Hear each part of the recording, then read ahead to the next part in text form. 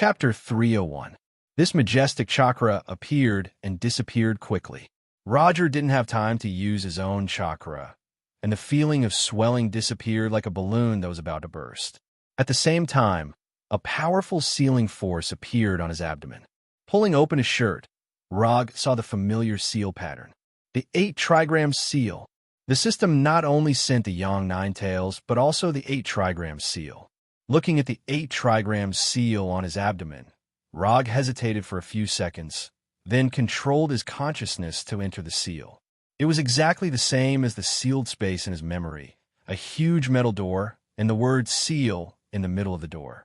Inside the door lay an orange fox. It was a fox with 9 tails. Up until now, everything seemed normal, but Rog keenly felt that something was wrong. There was nothing wrong with the 8-trigram seal's sealed space, and there was nothing wrong with the 9-tails chakra, but there was something wrong with the 9 tails. A tailed beast was a chakra materialized life form with a tail. The tail was a characteristic, the chakra materialized form was the body, and the life form was the essence. However, the 9 tails sealed in the door did not seem to be an intelligent life form. Instead of saying that the 9 tails was sealed inside, it was more accurate to say that the 9 tails chakra was sealed inside. From the outside, the thing sealed inside the door was no different from the 9 tails. It had sharp claws, sharp teeth, realistic fur, bright eyes, and a natural breath. However, the thing inside did not give Rog the feeling of an intelligent life form. No, not only was it an intelligent life form, it was not even considered a conscious life form. There was no problem with the 9 tails chakra, but what about the 9 tails consciousness? Without consciousness, how could I understand each other, and where could I establish a bond? Was the door to the perfect Jinchuriki completely closed before it was even opened? There must be something wrong. This 9 tails is very different from what I imagined. Without any hesitation, Rog immediately exited the space of consciousness, quickly opened the character panel in the system, and found the Jinchuriki column. Jinchuriki, QB Jinchuriki, resonance level 3. After reading the system's explanation of the progress of Jinchuriki and resonance, Rog finally figured out what was going on. The system can't exchange any characters in Naruto's world. Although creatures and tailed beasts are not within this restriction, the creatures and tailed beasts won't have wisdom. This meant that the redeemed tailed beasts would not have their original consciousness. Of course, the system considerately took into account the various sequelae caused by the tailed beast's lack of consciousness, such as the perfect Jinchuriki borrowing the power of the tailed beast, and so on. Therefore, the system changed the so-called understanding and fetters to resonance. The higher the resonance, the more power he could draw from the tailed beasts. When the degree of resonance reaches the number of the tail of a tailed beast, it can become a perfect Jinchuriki. In other words, when Rog's resonance with Kyubi reaches 9, he can become a perfect Jinchuriki.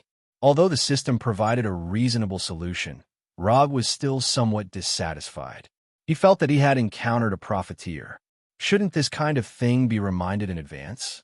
After a helpless sigh, Rog's consciousness entered the sealed space again and came to the front of Kyubi. He originally planned to have a conversation with Kyubi, but now it seems that this is completely unnecessary. Because only biological instincts are retained, the Kyubi in front of him, to a certain extent, can be equivalent to a real fox. When Rog looked at Kyubi in the door, Kyubi also sat up and looked at Rog curiously. After looking at Kyubi for more than 10 seconds, Rog sighed again. This feeling of looking at a fool is really stupid. No, I'm a fool. I even fantasized about a real Kyubi. After leaving the sealed space, Rog opened the character panel again and glanced at his current chakra amount. Chakra amount: 6 tails, 3 main body, 3 bijou. Now, Rog finally determined one thing.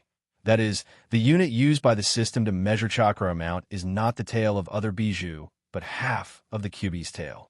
He previously thought that his Sanbai chakra amount is equivalent to the Sanbai chakra amount. Yang Kyubi plus In Kyubi is the complete Kyubi. According to the system's algorithm, the complete Kyubi's chakra amount is 18 tails. His current chakra amount is 6 taels, which is equivalent to 1/3 of the complete QB. It feels like the amount of chakra is even less. Forget it, don't think about it. The more I think about it, the more sad I feel. In the next half a month, Rog didn't go anywhere and stayed in Konoha to concentrate on digesting the QB he had just obtained. Now, he feels that he is not the QB's Jinchuriki at all, but a QB chakra power bank. Although it's very different from what he imagined, he gets one thing right. The increase in chakra amount has indeed led to the further development of the sage body. Under the stimulation of the QB's Sambai chakra amount, his sage body has been further improved. The improvement of the sage body has led to the growth of his own chakra amount. The growth of his own chakra amount has increased the resonance of the bijou and the chakra amount of bijou. The QB chakra, the sage body, and his own chakra, these three have formed a good positive cycle, allowing him to grow 2 bijou chakra and 1 bijou chakra in just half a month.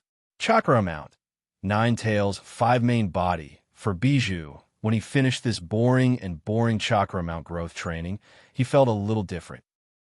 In Blackie's words, the current him looked very strong. After half a month of life on Earth, Black has completely integrated into Konoha.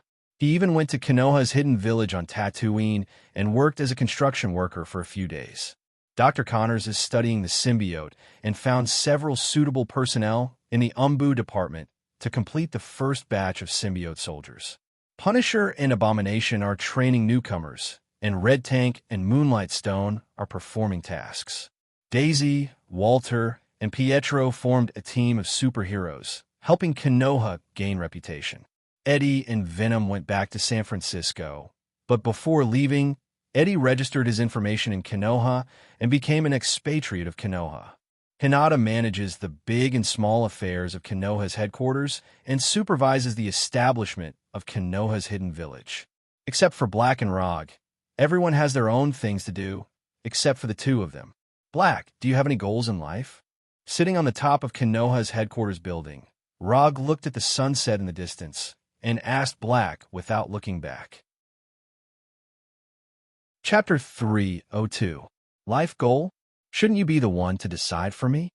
Although I maintain a human form all day long, I am just a weapon. Weapons don't need to consider life goals. Xiaohei turned his head and glanced at Rog, answering in a calm tone. Since returning to Earth, Xiaohei has been in a state of free movement. So, until now, he still maintains a human form, or the form of a miniature version of Venom. Except for Rog, Hinata, and others, no one has seen Xiaohei's real Northern Coldblade form. Therefore, no one knows that Xiaohei is actually a weapon, a new weapon created by Rog. I feel that I may have lost my way on the road of life recently. I have a feeling that I can't lift my spirits no matter what I do. It seems that I can do anything, and I can't do anything. I used to think about becoming stronger, but after I really became stronger, I didn't know what the use of having this power was. I have no interest in maintaining world peace. Protecting the people around me, they are safe, and they don't need my protection. I can't even find something that can make me excited now. Looking at the slowly setting sun in the distance, Rog said weakly. A look of confusion appeared on his face. According to the knowledge I have recently learned, your current state should be called the salted fish state. I don't know how you can lift your spirits, but if it were me, I might choose to find someone to fight. There is nothing that can't be solved by fighting. If there is, then fight again. Although this method is simple and crude, it is very effective. As far as I know, those symbiotic demons who are bored and have no direction in life solve their psychological problems in this way. Although Xiaohei has just been born, his mind is far beyond his age. This is why Rog asked him to come to the top of the building to watch the sunset. Fight. There are indeed a few people on Earth that I can't afford to provoke, but they won't come to me for trouble, and I don't want to trouble them. As for the others, they are too weak, and there is no excitement in fighting. As soon as Rog finished speaking, Xiaohei raised his right hand with sharp claws and slapped him on the back of his head. That's enough. You're actually being pretentious. Do you see the sun over there? Do you know what it means when the sun sets? Ignoring Rog's astonishment, Blackie pointed to the sun in the distance and said, "It means that night is coming, and today is coming to an end."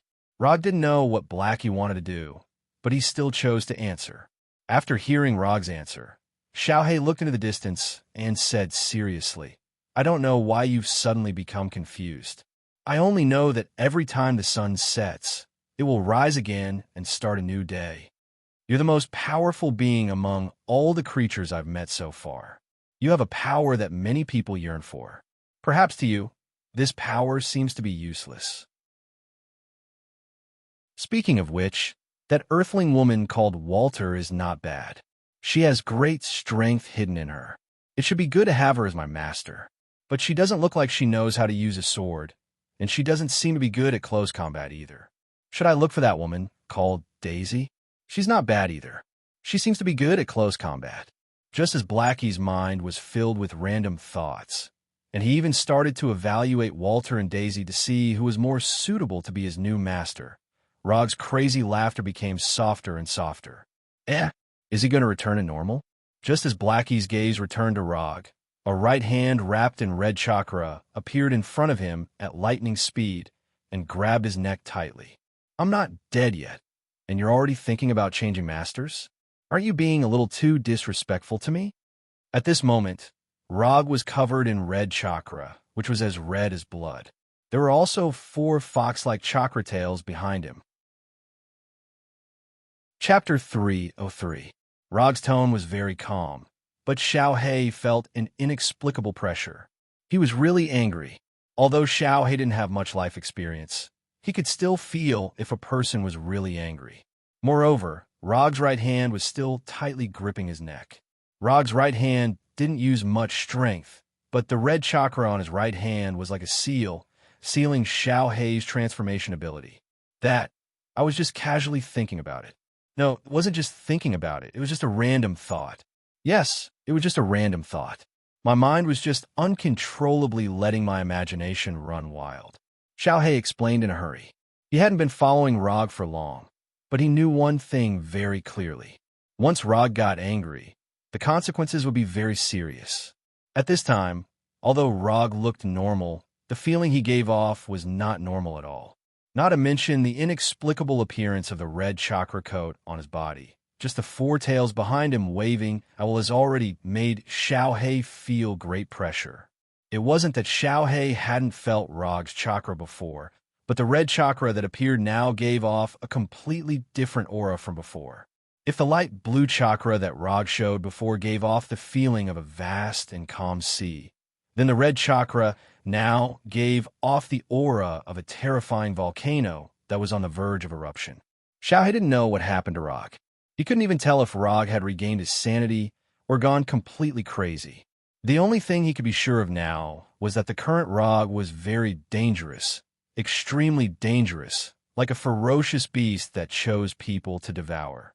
Looking at Xiaohei, who was at a loss and scared, Rog released his right hand and removed the 9-tailed chakra on his body. Although he looked very abnormal just now, the truth was that he had been clear-headed from the beginning to the end. The crazy laughter just now was also the same. After being despised and threatened by his own weapon, he realized how stupid he had been just now. All he did was possess half a 9-tailed beast and increase the amount of chakra to 9-tailed beast. Yet he actually had the idiotic thought that life was very confusing. What Xiaohei said was right. Since he knew that he didn't have a target, he had to find one. There were still big shots on Earth that he couldn't deal with, and there were also powerful existences in the universe that he couldn't deal with. With his current strength, he wasn't even worth mentioning in front of the real big shots. Compared to those who were inferior to him, he indeed could not find the meaning of continuing to strengthen himself. He felt lost. He felt that he could not find the meaning of continuing to become stronger. That was because he had mistaken the target of comparison. Pointing a knife at me and lifting me up, I don't want it to happen again. After saying that, Roger ignored Xiaohei, who had a confused look on his face, and left the top floor of the building. Although Blackie's mind was very mature, he had to admit that he couldn't keep up with Rog's rhythm. What was wrong with the people on Earth these days? They could go crazy or sober as they wished. Humans were really troublesome. Cursing in his heart, Xiaohei silently followed Rog, wanting to see what he was going to do when he suddenly went crazy and sober. After leaving the top of the building, Rog went straight back to his office and opened a piece of information that the intelligence department had already collected. A burning motorcycle and a skull, and a messenger of hell who punishes evil. In the past few months, a new urban legend had appeared in Houston. The legend of Ghost Rider. Every night, a messenger of hell on a motorcycle would appear and punish the criminals who deserved it. Before the Avengers and aliens appeared, few people would believe such a story that didn't seem very reliable. But now, the people of Houston didn't doubt the authenticity of this story at all. There were superheroes and aliens, so it wasn't impossible for a messenger of hell to appear. More importantly, the people of Houston had really seen this legendary Ghost Rider after night fell. Actually, it was hard not to see it. After all, the combination of a burning skull and a motorcycle was too eye-catching. What's more, this Ghost Rider was a classic road wrecker. As long as this skeleton-like motorcycle drove past, it would leave an extremely obvious burn mark on the ground. Because of this extremely obvious characteristic, there were even fanatics in Houston who specialized in tracking Ghost Rider. Who's this guy? Xiaohei looked at Ghost Rider on the screen and asked curiously. Ghost Rider, the messenger of Mephisto, the Lord of Hell, and a knight who specializes in harvesting the souls of criminals. Rog gave a simple explanation. Information on Ghost Rider had been collected long ago, and as Ghost Rider continued to move out, there were more and more videos and pictures. At that moment, Rog was browsing through the latest sighting report of Ghost Rider. Are you going to kill him? Although Xiaohei didn't know much about Ghost Rider and Mephisto, he still understood the term Lord of Hell. No, I'm just going to kill him. I want him to take me to hell. Looking at Rog's serious expression, Xiaohei suddenly felt that Rog might not have recovered yet, and was still crazy. Xiaohei had never been to hell before, and he had only recently learned the word hell. But there was one thing he knew very well, and that was that when a human said that they wanted to go to hell, they were basically not normal. Whether it was hell or heaven, they were absolutely forbidden zones for normal humans. People who said such things were no different from people who said that they wanted to become God.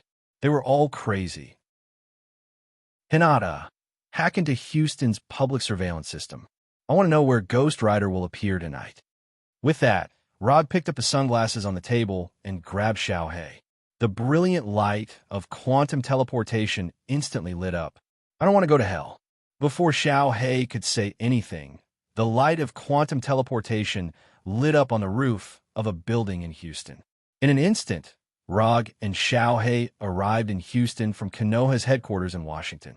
Well, symbiotic demons have a weakness of fire, so do you mind sending me back?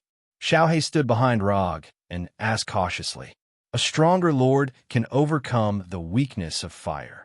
Even Venom can do it, so there's no way you can't do it. It's just some hellfire, it won't hurt you. As for Blackie's suggestion, Rog rejected it without hesitation. Other symbiotic demons might be afraid of fire, but Xiaohei was definitely not. If he had such an obvious weakness, he would have died on the Golden Jack. Chapter 304. Little Black was Rog's main weapon for a long time to come. If Little Black's quality wasn't good enough, Rog would have taken him back to the furnace long ago. I'm starting to regret enlightening you. Now that I think about it, there's nothing wrong with being a salted fish. Little Black said helplessly.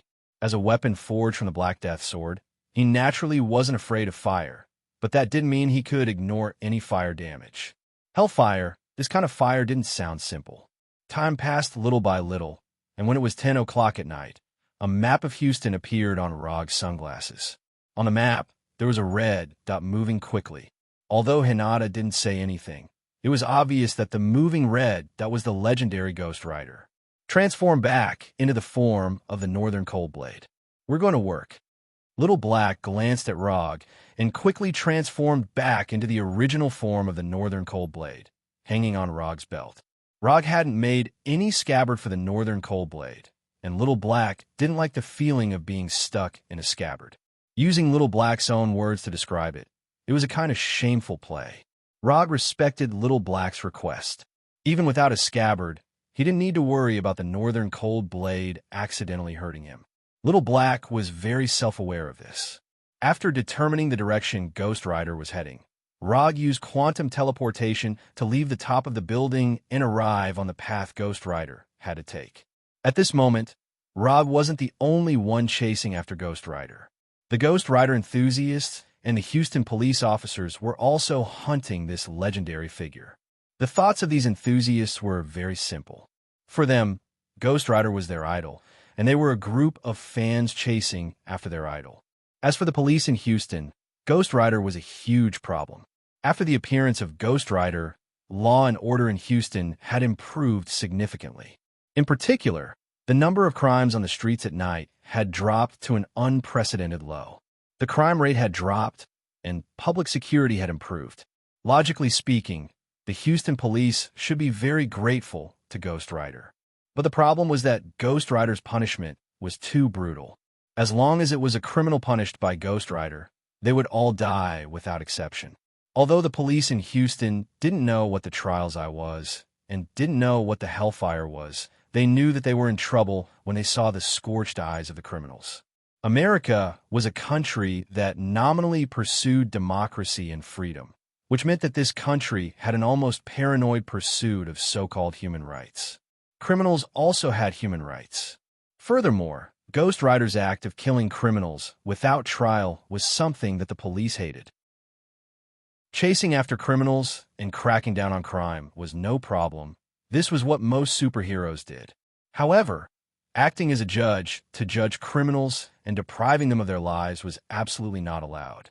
Thus, in the eyes of the police, Ghost Rider wasn't a superhero, but a violent criminal who used his superpowers to wantonly kill criminals. Yes, in the eyes of the police, Ghost Rider was also a criminal, and a criminal with extraordinary powers at that. Thus, every night that Ghost Rider appeared, there would be this phenomenon of fanatical fans, and the police working together to track down Ghost Rider. Rog knew about this phenomenon when he browsed through the information on Ghost Rider.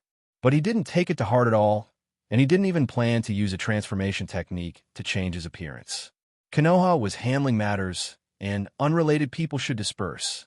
Ever since Konoha displayed unprecedented dominance when hunting down Hydra, this concept had begun to take root in people's hearts. Anyone who knew a little about Konoha knew that all of Konoha's actions had an extremely high collateral damage index. This meant that if someone was affected by Konoha's actions because of curiosity or other reasons, Konoha didn't have to bear any responsibility. And until now, no one knew how high Konoha's collateral damage index was. In any case, Konoha had never received any official punishment or condemnation for collateral damage. Over time, no one was willing to use their lives to test the upper limit of this collateral damage index. After using quantum transmission to arrive at the main road that Ghost Rider had to pass through, Rog took off the sunglasses connected to the satellite and waited silently for Ghost Rider's arrival. Ghost Rider had been around for a long time, but Konoha's intelligence department had not yet investigated the true identity of Ghost Rider. They didn't know as much as Rog himself. Although there was only one Ghost Rider in Rog's memory, he wasn't sure if this Ghost Rider was the one in his memory until he saw the human face of this Ghost Rider. It didn't take long for Rog to see the motorcycle that was burning with hellfire and had an extremely obvious style, as well as the Ghost Rider in a black leather jacket on it. Sure enough, without skin and flesh, everyone's bones and heads looked the same. The galloping Ghost Rider also saw Rog in the middle of the road, but he showed no signs of slowing down and rushed straight at Rog. In the past few months, Ghost Rider had seen too many people try and stop him. Little Black, this is your first battle. Don't embarrass yourself. As soon as he said that, the northern cold blade in Rog's hand vibrated slightly, answering his question. Feeling the vibration of the northern cold blade, Rog smiled and slowly walked toward Ghost Rider. 1 step, 2 steps, 3 steps, Rog walked toward Ghost Rider as if he was taking a leisurely stroll. In the distance, Ghost Rider drove the Helm motorcycle and rushed toward him like a meteor. 100 meters, 50 meters, 20 meters. When the Ghost Rider burning with hellfire was only 20 meters away, Rog raised the northern cold blade in his hand and slashed diagonally from top to bottom. Boom! The next second, there was a terrifying explosion like that of an intercontinental missile. Orange-red hellfire soared into the sky. The ground cracked, and a transparent shockwave spread out in all directions. The hellfire motorcycle that was speeding like a meteor came to a stop, and the front wheel spun wildly like a small burning sun. In front of the hellfire motorcycle was Rog, who was wearing a light blue chakra coat. The northern cold blade in his right hand viciously slashed at the front of the hellfire motorcycle. Visible cracks appeared on the devilish skull-like front of the motorcycle. Northern cold blade versus hellfire motorcycle. Northern cold blade wins. Chapter 305. The wheels of the hellfire motorcycle were still spinning madly, but Roger was like a mountain that stood still in the same spot. At this moment, it wasn't Rog who was blocking the hellfire, but the northern cold blade in his hand. All he was doing was providing a fulcrum for the northern cold blade. Who are you? After realizing that the hellfire motorcycle couldn't move forward no matter what, Ghost Rider finally spoke. Konoha Rog. Rog introduced himself briefly. As for whether or not Ghost Rider knew who he was, it wasn't within his consideration. Hearing Rog introduce himself, Ghost Rider, who had no skin or flesh, tilted his head in confusion, as if trying to figure out who Rog was. While he was thinking, Ghost Rider stopped the hellfire, got off the motorcycle, which looked both good and practical, and slowly walked over to Rog. The hellfire stopped, and Rog put away the northern cold blade in his hand as he stared at Ghost Rider's eyes that were burning with hellfire. Rog wasn't worried that Ghost Rider would use the Trial's Eye against him. On the contrary, he was looking forward to it. He was a little curious about which was stronger, the Manjikyu Sharingan or the Trial's Eye. When Rog and Ghost Rider looked at each other, Ghost Rider's fanatical fans and the Houston police finally caught up. But when they saw that the person standing in front of Ghost Rider was the fourth Hokage, Rog, they couldn't help but stop in their tracks. Konoha's collateral damage was already deeply rooted in people's hearts, and very few people were willing to risk their lives to test this point. Although they didn't dare step forward, this didn't affect the fanatical fans filming. Phones were taken out one after another, and the cameras were aimed at Rog and Ghost Rider in the distance. Some fanatical fans even took out professional filming equipment and started filming seriously like frontline reporters. Compared with these fanatical fans, the Houston police clearly didn't have as much filming equipment. However, the Houston police had more advanced police helicopters.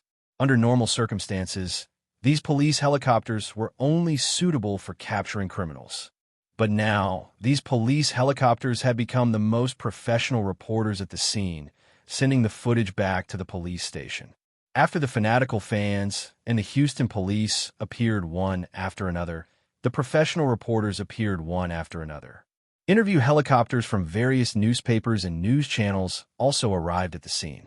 As more and more spectators gathered, Rog and Ghost Rider, who were the stars of the show, didn't seem to notice anything as they continued to look at each other.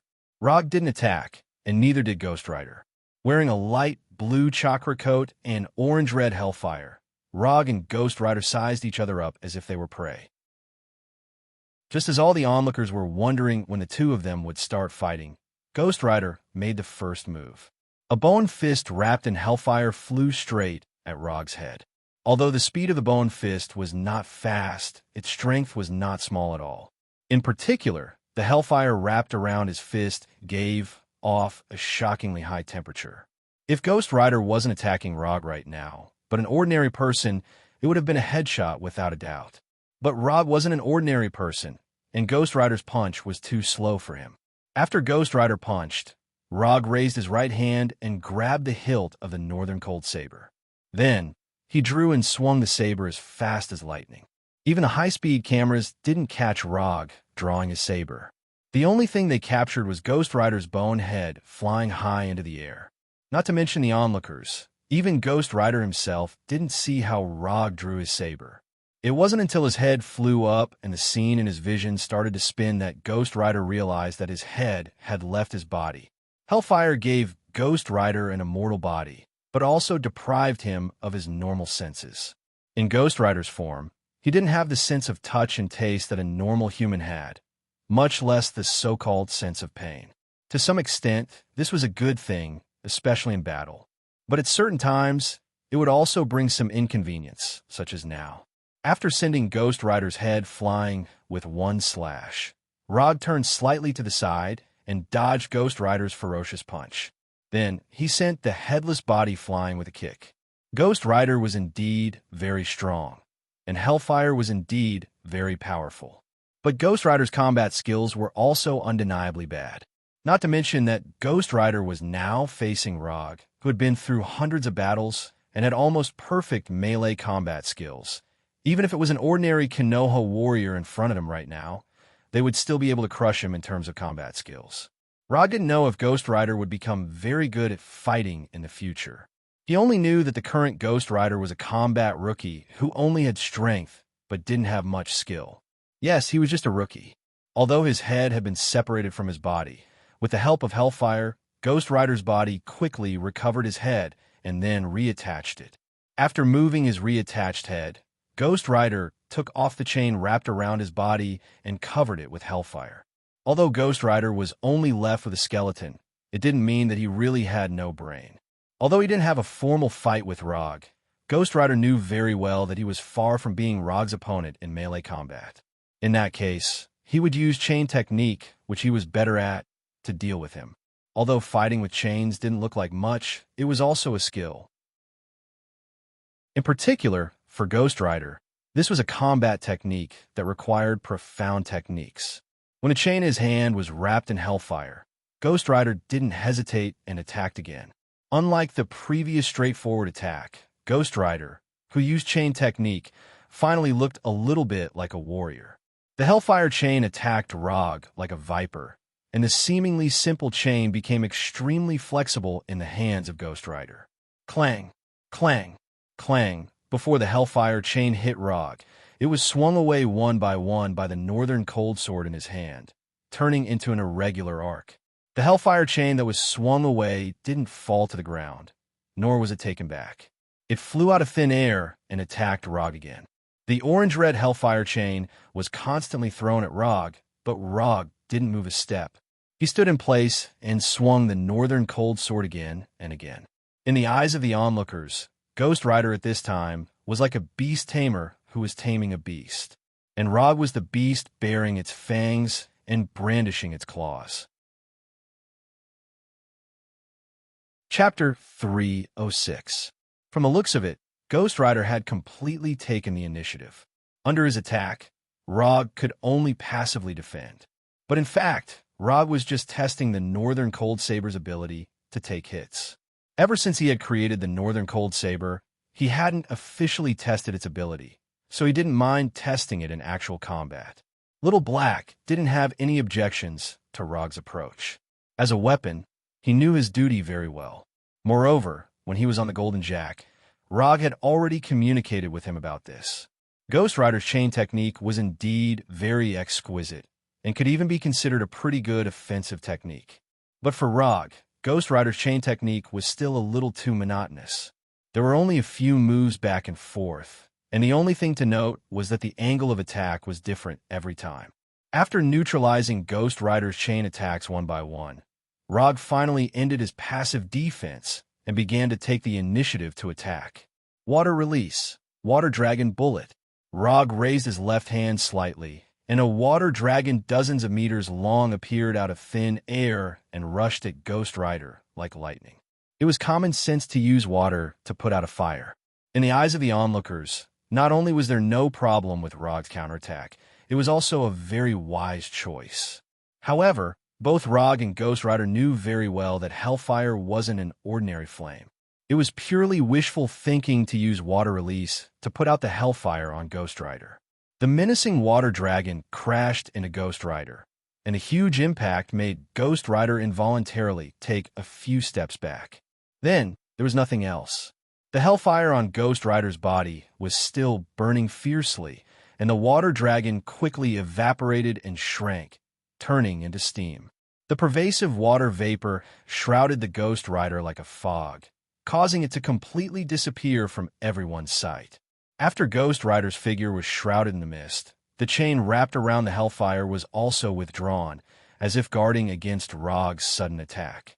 The moment the Hellfire chain was withdrawn, Rog raised his right hand again, and silver-white lightning surged out of his palm. Lightning evasion, lightning palm. More than a dozen silver-white lightning bolts, as thick as an arm, attacked Ghost Rider like giant dragons. The loud thunderclaps made the surrounding crowd involuntarily take a few steps back, afraid that they would be affected by the lightning. Rumble. The thunder palm hit Ghost Rider in the mist without any suspense. The collision between the silver-white lightning and the Hellfire cleared the surrounding mist, and Ghost Rider's figure reappeared in front of everyone. Compared to before he disappeared, Ghost Rider's appearance had clearly changed. Hellfire could protect Ghost Rider himself, but it couldn't protect his clothes. Under the attack of the silver lightning, Ghost Rider's clothes were torn to shreds. Apart from his shoes on his feet, which were still intact, Ghost Rider's clothes and pants had all turned into pieces and fell to the ground. Wrapped in Hellfire, Ghost Rider's true form appeared in front of everyone for the first time. After seeing Ghost Rider's true form, people finally confirmed one fact. Ghost Rider really wasn't human.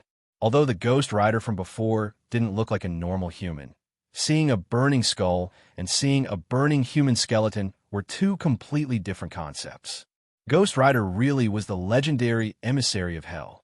At this moment, no one would think that Ghost Rider was a human with extraordinary powers, but a true visitor from hell.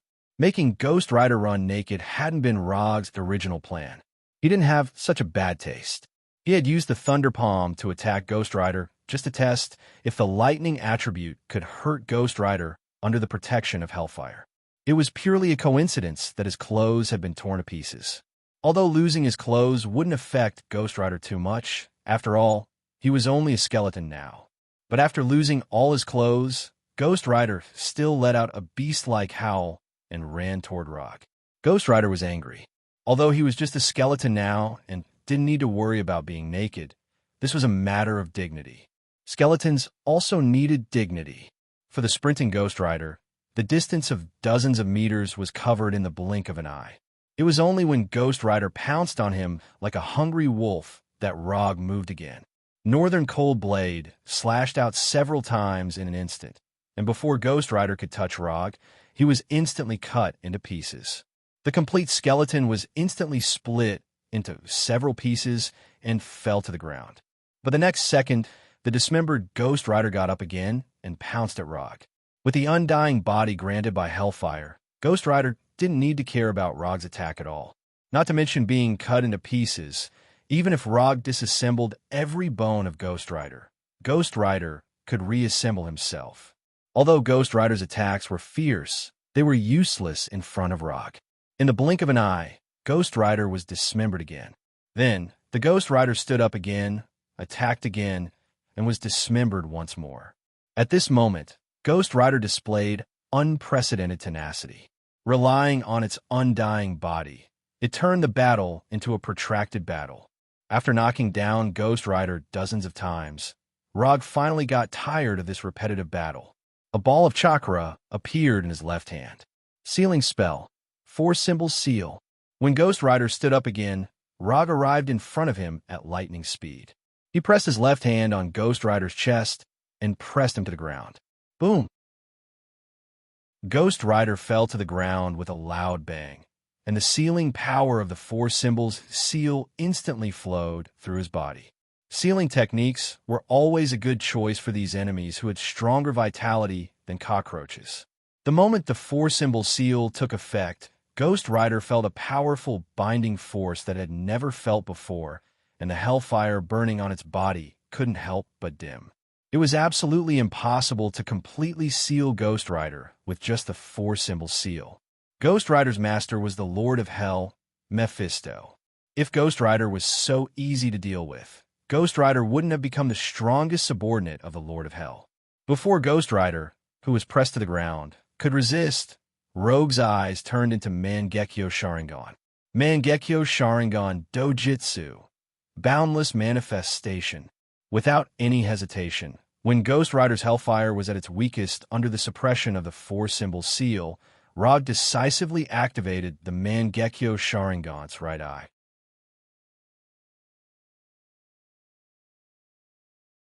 When a trace of exhaustion and burning feeling came from his right eye, Rog removed the Mangekyo Sharingan and turned his eyes back to the three-tomo Sharingan. He was tired because he had used up too much eye energy. As for the burning sensation, it was a sign that the Hellfire had been successfully plundered. After taking a deep breath, Rog's body emitted a brilliant aurora-like light. Quantum teleportation. He didn't want any onlookers to see what happened next, so he took Ghost Rider directly to a forest more than 100 kilometers away. As for whether Ghost Rider's Hellfire motorcycle would be impounded by the Houston police, it wasn't within his consideration. And even if it was, Ghost Rider had a way to get it back, so he didn't have to worry about it all. After teleporting to this unknown forest, Rog let go of Ghost Rider's left hand and let Ghost Rider, who had lost more than half of his Hellfire, stand up.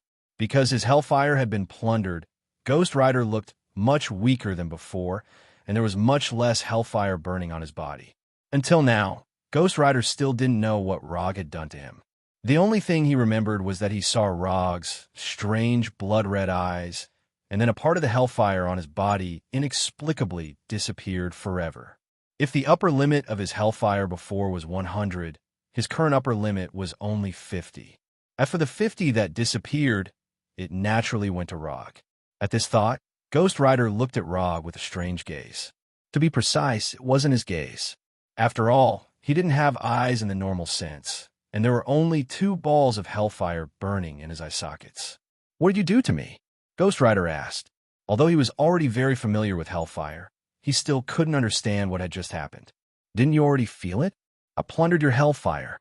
As soon as he said that, Rog raised his left hand and summoned the Hellfire that Ghost Rider was extremely familiar with. Looking at the Hellfire in Rog's left hand, Ghost Rider fell into deep thought.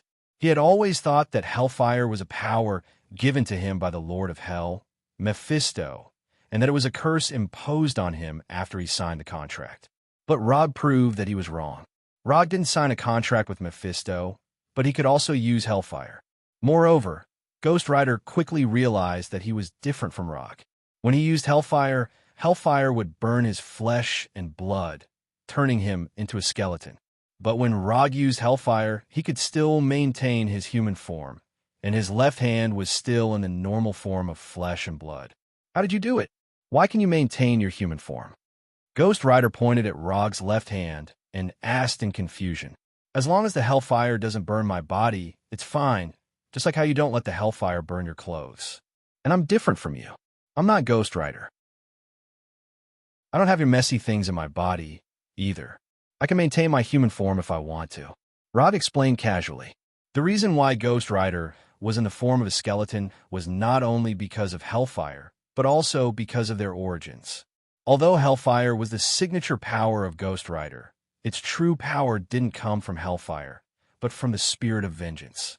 Only a Ghost Rider possessed by the Spirit of Vengeance was a true Ghost Rider. Therefore, Rog, who only used Hellfire, had nothing to do with Ghost Rider, much less possess its skeleton form. Although Ghost Rider didn't quite understand the second half of what Rog said, he roughly understood why Rog could maintain his normal human form.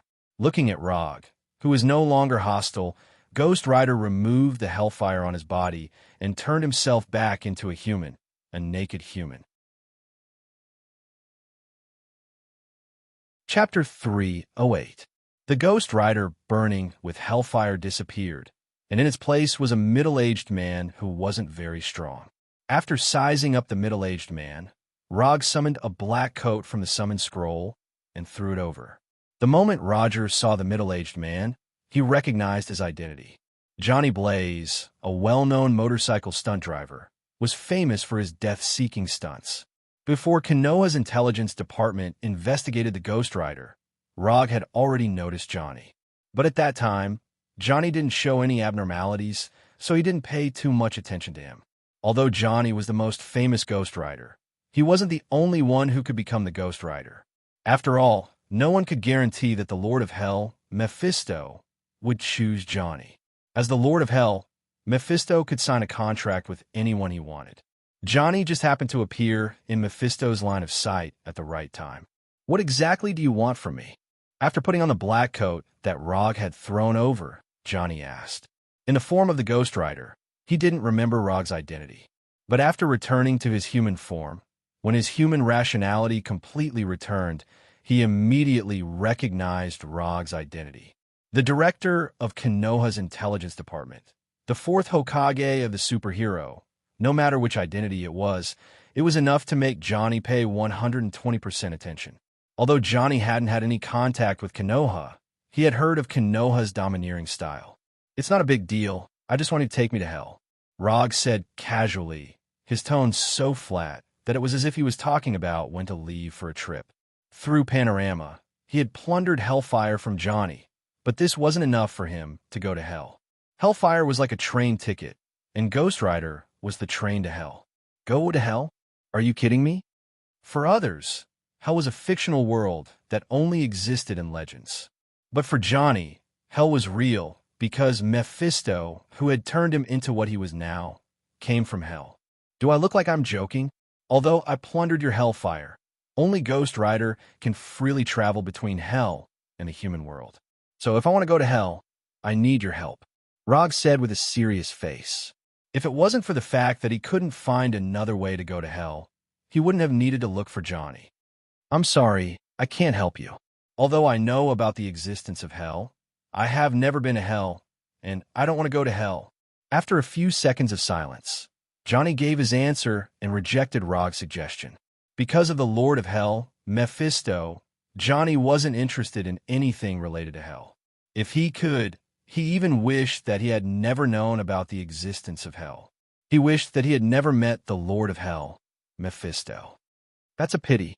I thought that you, who had your life changed by Mephisto, would at least have some intention of taking revenge on Mephisto. Since you're willing to use your entire life to capture souls for Mephisto, I won't disturb you any further. Have a good day. With that, Rog turned and left. Although going to hell wasn't a bad plan, it didn't matter if he really couldn't go. In any case, there were good challenge dungeons in other places besides hell.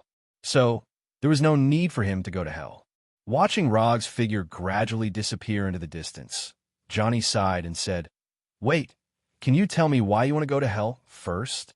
Johnny didn't ask why Rog knew about Mephisto, nor did he ask how he knew about him and Mephisto. Now, he only wanted to know what Rog wanted to do in hell. If Rog's purpose in going to hell had something to do with Mephisto, they might really have a chance to work together. If I said that I'm going to hell to have some fun, would you believe me? Then, does your fun have anything to do with Mephisto? Of course. Of course. Rog wouldn't tell Johnny his true motive. Even if he did, Johnny might not believe him. Going to hell to have some fun was just a euphemism. The truth was that he wanted to go to hell to meet Mephisto and see how big the gap was between him and Mephisto. I heard that you have a hobby of accepting commissions from others. I wonder if I have the qualifications to do so. After thinking for a few seconds, Johnny asked, "That depends on what your commission is about. If it can interest me, it's not impossible to accept your commission." Rog didn't expect Johnny to take the initiative to mention the commission. Just like you said, although I look free now, I'm actually capturing souls for Mephisto. You should already know about what happened between me and Mephisto, so I won't say much. I was indeed too naive back then, but I don't want to be a puppet in his hands for the rest of my life. I want to take back my life. I'll take you to hell, and in return, I hope you can fight Mephisto with me. Don't you want to go to hell to have some fun? There shouldn't be anything more exciting than fighting the Lord of Hell, Mephisto, in hell. He didn't know if Johnny had suddenly thought of something, or if he was going to go all out. His suggestion was inexplicably to Rog's liking. Although I don't know why Mephisto chose you back then, I have to say that I like your personality very much. As soon as he said that, Rog summoned an unused commission scroll from the medium scroll and tossed the scroll and pen to Johnny. Write down your commission. The content is to work together to fight against the Lord of Hell, Mephisto. The reward is for you to take me to hell. Not long after Rog finished speaking, Johnny finished writing the commission and returned the scroll to him. Commission content. Work together with Ghost Rider Johnny to fight against the Lord of Hell Mephisto. Commission status. Incomplete. Commission reward. 200 ninja coins. Johnny's commission passed the system's judgment without any suspense. And because it involved a high-level existence like the Lord of Hell Mephisto, the commission reward given by the system was also very generous. A commission reward of 200 ninja coins. Rog remembered that the last time this number appeared was when he captured Loki in the Battle of New York. I'll accept your commission. After receiving Johnny's request scroll, Roger gestured for Johnny to go ahead with his hand. What do you mean? Johnny glanced at Rog and asked doubtfully. Open the passage to hell. If you don't go to hell, you can't complete the commission. I don't know how to open the passage to hell. Johnny answered softly. Chapter 309. Are you kidding me? When he first heard that Rog was going to hell, Johnny thought that Rog was joking with him. But now, it was Rog who felt that Johnny was joking with him. Looking at Johnny, who answered in a low voice and lowered his head silently, Rog suddenly regretted accepting the commission. Johnny had just said a lot to him, showing that he was going to fight Mephisto to the death. But as soon as he finished writing the commission scroll, such a funny thing happened. I have to calm down. I can't be angry. Killing the employer will cause the commission to fail. I can't let the commission fail. I have to calm down. I have to calm down. If the system hadn't already approved Johnny's commission, Rog really had the urge to strangle Johnny. It's okay. Everyone calm down first. Ghost Riders can freely travel between the human world and hell. You just don't know how to open the channel yet. That's not a big problem. I just need to practice. After saying that, Roger suppressed his anger and patted Johnny's shoulder. Then, he continued, Do you want to summon your motorcycle? If not, we'll leave now.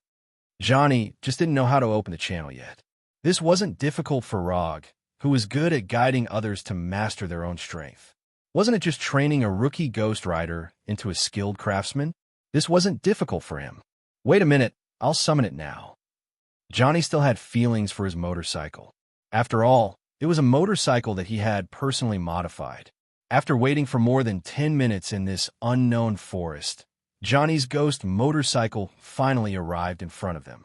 Without waiting for Johnny to turn back into a human, Rog used quantum teleportation and teleported himself and Johnny back to Konoha's headquarters.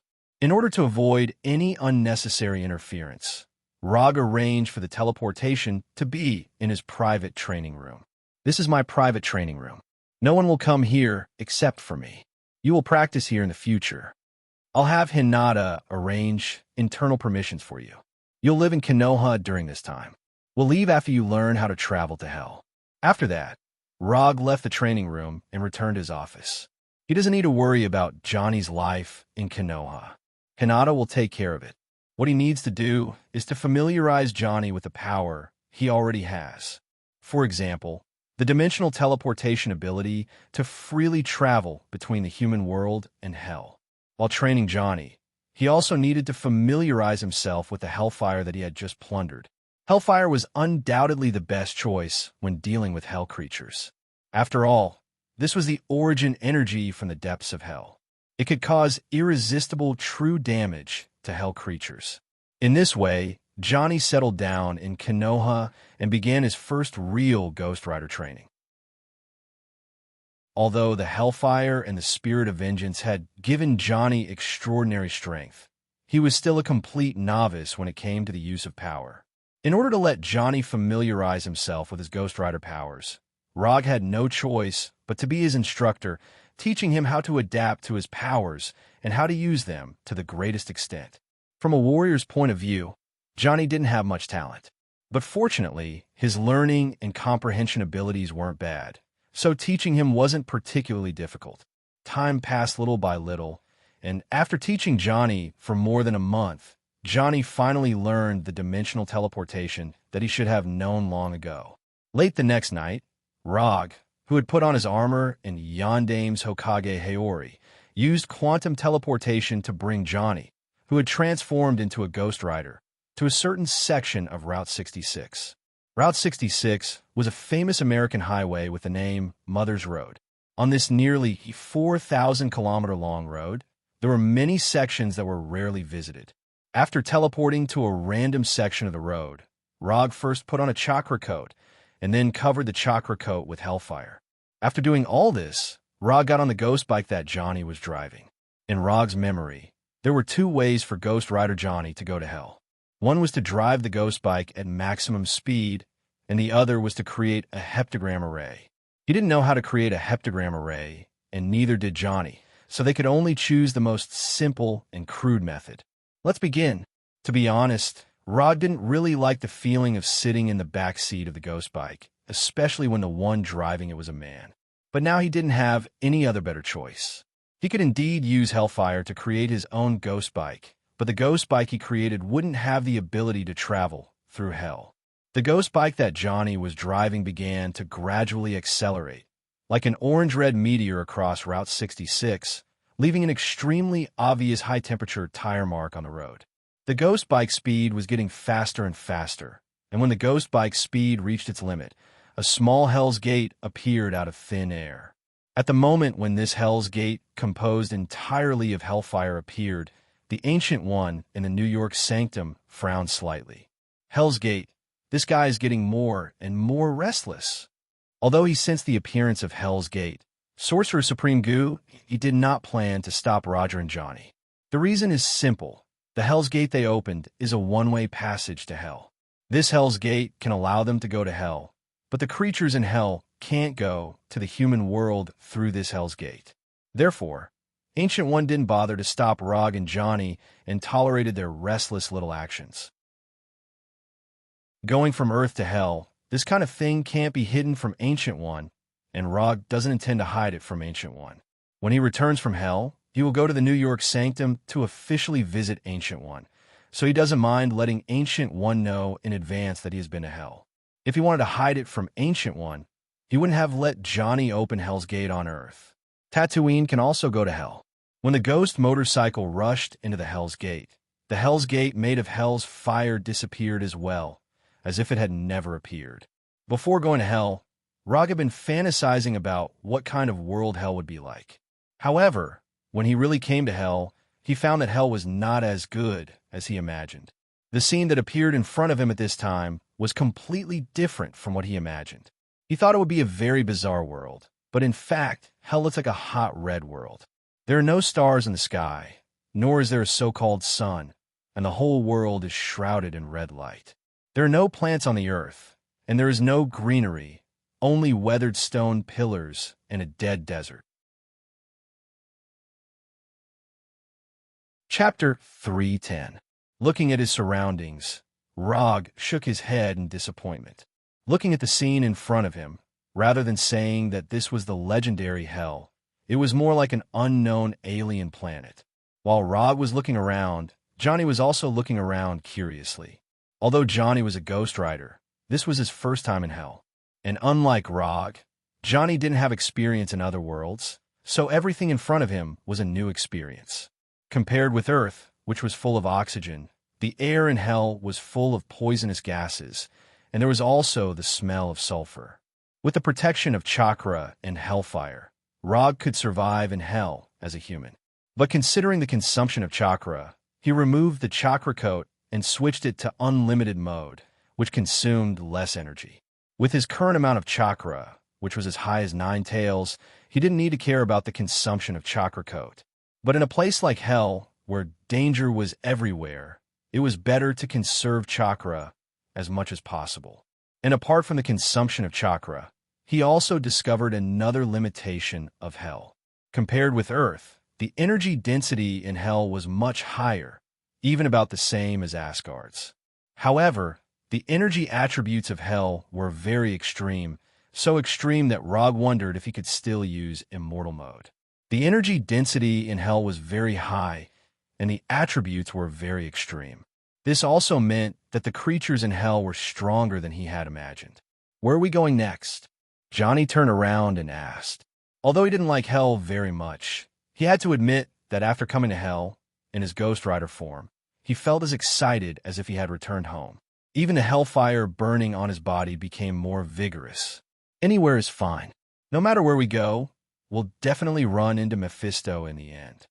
This was Mephisto's territory. Even if Rog and the others didn't look for Mephisto, Mephisto would still come looking for them. The only difference was when. As he answered Johnny, Rog summoned his transportation tool from the psychic scroll, the Dodge Tomahawk. Compared with motorcycles, Rog preferred sports cars. However, in a place like Hell, a sports car was not as practical as a motorcycle. Especially after the Hellfire demonization, the advantage of the sports car will be further weakened. When Rog summoned the prepared Dodge Tomahawk motorcycle, Ghost Rider Johnny couldn't help but sigh. As a motorcycle stunt rider, Johnny was certainly not unfamiliar with the Dodge Tomahawk. The Dodge Tomahawk was the fastest motorcycle produced by the Chrysler Automobile Company. Its top speed was over 676 kilometers per hour. An 8.3-liter V10 engine with 500 horsepower. Unlike ordinary motorcycles with single front and rear wheels, the Dodge Tomahawk was designed with 2 front and rear wheels. A special suspension system allowed the Dodge Tomahawk to keep all 4 wheels touching the ground when turning to avoid slipping when turning. In addition to its great horsepower and many wheels, the shape of the Dodge Tomahawk was equally stunning. The silver-white paint and the sci-fi appearance of the Bat motorcycle made the Dodge Tomahawk look even more impressive. Johnny had once fantasized about buying a Dodge Tomahawk, but the high price and the law that prohibited it from being on a road made him give up the idea in the end. Are all superheroes as rich as you? After observing the Dodge Tomahawk enviously, Johnny asked in confusion, "How should I put it? Superheroes are the same as ordinary people. They're divided into the rich and the poor. I'm considered to have a little bit of money."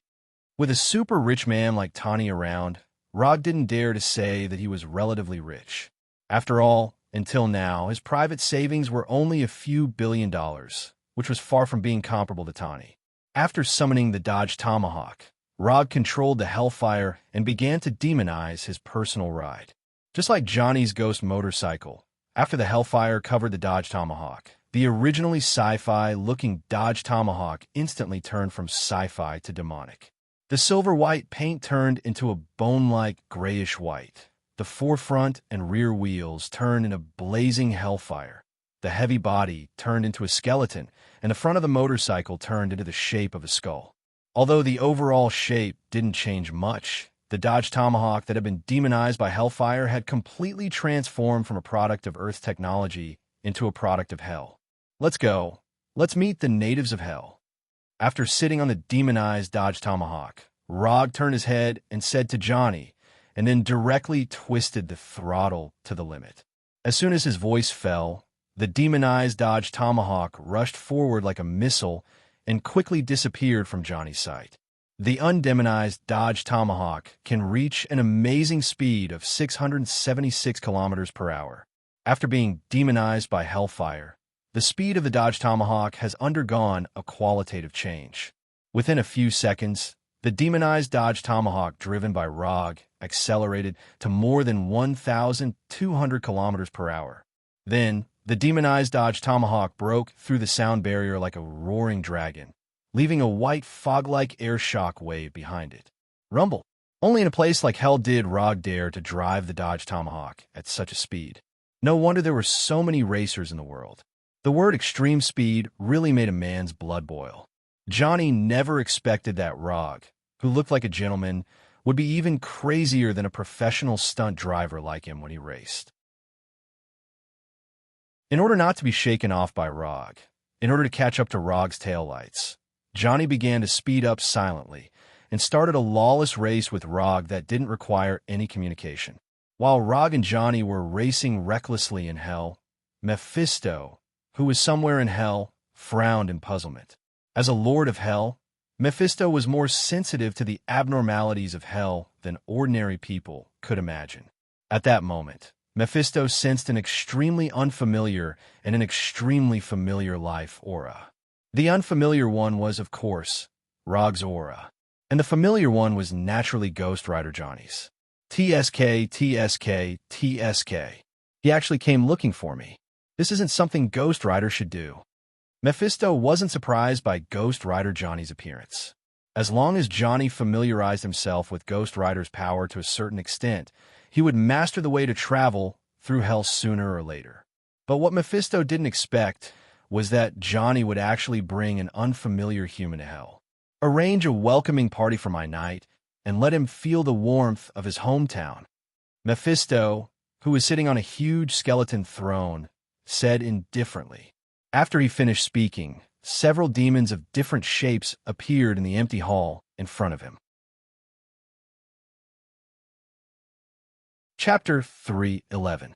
At that moment, Rog didn't know that Mephisto's had already arranged a welcoming party for them. But even if he did, he wouldn't have cared too much. It was only a matter of time before Mephisto's discovered them. Besides, they had no intention of hiding their tracks at all. Two ghost motorcycles with completely different appearances sped across the plains like two flaming meteors as they barged into the gathering place of the hell demons. On the surface, it looked like Rog and Johnny were just speeding along aimlessly. But in fact, Rog had already locked onto the life energy signal in front of him. The life form of demons was completely different from humans, but in Rog's perception, they were not much different from the humans on Earth. The only difference was that demons had stronger life energy, and the light they emitted was more dazzling. Johnny, who was following behind Rog, had no idea what Rog was planning. Logically speaking, as a Ghost Rider, he should be the main character of this trip to hell. But after being personally taught by Rog for more than a month, he decisively gave up this right. Professional matters had to be handled by professionals, and in Johnny's eyes, Rog was a professional. When Rog and Johnny drove the ghost motorcycles to the gathering place of the demons in the distance sensed their presence. To be precise, they sensed Rog's presence. This was hell, and the human aura emitted by Rog was as obvious as the moon in the night sky. As long as these demons had some sensory abilities, they would be able to sense the aura on Rog that didn't belong to hell at all. Almost the moment they sensed Rog's human aura, these demons of all shapes and sizes became extremely excited. They weren't excited because they had discovered Rog, but because Rog's existence had evoked their desire for human flesh and blood. In the eyes of the demons, the humans on Earth were simply moving treasures. Torturing and killing human lives gave them an indescribable pleasure. Devouring human flesh and blood gave them a taste of the best delicacies that hell had never had before. Imprisoning a human soul allowed them to experience an unforgettable sense of accomplishment. No matter what it did to humans, it would bring them instinctive pleasure. This was also the main reason why the demons in hell never forgot about the humans on Earth. However, since the appearance of the Sorcerer Supreme, Ancient One, it has become more and more difficult for the demons in hell to invade the Earth, so difficult that they may not succeed even if they give up their lives. The days of being able to easily bewitch humans to harvest souls were over. Even the Lord of Hell, Mephistos, could only use the Ghost Rider method to harvest souls, let alone ordinary demons like them. Therefore, in the eyes of these demons, Rog was not an intruder, but a treasure that had delivered itself to their doorstep, a treasure that could bring them supreme joy. Without any hesitation, after discovering Rog's traces, these demons dashed toward Rog one after another, fearing that they wouldn't be able to get anything if they were late. Rog did not know what these demons were thinking, but he stopped the ghost motorcycle when he saw them rushing toward him excitedly. "What's the matter?" Johnny, who was behind him, stopped and asked doubtfully. "There's a group of demons rushing toward us. There are quite a few of them, and they seem to be very excited." Although he hadn't seen these demons yet, and the life energy signals he sensed wouldn't reflect any emotional changes, but the speed of those demons rushing to be the first was enough for Rog to make a judgment. A group of very excited demons? Johnny froze for a moment, then continued to ask, "How is their strength? Will they be difficult to deal with?" Johnny has been a Ghost Rider for a while, but he doesn't have much combat experience. The enemies he used to deal with were all human criminals, and with his strength, it was completely one-sided, so he hasn't gained any useful experience. Especially after being taught by Rog for more than a month, Johnny realized how bad his combat skills were. In Roger's words, any one of Konoha's combatants would be able to defeat him in terms of combat skills. The energy intensity is not bad, but it's hard to say how strong they are. Energy intensity was energy intensity, and strength was strength. For experienced people, energy intensity was equivalent to strength to a certain extent, but it also depended on who the person was.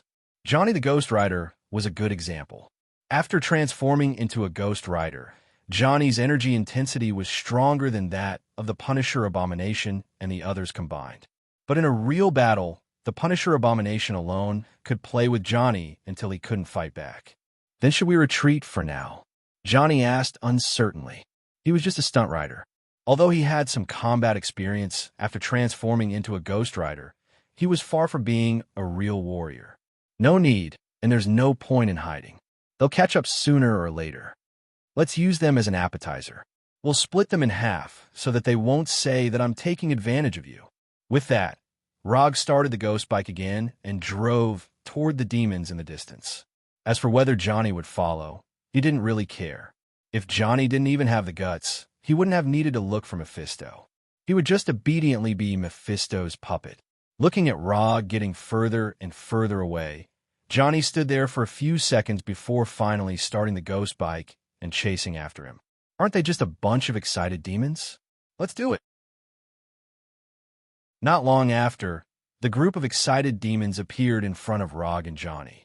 The environment of hell was completely different from what Rog had imagined, and the appearance of these demons was also different from what he had imagined. There were no triangular tails, curved horns, or bat-like wings. Apart from the fact that their skin color was similar to that of the legendary demons, the demons that appeared in front of Rog and Johnny weren't demons at all. Rog also saw some typical man-made products on these demons. These demons actually knew how to use weapons, although their weapons looked very old, and some of them even had obvious cracks. It was clear that these were their weapons. There weren't many demons with weapons, not even half of them. Most of the demons were still barehanded, if their forelimbs could be considered hands. Just looking at the appearance of these demons, it was hard to believe that they were products of the same race. There were only a few dozen demons in front of them, but Rog had already seen more than 10 forms. And this was only the vanguard. Chapter 312. So this is a demon. I wonder how it feels to chop them up.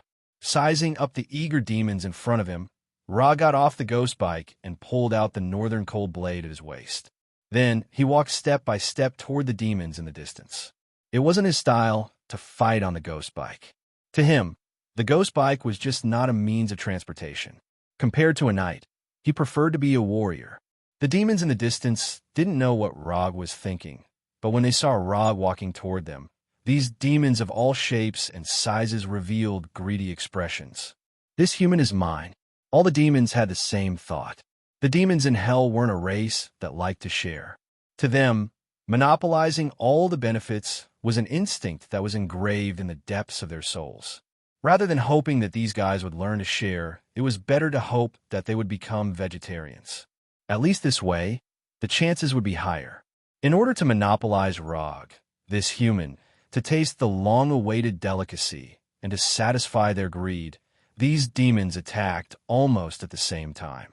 Compared to these fierce demons, Rog, who was wielding the northern cold blade, seemed a little weak, like a helpless lamb that had barged into a pack of wolves. I can only kill 17 of the 34 demons. That's not enough. Only Rog would have such a thought when facing the attacks of more than 30 demons. Behind him, Johnny, the Ghost Rider, saw so many demons swarming over, and the first reaction in his mind was to retreat. It wasn't that Johnny was timid, but that he had a normal reaction that a normal person would have. It wasn't Johnny who was wrong, but Rog. Just as Johnny was considering whether he should help Rog, Rog was already fighting with the demons.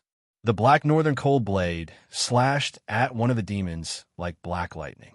The dull blade instantly cut through the demon's arm and chopped off his entire right hand. After cutting off the demon's arm, the first thought that came to Rog's mind was that the demon's blood was red. Although a strange thought appeared in his mind, his attack did not stop at all. The northern cold saber in his hand flew up and down, drawing out one black arc after another. Every time the northern cold blade swung out, it would take away a part of the demon's body, be it an arm, a leg, or a head. At this moment, Rog was even more demonic than these demons. He was mercilessly and efficiently killing these natives of hell. If it were other intelligent creatures, facing Rog's extremely efficient slaughter, they would involuntarily feel fear and retreat. However, the demons in hell were not ordinary intelligent creatures. Not only did Rog's massacre not make them feel the slightest fear, but it also aroused the bloodlust in their hearts, making them even crazier. All kinds of weapons and sharp claws attacked Rog. Some of the demons who had mastered energy attacks even threw magma-like long-range attacks at Rog. These demons' attacks could not be said to be weak, and the damage they caused was also very substantial. Unfortunately, these injuries did not appear on Rog's body. Because of their size, the smallest demon here was almost half a meter taller than Rog. Not to mention, there were some demons that were 7 or 8 meters tall. Being small meant that the target was small, which meant that the hit rate was low. Most of the fierce attacks of the demons landed on their own kind. As for the remaining ones, Rog easily dodged them. These demons used their actions to prove what was the correct way to injure teammates. From Rog and Johnny's point of view, these demons were a team. But in reality, these demons had nothing to do with the so-called team. They only appeared at the same place at the same time to try to capture the same target. Therefore, injuring teammates was not in their consideration at all. And the more demons died, the fewer competitors they had, who said that demons only knew how to act recklessly. Sometimes they could be quick-witted, such as now. Facing these demons' siege, Rog displayed exquisite close combat skills, as if he was a merciless killing machine. Flesh and blood splattered everywhere, and screams were heard. Under Rog's storm-like attacks, these demons looked like they were beaten up badly, but in reality, they did not suffer any serious casualties. Until now, there were only 5 or 6 demons that had truly lost their lives. Although the demons' regenerative ability was not as crazy as the symbiotic demons, their unique life form gave them the tenacious vitality of a cockroach. Injuries that could be fatal to ordinary creatures were only minor injuries to them. What was more troublesome was that every demon's fatal parts were not the same. Most creatures had the same weakness. For example, the weakness of humans was the heart and brain. But demons were different. Their hearts and brains were not important, not to mention their limbs and internal organs.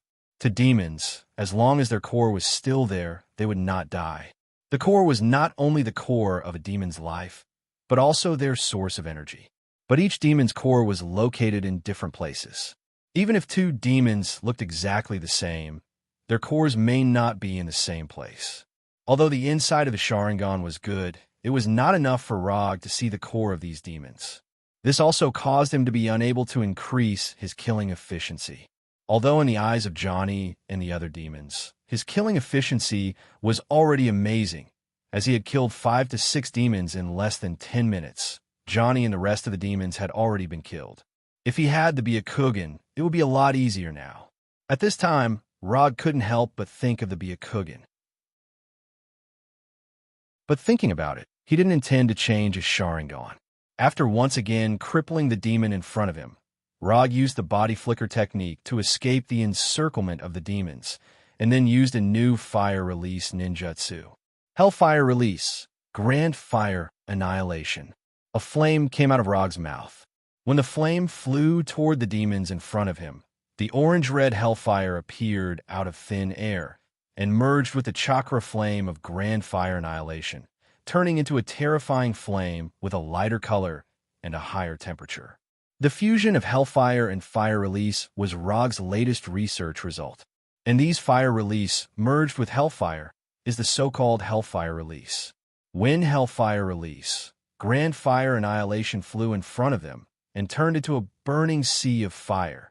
These demons, who were in a state of excitement and fanaticism, felt a tremor from the depths of their soul. Chapter 3:13. Although these demons had never seen fire annihilation, they didn't know what ninjutsu was. But they knew hellfire, and that hellfire was a terrifying existence that could completely destroy them. For the demons in hell, there were only two kinds of existences that could make them instinctively feel danger. One was the hellfire from the depths of hell, and the other was a holy weapon from heaven. As for the others, they might take them seriously, but they were absolutely not afraid. This human could actually use hellfire? After discovering this fact, in their eyes, Rog was no longer a moving treasure, but a dangerous creature that could take their lives at any time.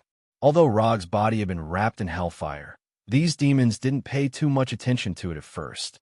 After all, not far behind Rog stood a Ghost Rider. In their view, the hellfire on Rog's body was just a kind of protection given to him by the Ghost Rider.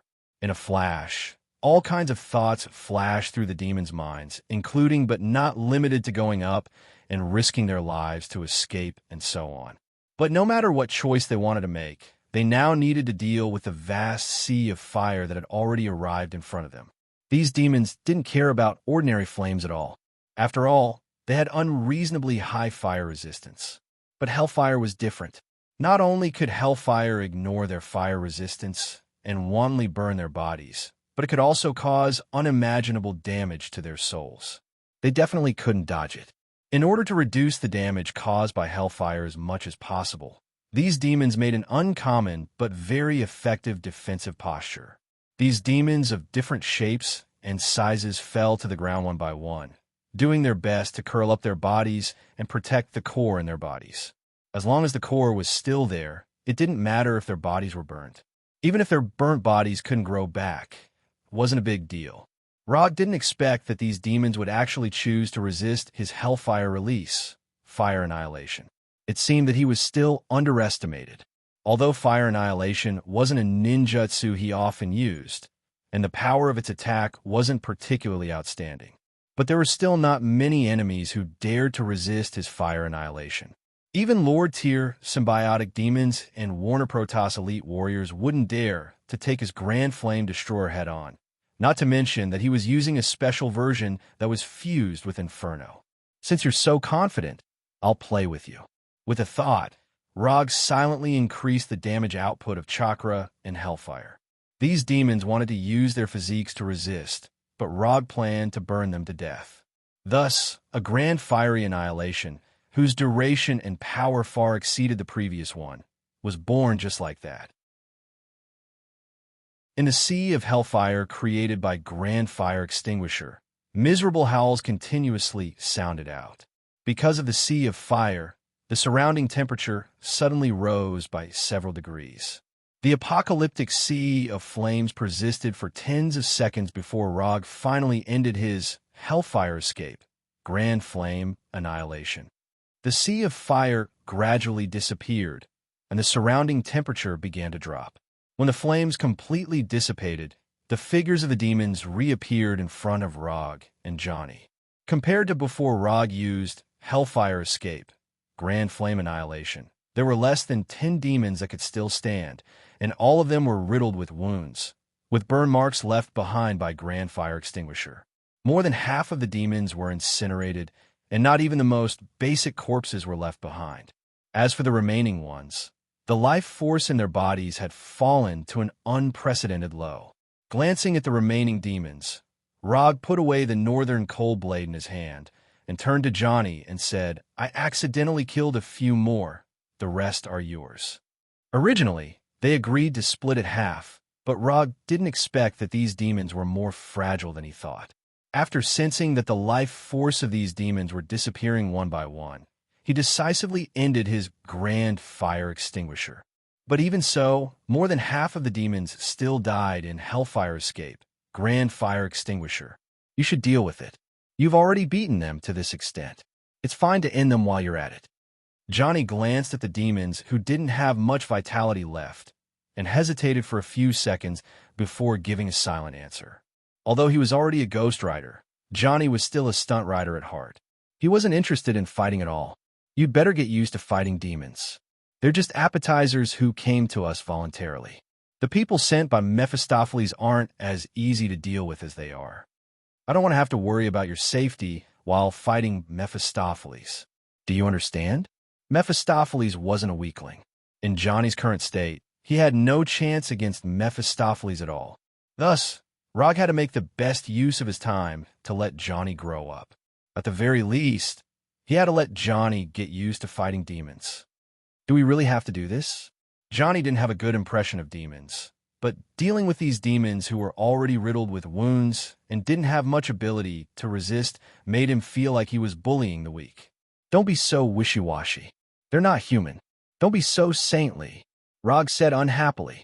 He could understand Johnny's desire to be a good person, but it also depended on the time and the kind of people he was facing. Only an idiot would feel pity for a demon. Under Rog's urging, Johnny slowly walked in front of the demons and turned the chains on his body into ghost chains. What happened next was a one-sided massacre. Although Johnny didn't have much combat experience, a Ghost Rider was a Ghost Rider after all. His combat instincts were enough to crush these demons who didn't have much combat strength left. After Johnny completely ended the lives of these demons, Rog started his ghost bike and continued driving into the distance. How Johnny wanted to digest this battle was his own business. All he had to do was provide a suitable environment for Johnny. As Rog and Johnny drove the ghost bike into the distance, 3 demons with no specific form rushed toward them like ghosts. The demons that had just appeared were just small fries attracted by Rog's human scent. These 3 demons with no specific form were the real feast that Mephistopheles had prepared for them. Stop the bike, we're being watched. The ghost bike that was speeding like a flaming meteor stopped. Rog frowned and pulled out the northern cold blade at his waist. The enemy this time was a little different. Chapter 3:14. Rog sensed the 3 demons rushing toward them. In his perception, the life energy signals of the 3 demons were obviously different. The intensity of their life energy was higher, and he also sensed the existence of natural energy on them. Are there a lot of them? Will they be difficult to deal with? Johnny stopped beside Rog on the ghost motorcycle and asked seriously. Only 3. They'll be harder to deal with than the previous ones. Although they hadn't officially fought and hadn't even seen each other, it could be seen from the intensity of their energy that the enemies this time were more difficult to deal with than the previous ones. Not everyone was like Johnny, who had energy but didn't know how to use it properly. Be mentally prepared. This battle will be a good challenge for you. After saying that, Rog walked down from the ghost motorcycle and pulled out the northern cold blade from his waist. Although the northern cold blade was a weapon, it couldn't be put into the psychic scroll like other weapons. Unless Rog put the northern cold blade, which was Blackie, into a special container and then put the container into the psychic scroll, Blackie, as a living creature, couldn't be put into the psychic scroll. Blackie didn't like the feeling of being imprisoned, and Rog didn't have the hobby of imprisoning his companions, so the northern cold blade became the only weapon he needed to carry with him. After pulling out the northern cold blade from his waist, Rog inserted the pitch-black northern cold blade into the ground, and then summoned the disaster pistol that he hadn't used for a while. After summoning the disaster pistol, Rog directly controlled the hellfire to cover it, demonizing the disaster pistol into the evil spirit pistol. Under the hellfire's demonization, the disaster pistol's appearance also changed from the earth style to the evil spirit style. The 2 barrels side by side became entwined with white bones, and the 2 muzzles became the shape of a skull. After the demonization, not only did the disaster pistol's appearance change, but its function also changed. The ability to fire ninjutsu bullets was retained. After all, ninjutsu bullets wouldn't demonize with a hellfire. However, the ability to fire chakra bullets became the ability to fire hellfire bullets.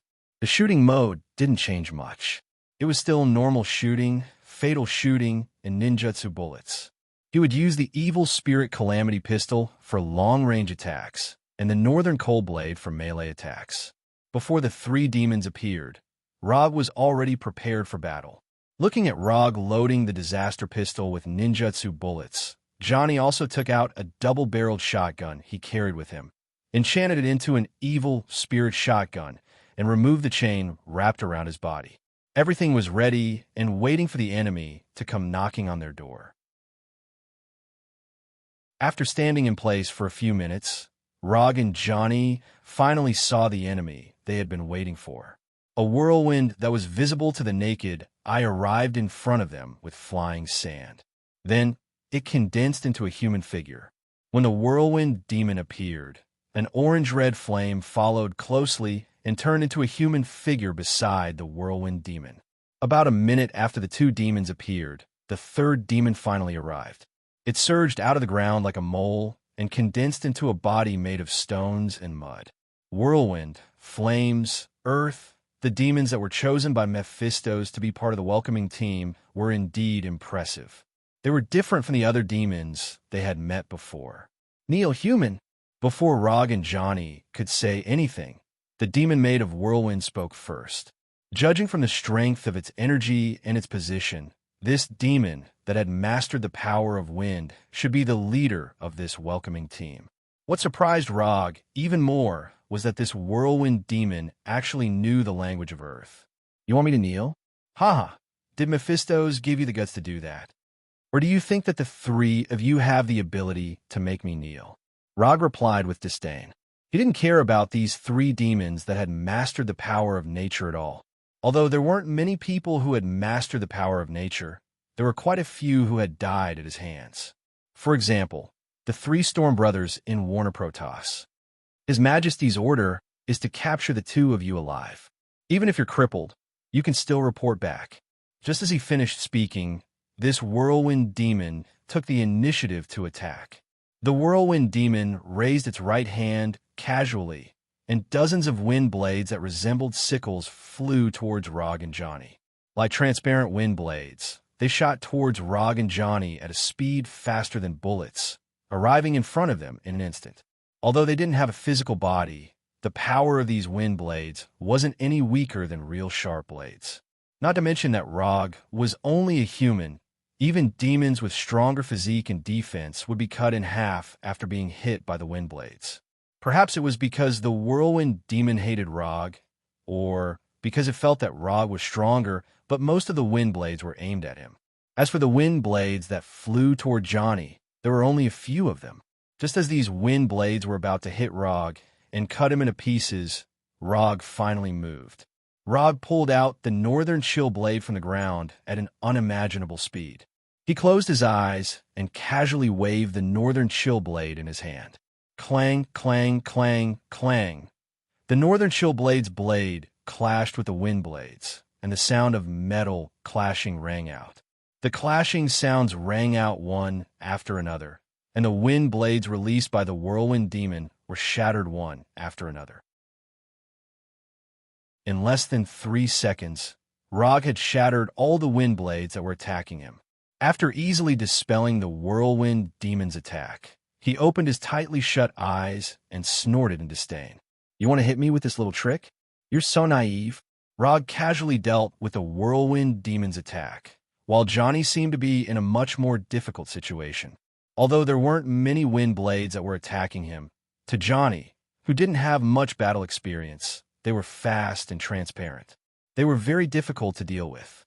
The evil spirit chain, wrapped in hellfire, blocked one of the wind blades with difficulty, and then the rest of the wind blades hit Johnny's body without any suspense. Johnny didn't block all the wind blades, but the moment the wind blades hit his body, the hellfire on his body suddenly expanded and turned into a hellfire armor, blocking all the wind blades that were attacking him. The sharp wind blades hit the hellfire armor, causing sparks, and then completely dissipated. Although he seemed to be in a difficult situation, Johnny still blocked all the wind blades in the end without any injuries. "What do we do now?" After using the hellfire armor to block all the wind blades, Johnny turned his head and asked Rog, "Pick one and deal with it yourself. Leave the other two to me." Rog said casually, as if he was discussing how to split the fruits with Johnny. Although the three demons on the opposite side had some skills, that was all they had. Chapter 315. I want the one with the dirt body. After seriously sizing up the three evil demons, Johnny made a decision.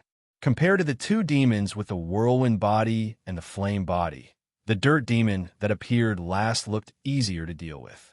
At least his body looked sturdier and didn't have the unreal feeling of the whirlwind and flame demons. No problem. He's yours. Rog didn't have any objections to Johnny's choice. No matter which demon Johnny chose, it was all the same to him. Seeing that Roger and Johnny didn't care about them at all, the three demons were dissatisfied. The whirlwind around the whirlwind demon became even fiercer, while the flames on the flame demon became even more vigorous. As for the dirt demon, the earth demon, it became even bigger. They had always been the ones ignoring others. When was it their turn to be ignored? Without any communication, the three demons that controlled different powers of nature attacked Rog and Johnny. They wouldn't attack as Rog and Johnny had planned. The whirlwind demon relied on its superior speed to attack Johnny first, trying to quickly finish off this inexperienced Ghost Rider. Although Ghost Riders had an innate advantage against demons, it depended on which demon they were facing. To the demons of hell, Ghost Rider was like their natural enemy. However, there were many Ghost Riders that had died at the hands of demons. Just as the whirlwind demon turned into a whirlwind and attacked Johnny, Rog, wielding the Northern Cold Blade, arrived in front of Johnny first. "Your opponent is me." Rog raised the Northern Cold Blade in his hand and slashed at the whirlwind like lightning. Using a blade to slash at a whirlwind didn't seem like a wise choice, but it also depended on who was wielding the blade. Chi! The pitch-black Northern Cold Saber emitted streaks of silver-white electric snakes. The dull saber emitted a dazzling silver-white light, like a laser slashing through the tornado. The roaring whirlwind immediately split in two, like a river being split by a giant rock, and bypassed the Northern Cold Blade. The whirlwind demon didn't really want to fight with Rog. Compared to Rog, the inexperienced Ghost Rider was clearly a more suitable target. He would deal with the soft persimmon Ghost Rider first before gnawing on the hardbone Rog. The whirlwind demon's choice wasn't wrong, but he looked down on Rog too much. The two smaller whirlwinds had just swept past Rog when they were met with a hellfire wall. Blackie didn't like being covered by hellfire, so Rog had never covered the Northern Cold Blade with hellfire. But this didn't mean that he couldn't use hellfire while using the Northern Cold Blade. Enchanted weapons were only one of the abilities of hellfire. Compared to enchanted weapons, Logue preferred to directly control hellfire in battle. The hellfire wall that soared into the sky completely separated the whirlwind demon from Johnny. Before the whirlwind demon could change direction, the hellfire wall slammed into him like a huge wave. Asterisk boom! Asterisk the hellfire wall slammed into the whirlwind demon like a huge wave and then slammed into the ground, turning into a raging sea of fire. The moment the hellfire wall slammed into the whirlwind demon, Rog used lightning body blink to leave the spot to avoid being hit by the hellfire wall. Rog, who used lightning body blink, not only disappeared in an instant, he also appeared in front of the flame demon like a ghost. Water release. Hard whirlpool water blade.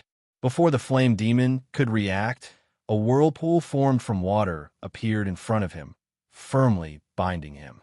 The flames on the flame demon's body weren't hellfire. Chucker's water release was enough to suppress it in terms of attributes. Using the water whirlpool to bind the flame demon was just the prelude to water release. Hard whirlpool water blade. Under the gaze of the flame demon, Rog's left hand created a water whirlpool and condensed it into a rapidly spinning water javelin. Not good, danger! Just as the flame demon's heart was alerted to the danger, the water javelin's tip hit his chest. The moment the spinning water javelins came into contact with the flame demon's chest, they turned into a huge water spout. Like a roaring water dragon, they sent him flying. From Rog using lightning body blink to the flame demon being sent flying by the hard whirlpool water blade, everything happened in the blink of an eye. The whirlwind demon that was hit by the hellfire wall didn't have time to stop Rog, and the slow earth demon didn't even have time to react. In order to cause enough damage to the flame demon, Rog used all his strength in the hard whirlpool water blade this time. The water tornado that hit the flame demon was more than 10 meters thick, and like a water dragon, it swallowed and sent the flame demon flying. Under the huge impact of the water tornado, the flame demon was sent flying for several hundred meters, and most of the flames on his body were also extinguished by the water tornado. After seriously injuring the flame demon with one move, Rog's figure disappeared again. To deal with enemies like the whirlwind demon and the flame demon, he had to end the battle quickly. Otherwise, once they reacted and directly used elemental incarnation, the battle would become a protracted battle that Rog hated the most. After being hit by the Hellfire Wall, the whirlwind demon reformed his body, intending to launch another attack. But at this moment, Rog appeared in front of him again and condensed a ball of chakra in his left hand. Sealing technique. 4-symbol seal. Rog didn't expect the whirlwind demon to choose to reform his body. If the whirlwind demon had chosen to maintain its whirlwind or tornado form, he might not have been able to finish off the whirlwind demon so quickly. But the whirlwind demon's action of reforming his body gave him an opportunity to kill the whirlwind demon. As soon as the whirlwind demon's body reformed, the 4-symbol seal in Rog's left hand hit his lower abdomen, and a powerful sealing power instantly covered his body. Damn it! The moment the 4-symbol seal took effect, the whirlwind demon sensed danger. But it was already too late. The 4-symbol seal couldn't bind the whirlwind demon forever, and Rog didn't need it to last for too long. As long as the 4-symbol seal could forcefully bind the whirlwind demon for a period of time, it would be enough. Rog saw a finger-sized core in the whirlwind demon's illusory body, and a core that emitted a faint green light. "Say hello to Mephisto for me." Rog's voice sounded in the whirlwind demon's ear, and then a beautiful silver arc appeared. The cold northern blade, wrapped in silver lightning snakes, slashed through the air and hit the whirlwind demon's body and the small core in his body. Bang! When the cold northern blade's blade hit the faint green core, a faint sound like glass shattering rang out. The core shattered, and the whirlwind demon died. From the moment Rog blocked the whirlwind demon to the moment the whirlwind demon's body dissipated like a breeze, only a short 2 to 3 seconds had passed. And in these short 2 to 3 seconds, the whirlwind demon was dead, and the flame demon was severely injured. After witnessing Rog's smooth attack from where he stood, Johnny realized just how big the gap between him and Rog was. No, this was no longer a gap, but a moat that couldn't be crossed.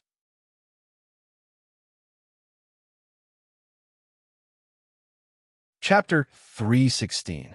This difference made Johnny completely understand the difference between a professional and an amateur. This kind of fighting posture was really cool. Although he was already a middle-aged uncle, Johnny had to admit that Rog's battle stance was indescribably pleasing to the eye. Of course, this might also have something to do with the fact that Rog's entire body was glowing. The blue-white unlimited mode paired with the orange-red hellfire created an inexplicably beautiful image. If Johnny had browsed through China's internet, he would have understood what it meant by red and blue since ancient times. Rog discovered Johnny, who was standing there in a daze, and said unhappily, "Your opponent is over there." He had already finished off the whirlwind demon and sent the fire demon flying hundreds of meters away. The only one still standing in front of them was that earth demon, who didn't look very smart. When the earth devil, which was made of mud and stone, saw Rog kill the whirlwind devil and severely injure the fire devil, it couldn't help but think of running away. Although the earth demon looked simple and honest, he was actually very quick-witted. If he wasn't quick-witted enough, he wouldn't have been able to become one of the few demons who had mastered the power of nature. He wouldn't have been chosen by Mephisto to become his subordinate. Although in name, all the demons in hell were the subordinates of the Lord of Hell, Mephisto.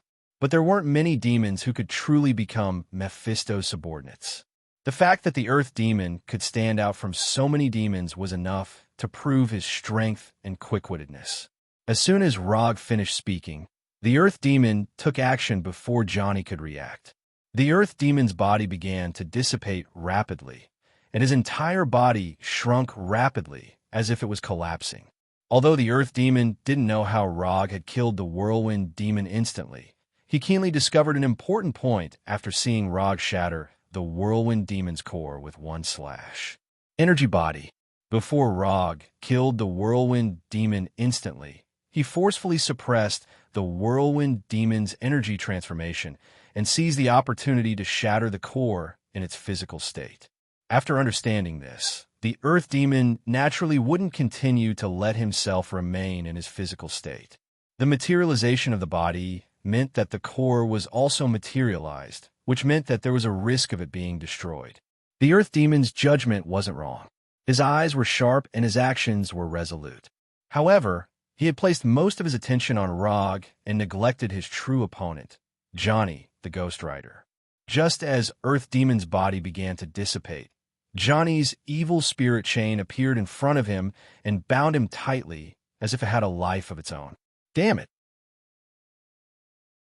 The moment he was bound by the evil spirit chain, Earth Demon cursed and tried to break free from the evil spirit chain. The Earth Devil wasn't afraid of the evil spirit chain's attack, even if the hellfire wrapped around the evil spirit chain would burn his body. What he was truly troubled by was the binding of the evil spirit chains, which had interrupted the process of transforming his body into energy. Although the shackles of evil spirits did not have any sealing power and could only rely on binding the opponent's movements, the hellfire on the shackles of evil spirits was a natural counter to demons. Whether it was a physical demon or a nature demon without a body, they were all powerless in front of the hellfire. If a simple body of energy could avoid the damage of the hellfire, then the hellfire wouldn't be one of the most feared powers of demons. With the process of transforming his body into energy interrupted, Earth Demon could only choose the most violent method to break free of the evil spirit chain. Earth Demon's body of earth had already shrunk to the size of a normal person, but in order to obtain more power, he began to enlarge his body. The larger his body, the more power he had, and the more likely it was for him to break free.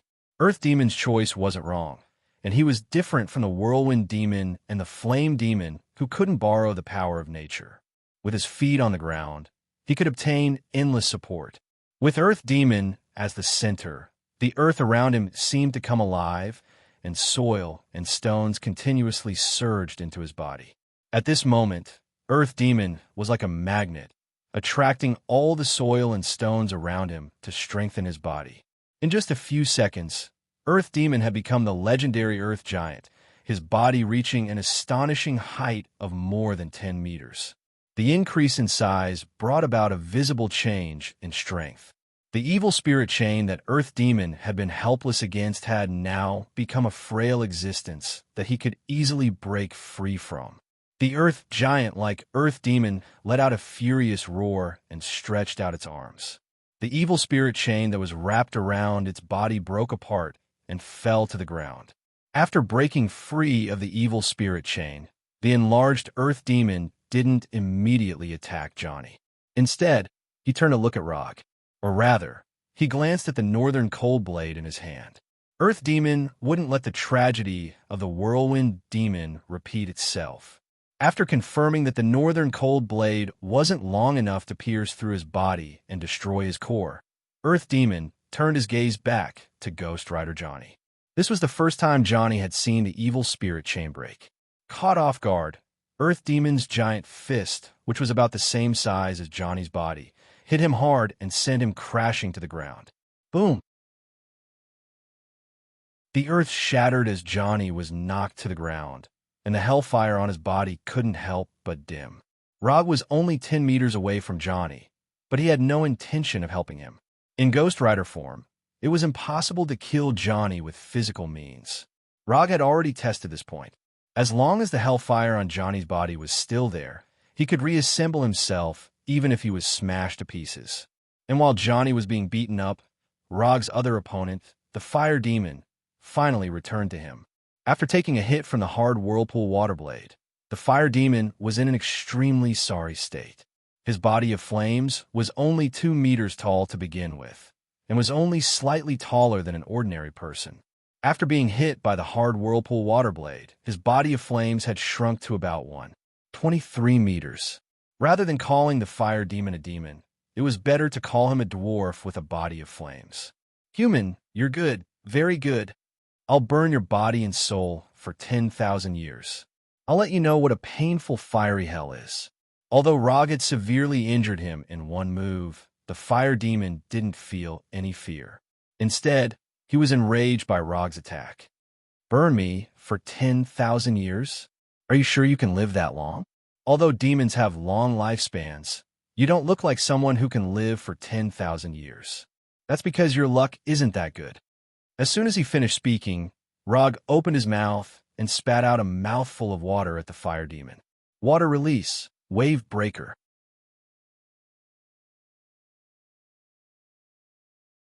Chapter 3:17.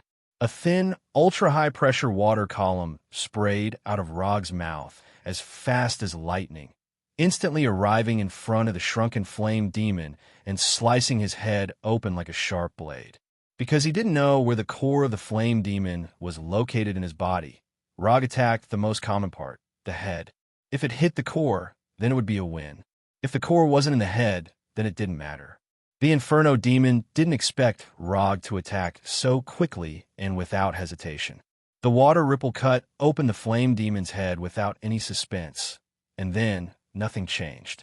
Although the flame demon seemed to be a little more impulsive than the earth demon and was more prone to getting carried away, this didn't mean that he would really put the vital core in his head.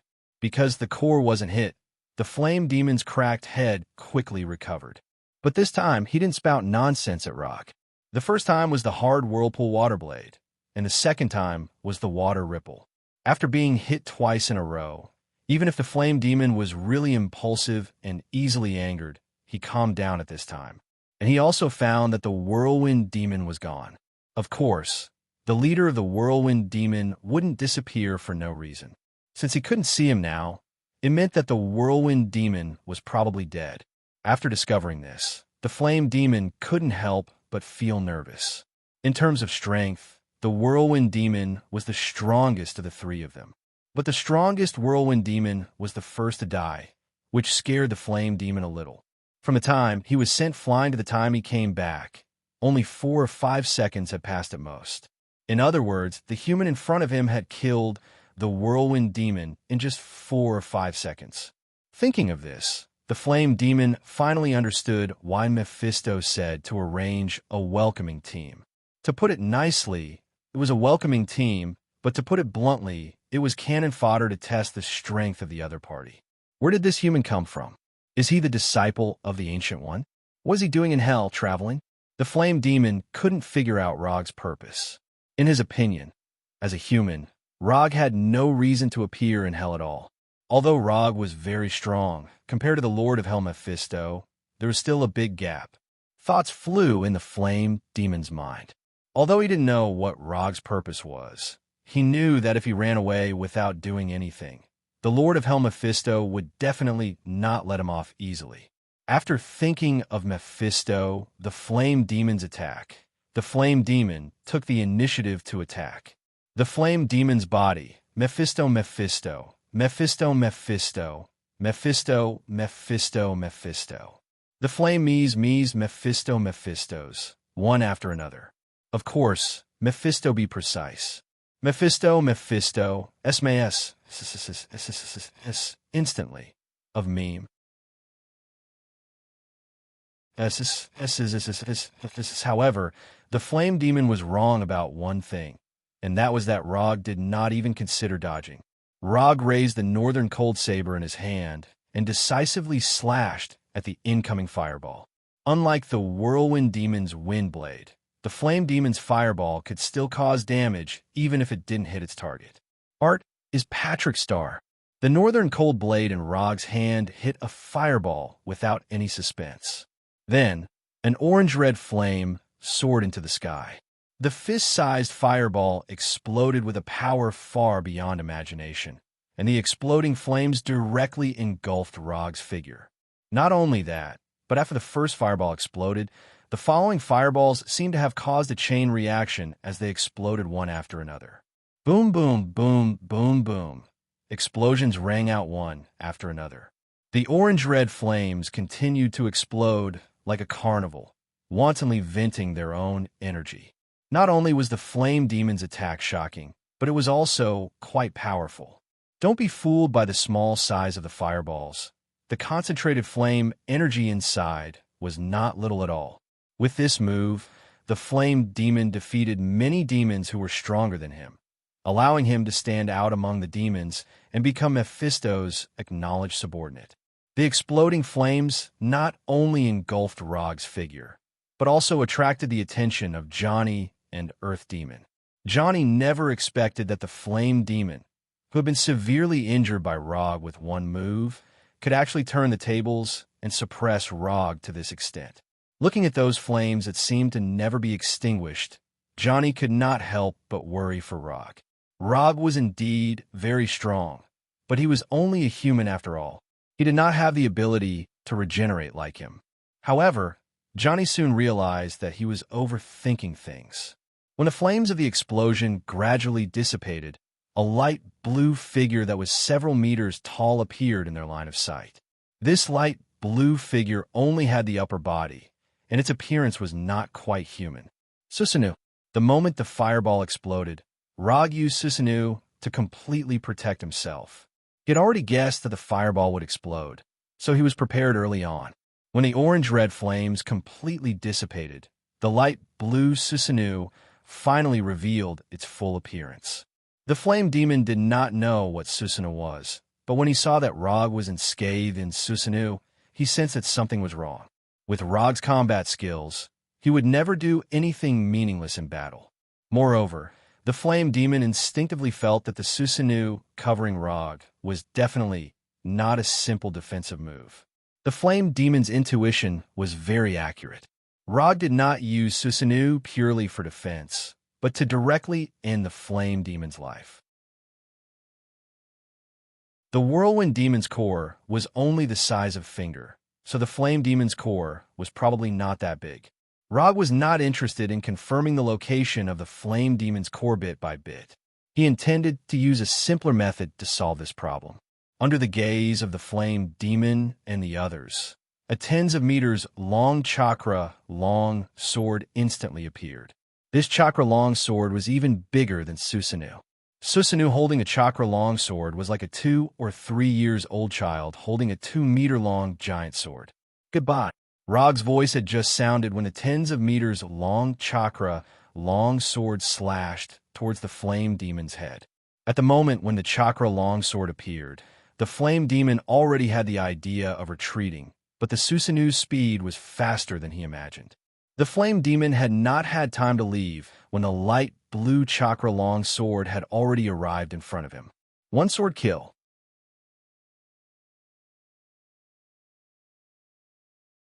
Chapter 3:18. Since he couldn't determine the location of the core, he would just destroy the entire body. The flame demon, who had shrunk to 1.2 meters in size, didn't even have a chance to resist before he was completely killed by the chakra. Not even a small flame was left behind as he dissipated into the air.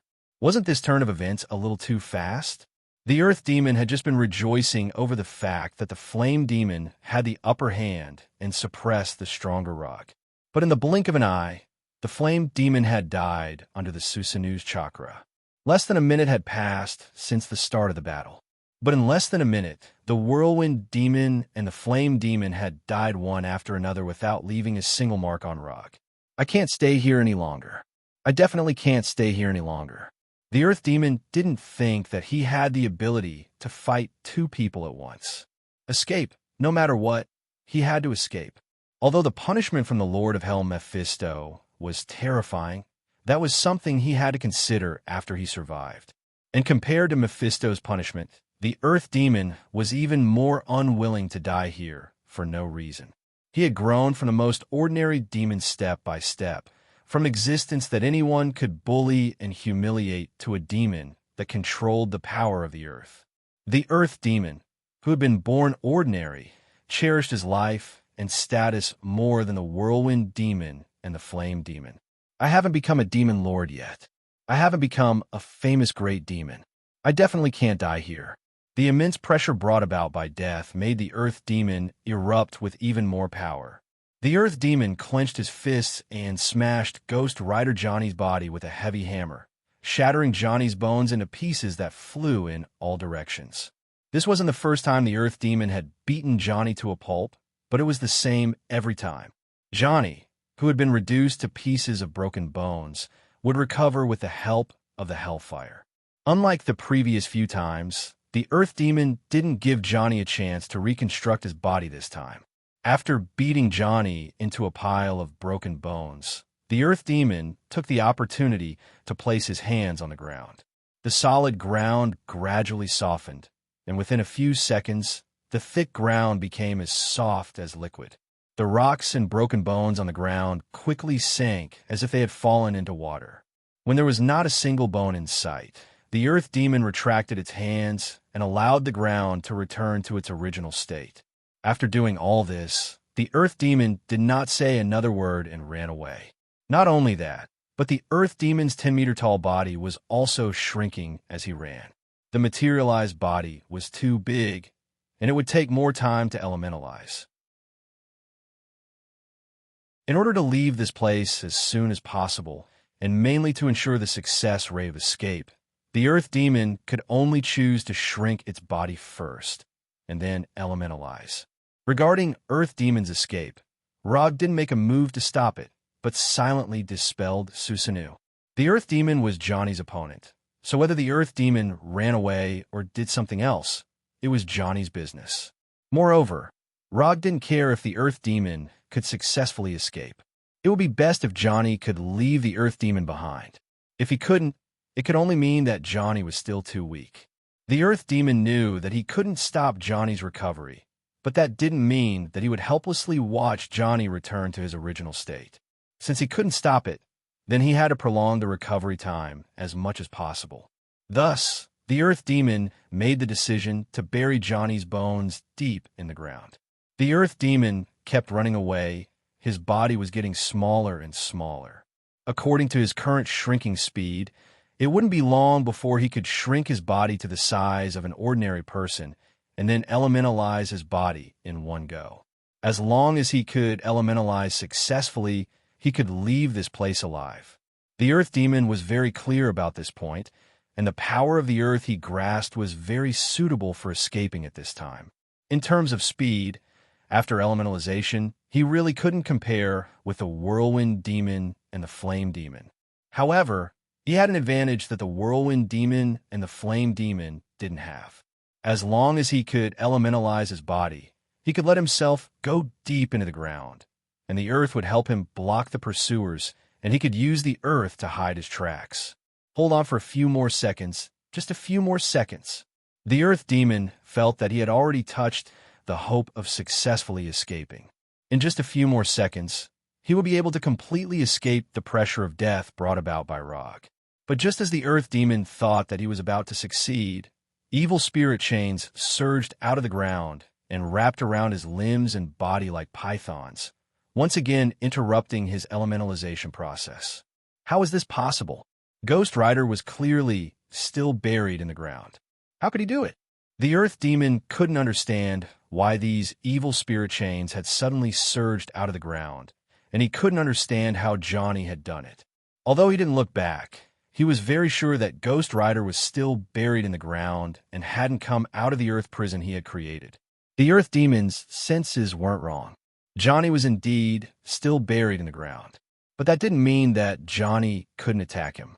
Johnny wasn't the only one buried by the Earth Demon. The evil spirit shackles were also broken into pieces. Although Johnny couldn't travel through the ground, the evil spirit chains could. And thanks to the Earth Demon, Johnny could use even more of the evil spirit chains than before. Every section of the evil spirit chains had been lengthened by the Hellfire to the point where Johnny could use them. Although this didn't make sense, it was very hellish. Using these evil spirit chains, Johnny once again bound the Earth Demon and regained the initiative in the battle.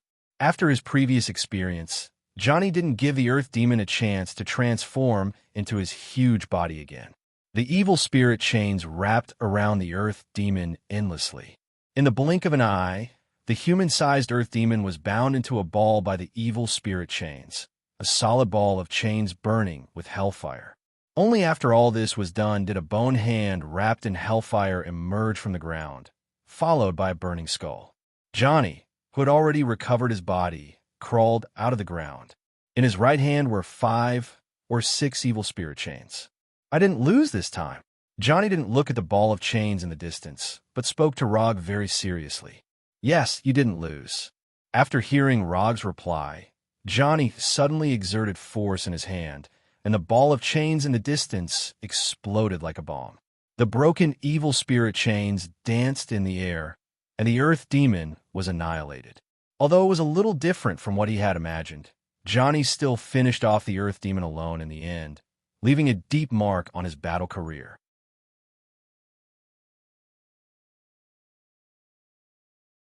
Chapter 319.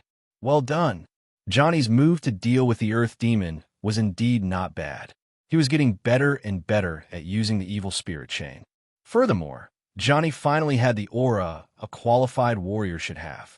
If Johnny had let the earth demon leave just like that, Rog wouldn't have said anything, but he would still be a little disappointed.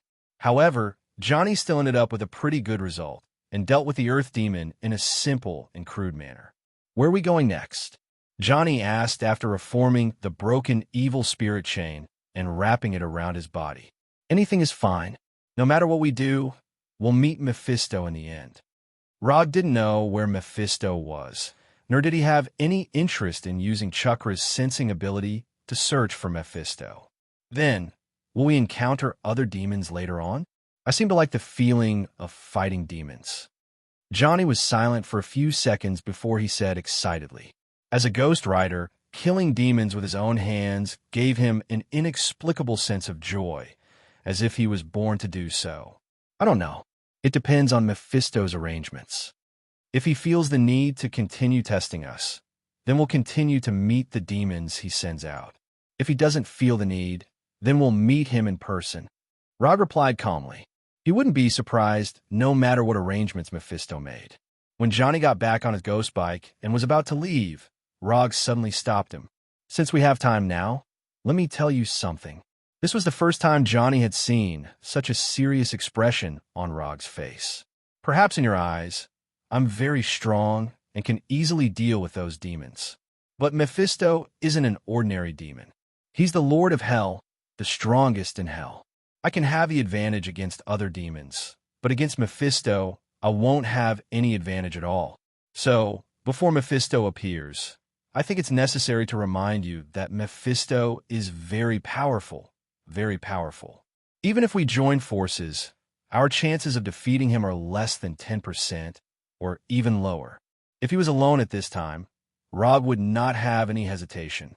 Even if he couldn't defeat Mephisto, he had a way to successfully escape from Mephisto. However, he wasn't alone now. He still had to consider Johnny's safety. Are you saying that we should leave Hell now?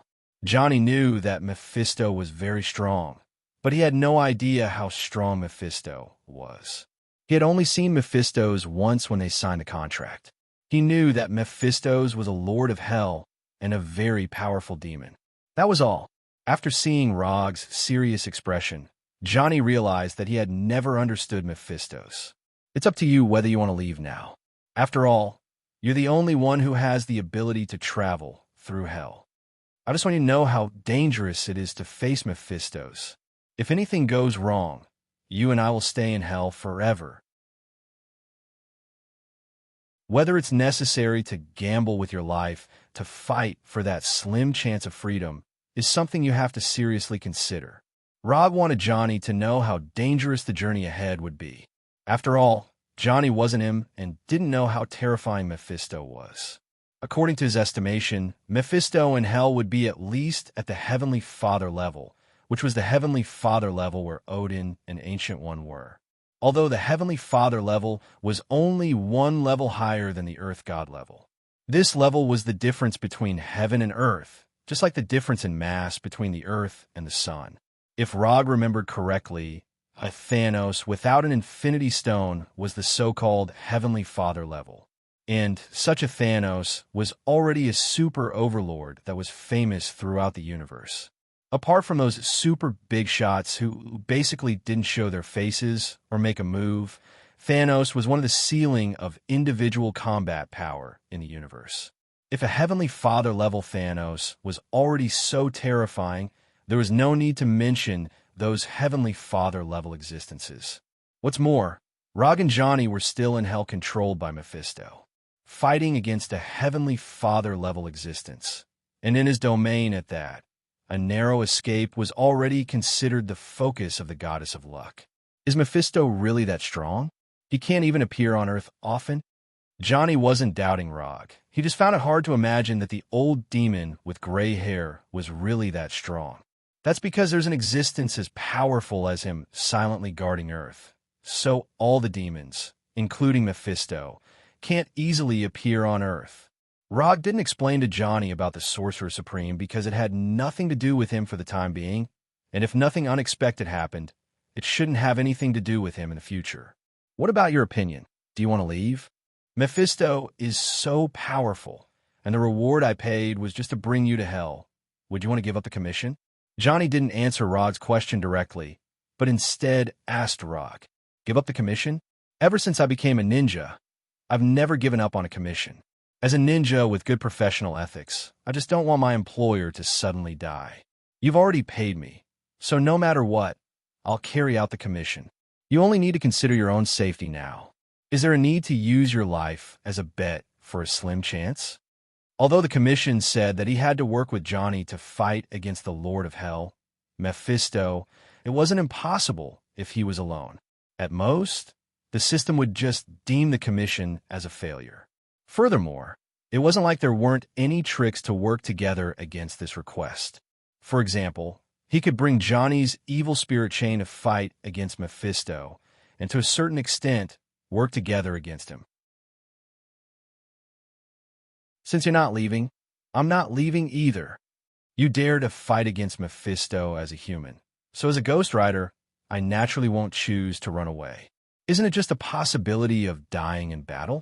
Ever since I became a Ghost Rider that's neither human nor ghost, I've never cared about death. Death might just be a form of release for me. After serious consideration, Johnny finally gave an answer and decided to face Mephisto with Rog. Wasn't it just fighting against the Lord of Hell? Even if it was fighting against God now, Johnny wouldn't be afraid.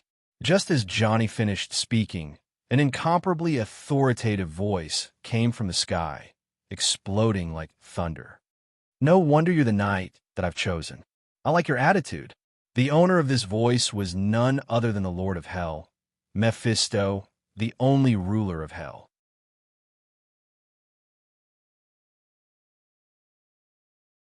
Chapter 320. Before Mephistopheles' people arrived, his terrifying aura had already descended. At this moment, Rog recalled the first time he met Odin at the Bifrost in Asgard.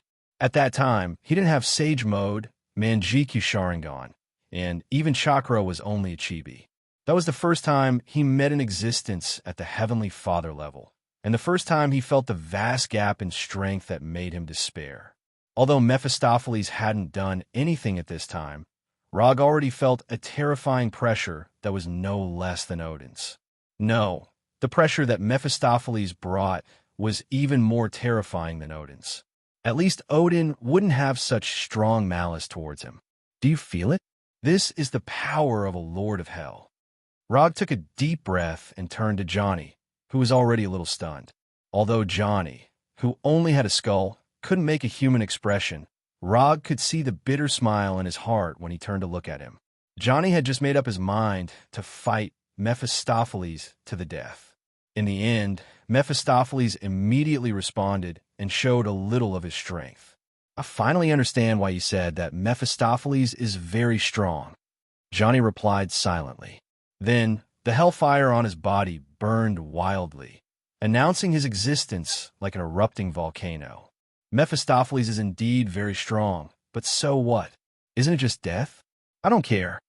I have made a choice that I regretted before. So this time, I will definitely not let myself regret it again." As soon as he said that, Johnny took off the chains wrapped around his body and pulled with both hands, turning the chains into evil spirit chains. "This is the aura that a knight should have. I'm starting to like you a little." Looking at Johnny, Rog said with a smile, and the chakra in his body began to surge wildly. Lightning release chakra mode. Lightning release chakra instantly gathered in his body, and light blue chakra and lightning appeared. Rog didn't use the common chakra coat, but the lightning release chakra mode, known as lightning release armor. Compared to the chakra coat that could only slightly increase the body's strength, the lightning release chakra mode could activate the body and greatly increase defense and speed, and the transmission speed of the nerves would also be significantly increased. The unique environment of Hell wasn't suitable for Sage mode, and the extreme natural energy could cause the Sage mode to fail or even directly backfire on the user. So, unless it was necessary, Rog wouldn't use Sage mode. Besides, Mephistos hadn't even shown his face yet, so there was no need for him to take out his trump card right away. Infinite mode, Hell mode, lightning release chakra mode. Mephistopheles and all chakra was, and so is it.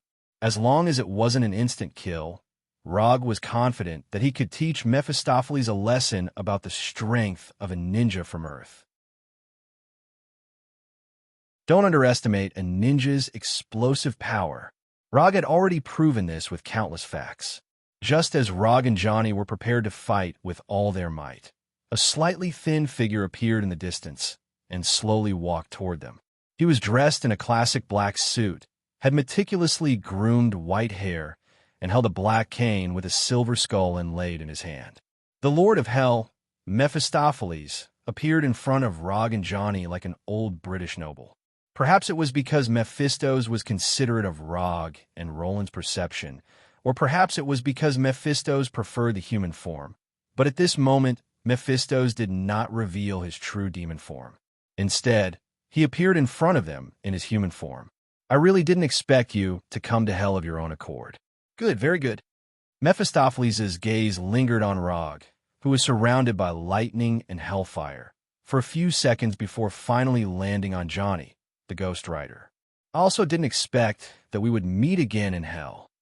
Facing Mephistopheles, who had changed his fate, Johnny didn't give any orders and replied calmly. "Tell me, my knight, what do you want?" As he spoke, Mephistopheles stretched out his right hand toward Johnny, as if a king responding to his general. "I want your life." At this moment, Mephistopheles was only about 10 meters away from them. To ordinary people, this distance might not be within the attack range.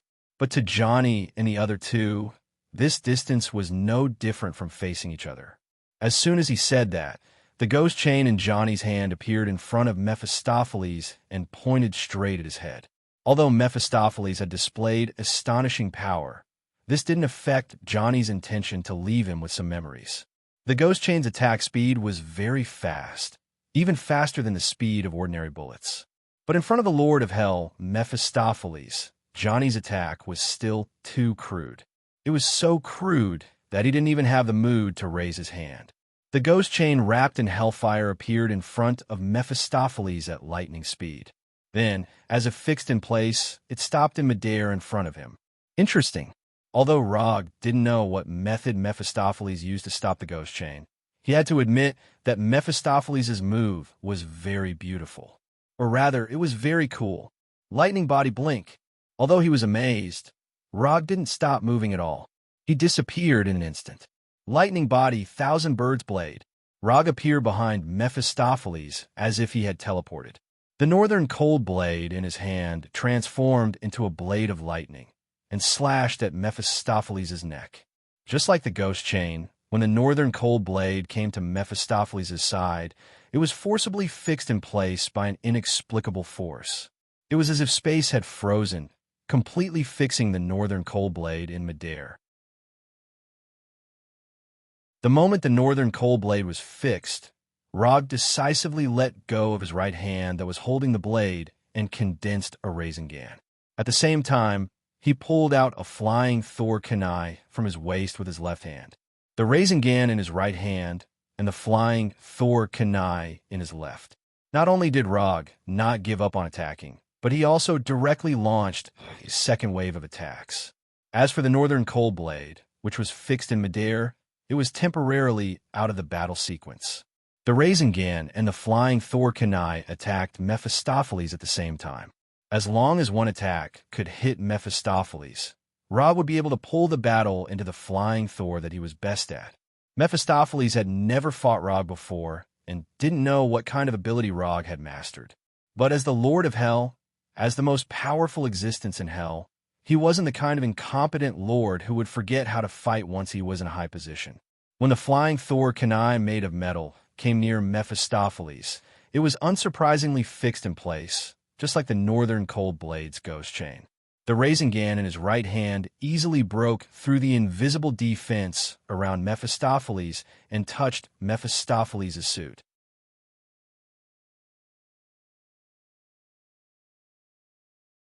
Chapter 3:21. Did I succeed? When the Rasengan touched the suit on Mephisto's body, a trace of doubt flashed through Rog's heart.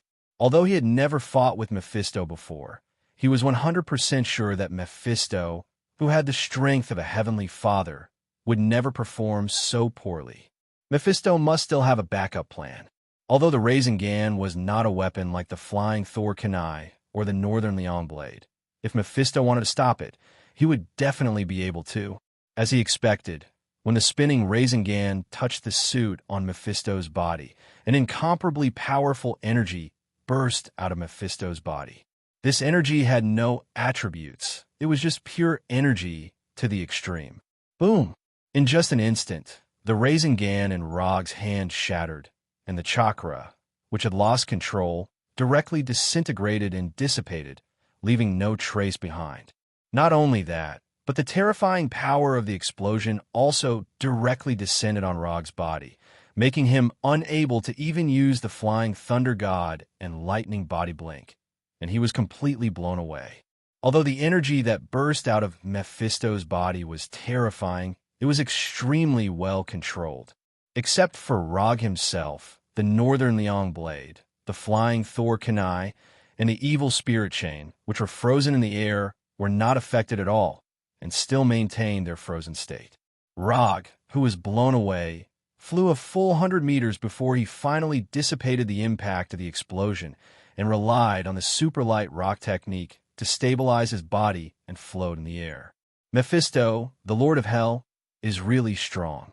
Rog raised his right hand and wiped the blood from the corner of his mouth, and his 3-Tomo Sharingan also transformed into Mangekyo Sharingan. The dynamic vision of the 3-Tomo Sharingan was already very terrifying, but it was completely unable to follow Mephisto's movements. Before Mephisto's energy burst out, he didn't even catch a trace of it. The flying Thor Kunai was still near Mephisto, which meant that he still had a chance to launch a surprise attack. However, at this time, Rog did not immediately launch a counterattack. Instead, he slowly landed on the ground. Mephisto stood in place with his cane, looking calm and composed, as if he didn't care about Rog and Johnny's attacks at all. Rog's attack speed was indeed very fast, and his combat reaction was top-notch. However, in front of the Lord of Hell Mephisto's, his attacks were no different from Johnny's simple and crude chain attacks. The only difference was that his attacks were more flashy. How dare you come to hell with such strength? Human, tell me, who gave you the courage? Or is it your ignorance that's driving you? Mephisto turned to look at Rog and spoke in a calm tone. Although Mephisto acted like an old nobleman, Rog could see the undisguised contempt and disgust on his face. Perhaps Tuzes see Mephisto of thinks who gimme have a give me the of it. I don't need anyone to give me courage. As he spoke, Rog summoned the Kuzuki sword that he hadn't used in a while and pulled out the Calamity pistol at his waist with his left hand. Now, I'll show you where my courage comes from. Rog raised the Kusanagi no Tsurugi sword in his right hand and pointed it straight at Mephisto. However, before he could make a move, Johnny attacked first. After confirming that he couldn't pull back the evil spirit chain, Johnny decisively gave up on it and took out the double-barreled shotgun that he had never had the chance to use. Hellfire Demonization, Evil Spirit Double-Barreled Shotgun. Bang bang. As soon as the double-barreled shotgun was demonized, Johnny pulled the trigger, and 2 demonized evil spirit bullets shot at Mephisto. Johnny's shooting made Mephisto frown in dissatisfaction. How could a Ghost Rider use a gun? This was damaging the tradition and reputation of a Ghost Rider. Ghost Rider Johnny was the work that Mephisto was most satisfied with, and also the work that he had high hopes for. In the long history of the past, Mephisto had created many Ghost Riders, but there had never been a Ghost Rider that could move him as much as Johnny. The evil spirit bullets instantly arrived in front of Mephisto and pierced through the afterimage left behind by Mephisto. As soon as the evil spirit bullets passed through the illusion left behind by Mephisto, Johnny's neck was grabbed by Mephisto, and he was lifted up. The blazing hellfire covered Mephisto's left hand, but didn't cause any damage to Mephisto. Not only that, but the black smoke that surged out of Mephisto's left hand crazily devoured the hellfire on Johnny's body like locusts. It gnawed at Johnny's evil spirit body, causing him to scream like a beast. So fast, Mephisto didn't use any special abilities. He only used his astonishing speed to dodge the evil spirit bullets and instantly appeared in front of Johnny. After switching from the 3-Tomo Sharingan to the Mangekyo Sharingan, Rog finally captured Mephisto's movements. In just 2 or 3 seconds, the hellfire on Johnny's body dimmed to the point that it looked like it would extinguish at any moment. It was as if he had lost all his strength. With no time to think, Rog summoned his 3 Wood clones while his true body used the Flying Thunder God to rush over. Although Rog didn't know what the black smoke that surged out of Mephisto's body was, he could tell from Johnny's current state that this black smoke was very effective against hellfire. Hellfire was shockingly harmful to ordinary demons, but it was nothing to the Lord of Hell, Mephisto. As long as he wanted to, he could even take back the hellfire on Johnny's body. Using the Flying Thor, Rog once again arrived near Mephisto and fired all 6 bullets from the Calamity Pistol. Right on. Spiral Electromagnetic Gun, Water Release. Water Dragon Bullet, Water Release. Water Ripple, Water Release. Water Shockwave, Futon. Vacuum Blade, Otama Rasengan.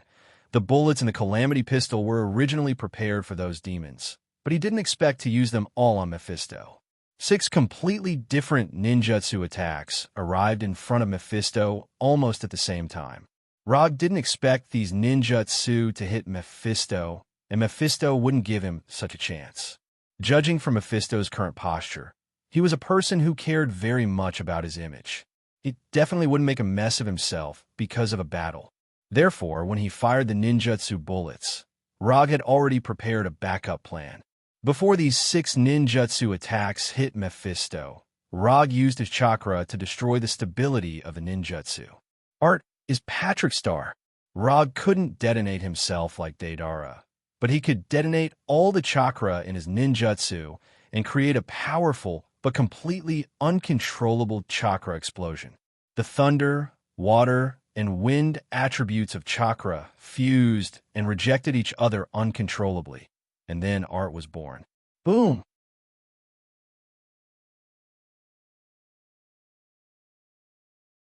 Chapter 322. The 3 different types of chakra were fused together in an inexplicable way, creating a terrifying explosion that even Rog didn't know how powerful it was. Before the explosion even started, Rog prepared a defensive barrier for himself. Wood release, wooden spindle wall. A curved circular wall was formed in front of him, completely enveloping him. The chaotic energy storm crazily released its own energy, and the terrifying shockwave destroyed everything around it, regardless of whether it was friend or foe, and the lightning and storm that filled the sky created a doomsday scene. In addition to the energy storm formed by the different types of chakra, this sudden energy storm also inexplicably caused a chain reaction, which attracted the natural energy of hell, further increasing the power of the explosion. The black and purple color caused by the explosion became the only color in the sky, and the earth shook violently, and the terrifying energy storm destroyed everything like a supernova. The thickened wooden spindle wall, created by Rog, only lasted for a short 2 or 3 seconds before it was completely broken. Even if he continuously used chakra to strengthen it, it didn't change the outcome of the wooden spindle wall being destroyed. Susanoo. The light blue Susanoo instantly took shape and surrounded him in layers. In order to ensure that Susanoo has enough defensive power, he mobilized almost all the chakra in his body and didn't spare any energy to support the existence of Susanoo. Although the energy storm in front of him was his plan, but as the planner, he didn't expect that the fusion of different types of chakra would produce such a terrifying power. What he didn't expect was that the extreme nature energy in hell would also participate in the energy storm's revelry. If he had known that there would be such a completely uncontrollable chain reaction, he wouldn't have taken the initiative to detonate his ninjutsu. The current situation was completely beyond his expectations, and it also completely disrupted his next step. According to his plan, he should have saved Johnny after the explosion while Mephistopheles was distracted. But in this situation, let alone saving Johnny, he wasn't even sure if he could protect himself. If this energy storm didn't end, he would have to use his trump card in advance. Not only did Rog not expect that the energy storm he created would cause such a huge chain reaction, but Mephistopheles also didn't expect it either. As the Lord of Hell, Mephistopheles knew a lot more about hell than Rog did. So he knew more about the current situation than Rog did. To put it simply, the energy storm created by Rog was like throwing a grenade into an arsenal full of high explosives. The grenade wasn't very powerful, but it detonated the explosives in the arsenal, and as time passed, more and more explosives were detonated. Mephistopheles didn't matter. He couldn't ignore the fact that the arsenal's explosion would directly blow up his base. This human, he really wasn't an ordinary human. More and more natural energy was being attracted by the energy storm. Mephistos even felt that all the natural energy in hell was showing signs of being awakened. If this energy storm was allowed, if was mice Mephistopheles, this was Mephistopheles. In order to maintain the order and safety of hell, Mephistopheles had no choice but to deal with this huge problem brought about by Rog. Mephistopheles casually swung his left hand, and Johnny, who had been grabbed by the neck, was flung out. He was instantly swallowed by the energy storm. Mephistopheles then stuck the black cane in his hand firmly into the ground, opened his arms, and released the energy in his body. There was originally a faint layer of energy barrier around Mephistopheles, protecting his safety and maintaining his dignity. But now he had no choice but to give up this energy barrier that could allow him to maintain his dignity. He even had to reveal his demon true form.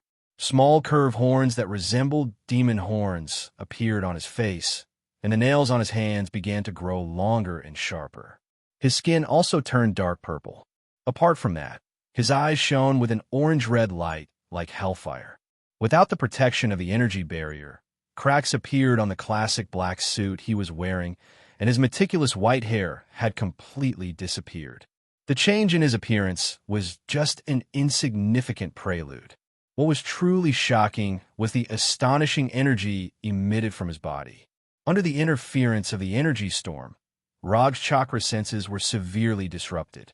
Right now, he couldn't even sense Johnny's existence or the flying thunder god's Kunashang. But it was in this situation where his senses were suppressed to the extreme that he felt a powerful force, like a black hole. Profound, powerful, strange, unparalleled. Rog could not accurately describe how powerful this force was.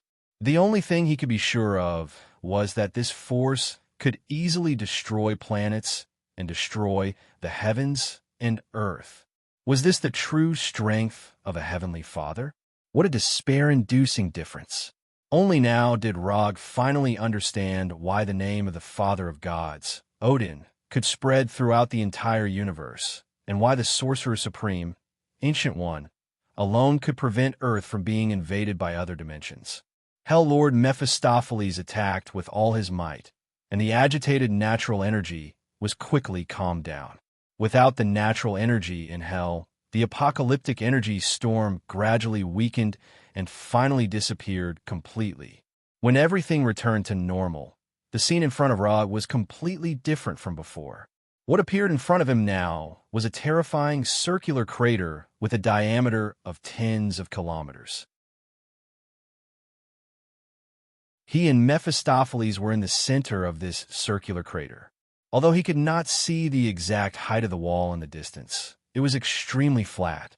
Apart from him and Mephistopheles, who were still standing in place, everything else had flown off to who knows where, including Ghost Rider Johnny. Even the 3 wood clones that he had planned to leave behind as a backup had been completely destroyed by the energy storm. Mephistopheles did not give Rog a chance to see his demon true body. With his back facing Rog, he returned to his previous human appearance, then turned around and looked at the human who had almost caused a disaster that affected the entire hell. "Human, what's your name?" At this moment, Mephistopheles no longer had the contempt and disgust on his face. Instead, it was solemn and serious. "My name is Rog, and I'm a ninja." In addition to his name, Rog also said his profession. "Ninja? Interesting." Mephistopheles nodded with a smile, then pulled out his cane from the ground and walked 5 or 6 meters in front of Rog. He said solemnly, "Become my ninja, and I'll make you the strongest ghost ninja in the entire universe."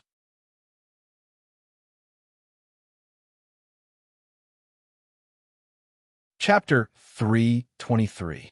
Evil Spirit Ninja and the strongest evil spirit ninja in the universe? Rog was stunned for a moment, unable to keep up with Mephisto's train of thought. "Yes, as long as you submit to me, I can make you the strongest evil spirit ninja in the universe. After I die, you can even take over my position and become the new Lord of Hell." At this moment, Mephisto was acting like an amiable old man who had billions in assets but no suitable heir, openly tempting Rog. "Sorry, I'm quite satisfied with my current appearance.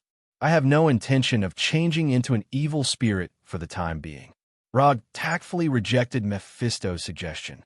If it wasn't for the huge difference in strength, he wouldn't even have bothered with Mephisto. The strongest evil spirit ninja in the entire universe. This title sounded very powerful, but in reality, it was meaningless. Not to mention that there was no ninja in the universe who could use ninjutsu like him. Just the fact that he was the strongest in the universe wasn't very reliable. Even Mephisto himself wasn't the strongest in the universe, let alone the evil spirits he created.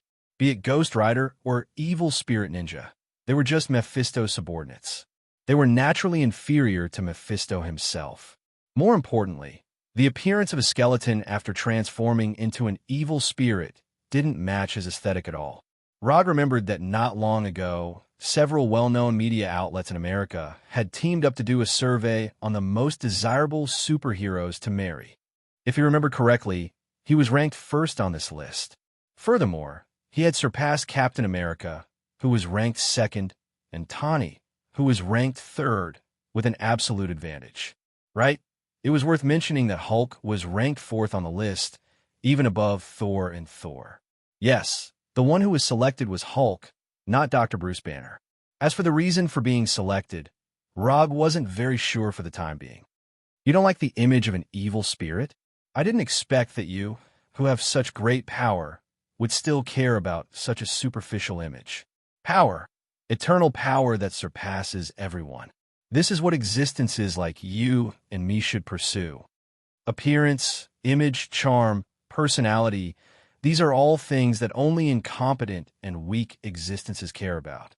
Mephistos said in disappointment. He couldn't tolerate Rog, who had such great potential, wasting his energy on such boring things. I can only say that everyone has different pursuits. After all, I'm a human, and you're a demon, so everyone has different ideas. There's a saying that I'm not sure if you've heard of, but it's called 3 values run with one's facial features. To become a charming villain, facial features are more important than 3 values. Odin's youngest son, Loki, is quite good at this. You can learn from him. After hearing Rog's words, Mephistos fell silent. He was not convinced by Rog, but he finally confirmed that Rog had no intention of becoming his subordinate. Not at all. Whether it was his image or his worldview, it was all just an excuse for Rog not to become his subordinate. Forget it. Someone who can cultivate to your level of strength must have a firm belief. Otherwise, you wouldn't have the power you have now. Use your strength to prove your beliefs. Whether it's rejecting me or leaving hell alive, you can't do without strength. As soon as he finished speaking, Mephistos exuded an astonishing aura, as if the entire world was under his control. Don't say that I didn't give you a chance. As long as you can destroy or take away my staff, I'll let you leave and pretend that nothing happened. If you can't even do that, don't blame me for bullying you, a little ninja from Earth, Mephistos said confidently. Mephistos said with incomparable confidence. His insufferably arrogant image returned once more. Haha, is that necessary? You're already a high and mighty lord of hell, and you're still using such obvious words to destroy my state of mind. I'd be an idiot if I really believed what you said. Mephistos was indeed very strong. He was the strongest enemy Rog had encountered so far, and the difference in strength between them was indeed so great that it made one despair. But even so, it didn't mean that he wouldn't be able to fight back when facing Mephistos. If Mephistos could really get rid of him easily, Mephistos wouldn't have needed to say so much to him just now. You're indeed very strong, but if I want to leave, even if you're a lord of hell, you won't be able to stop me. I said it. As he spoke, Rog raised the Kuzenjuji sword in his hand and pointed it at Mephistos fearlessly. If he was afraid, he would lose for the rest of his life. Rog could admit that his skills were inferior, and he could also admit that he had failed, but he would never allow himself to lose for the rest of his life. If he agreed to Mephistos' conditions today, or placed his hopes of victory on destroying and taking away the staff, he would never be able to win against Mephistos. Not only would he not win today, but he wouldn't win in the future either. I like you more and more. If you weren't a human but a demon born in hell, you would definitely become a great existence famous throughout the multiverse. But now you don't have that chance. The more Mephistos looked at Rog, the more he liked him. At the same time, it also triggered a desire to conquer that he hadn't felt for many years. He wanted to conquer this man and make him his most loyal subordinate. What else could give him a greater sense of accomplishment than this? Unlike before, Mephistos didn't wait passively for Rog to attack this time. Instead, he chose to make the first move. Mephistos raised his left hand slightly, and 3 pure and powerful energy tornadoes flew towards Rog. It was a killing move right from the start. These 3 energy tornadoes were almost transparent, and ordinary senses couldn't detect their existence at all. Moreover, unlike natural tornadoes, these 3 energy tornadoes didn't cause any abnormalities while flying. They didn't even cause a slight breeze. Mephistos used facts to prove what a lord of hell should be capable of. It was an almost godly level of control over his body. Good timing. These 3 energy tornadoes that couldn't be detected by the naked eye attacked Rog from 3 different directions, completely sealing off all his escape routes. However, Rog didn't have any intention of dodging at this moment. He clasped his hands together and took a deep breath. Chakra in his body began to fuse with the natural energy of hell. Hell, immortal mode. Rog had already planned to use immortal mode when he summoned the wood clone earlier. Although the wood clone had been accidentally destroyed, it had given him enough feedback. Although the natural energy of hell was very extreme, it could still be used to fuse with chakra.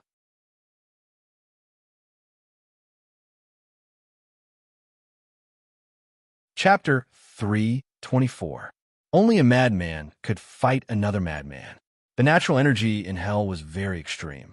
Even if it could be used to fuse with the immortal technique chakra, there was a risk of it going out of control. However, Rog didn't think too much about it at the moment. After absorbing enough natural energy from hell, he suddenly realized that he seemed to have fallen in love with this kind of torture that brought pain all over his body. Simple red eyeshadow appeared around the man GQ Sharingan. The red circle on his forehead, like a bull's eye, was entwined with flame-like patterns.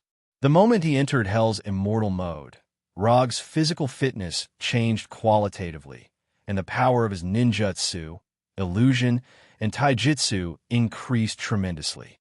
What surprised Rog even more was that after entering Hell's immortal mode, Hell's rejection and suppression of him completely disappeared. Hell had acknowledged his existence. Now, even if he didn't use unlimited mode, he could survive in Hell without any restrictions. Mephisto immediately noticed Rog's change and frowned slightly. Just as Mephisto was wondering how Rog could suddenly be acknowledged by Hell, Rog made his move. Immortal technique would release, would clone. With a thought, 3 wood clones that looked exactly like Rog rushed out from the ground and attacked the energy tornado. Immortal technique, Chidori. Immortal technique, Chidori blade. Immortal technique, Chidori sharp spear. The 3 wood clones used 3 different immortal techniques, lightning release, and collided head-on with the energy tornado. Rumble. Although the attack power of the energy tornado was very strong, the attack power of the immortal technique wasn't weak either. The moment the lightning release ninjutsu collided with the energy tornado, the immortal ninjutsu dissipated and the energy tornado collapsed. The out-of-control immortal technique chakra and Hell's energy scattered in all directions, creating huge craters in the ground. Gravel and dust flew everywhere. Immortal technique, lightning body blink. As soon as the wood clones dispersed the energy tornado, Rog used lightning body blink to appear in front of Mephisto. Immortal technique, Otama Rasengan. Under the enhancement of the immortal technique chakra, the diameter of the Otama Rasengan reached an astonishing 5 meters, making Mephisto's already thin body seem even smaller. Rog had already tried to use a blink attack before. Although the result of the previous attack wasn't very good, he still chose to use the blink attack that he was best at. Facing Rog's attack, Mephisto's sneered disdainfully. Although the Otama Rasengan in Rog's hand was much larger than the previous Rasengan, it didn't mean anything to Mephisto. Whether it was an ordinary Rasengan or the immortal art Super Jade Rasengan, it was impossible for them to cause any harm to him. This was the confidence of an archdevil. Sure enough, when the immortal technique Otama Rasengan was about to touch Mephisto, an extremely powerful shockwave erupted from Mephisto's body. Boom! Mephisto's energy attack directly destroyed Rog's Otama Rasengan, and a hurricane-like shockwave was born, attacking in all directions. Is this all you've got? It had to be said that Mephisto was quite disappointed with Rog's attack this time. In a one-on-one battle, using the same tactic twice in a row wasn't a wise choice. And this also meant that the attacker had run out of tricks. Immortal art, Flying Thor. As soon as Mephisto's energy attack destroyed the immortal technique Otama Rasengan, Rog left his original spot with the Flying Thunder God and instantly returned to the vicinity of one of the wood clones. Leaving the Flying Thor technique on the clones was already Rog's traditional skill. Whether it was the Shadow clone or the Wood clone, they were no exception. When Rog returned to the Wood clone's vicinity, Mephisto suddenly realized that there was something wrong with a number of Wood clones. One of them was missing. Rog used 3 Wood clones to neutralize the 3 energy tornadoes, and then his original body attacked Mephisto. From the beginning, Rog didn't expect his blink attack to be effective against Mephisto. Moreover, Mephisto had just experienced it once not long ago. So from the beginning, his goal wasn't to attack Mephisto, but to use the same tactic and similar moves to distract Mephisto. Don't underestimate ninjas from Earth. Mephisto didn't have time to sense the whereabouts of the other Wood clone before a Rasengan wrapped in silver-white lightning came to his back and hit him hard. Rumble. Immortal art, Spiral Railgun. Terrifying silver-white lightning danced everywhere, and a light blue energy storm soared into the sky. The earth shook, and a blazing light occupied the entire sky. Who said that the original body couldn't feign attacks? Clones could also be the main force of the attack. Although the energy storm had blown away the Flying Thor Kunai, it hadn't blown the Flying Thor Kunai too far away. It was only a few dozen meters away from where Mephisto was now. Although the Flying Thor kunai was buried under the soil, the Flying Thor technique on it was still there. After confirming the location of the Flying Thor kunai, Rog formulated an attack strategy. In order to distract Mephisto, he could only feign attacks with the original body. The reason why he used the Otama Rasengan instead of the Rasengan wasn't because it was more powerful, but because the Otama Rasengan was bigger and easier to block vision. Moreover, the chakra turbulence after the Otama Rasengan was destroyed could further conceal the aura of the Wood Clone's immortal art. After the Otama Rasengan was destroyed, the uncontrollable chakra spread around Mephisto, making it impossible for him to immediately detect the immortal art spiral railgun behind him.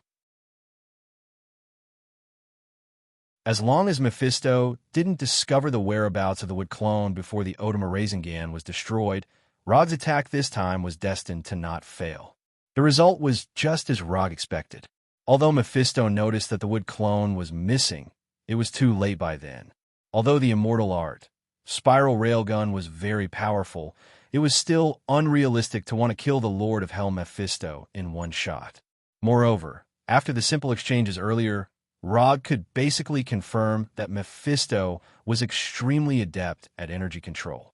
Mephisto, who could easily suppress a large-scale energy storm that had gone out of control, definitely wouldn't be seriously injured by the immortal art, spiral railgun. After the explosion of the immortal art, spiral railgun, dissipated, Mephisto's figure reappeared in Rog's line of sight. At this moment, the classical suit on Mephisto's upper body had completely disappeared. In its place was dark purple skin and extremely mysterious, strange patterns.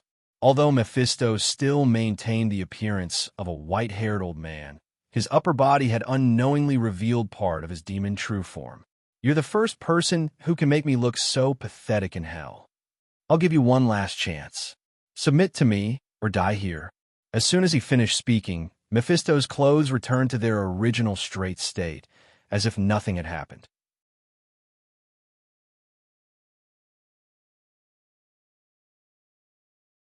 Chapter 325. At this moment, Mephisto still looked calm and collected, just like when he first appeared. However, Rog knew that Mephisto's was angry, and it was the kind that couldn't be appeased. However, this was normal. If he had been teased by someone who was far weaker than him, he would also be very angry and want to kill that arrogant bastard immediately. I'll answer you for the last time. Don't even think about it, if you want me to submit to you. Although he was not as strong as Mephisto's, Rog had no intention of kneeling down and admitting defeat. If he wanted to kneel down and admit defeat, he might as well kill him directly. At least this was simpler. After hearing Rog's answer, Mephisto's expression did not change at all, and the shocking aura he emitted disappeared. Before Mephisto's could make a move, Rog attacked first. Compared to defending and counterattacking, he preferred to take the initiative in the battle. Moreover, the enemy he was facing now was stronger than him. Defending and counterattacking would only put him further at a disadvantage. Immortal Spell would release Descent of the Tree Realm. After entering Hell's immortal mode, Hell recognized his existence and no longer suppressed him all the time. However, Hell was Mephisto's territory after all. If he wanted to fight Mephisto's in Hell, he had to create a home ground that was suitable for him to display his strength. A lush forest immediately appeared on the barren land, adding a touch of green to the somewhat monotonous land. The moment the dense forest appeared, the trees and vines in the forest came to life instantly, fighting to attack the motionless Mephistos. Although the forest formed by descent of the tree realm was not a natural forest, it was more useful than a natural forest. As long as Rog needed it, all the plants in the forest could be used by him. Whether it was controlling the plants to attack or defend, or using them to restrain the enemy, it was as easy as breathing. Of course, the premise of all this was that he had enough chakra.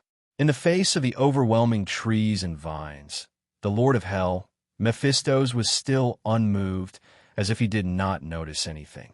However, when these branches and vines came within 5 meters of him, these branches and vines, driven by the immortal technique chakra, disintegrated instantly. This wasn't some fancy technique to control energy, but pure energy decomposition. In just an instant, these branches and vines were broken down into their most primitive atomic form and completely dissipated into the air. With Mephisto as the origin, an absolute domain with a diameter of 5 meters appeared.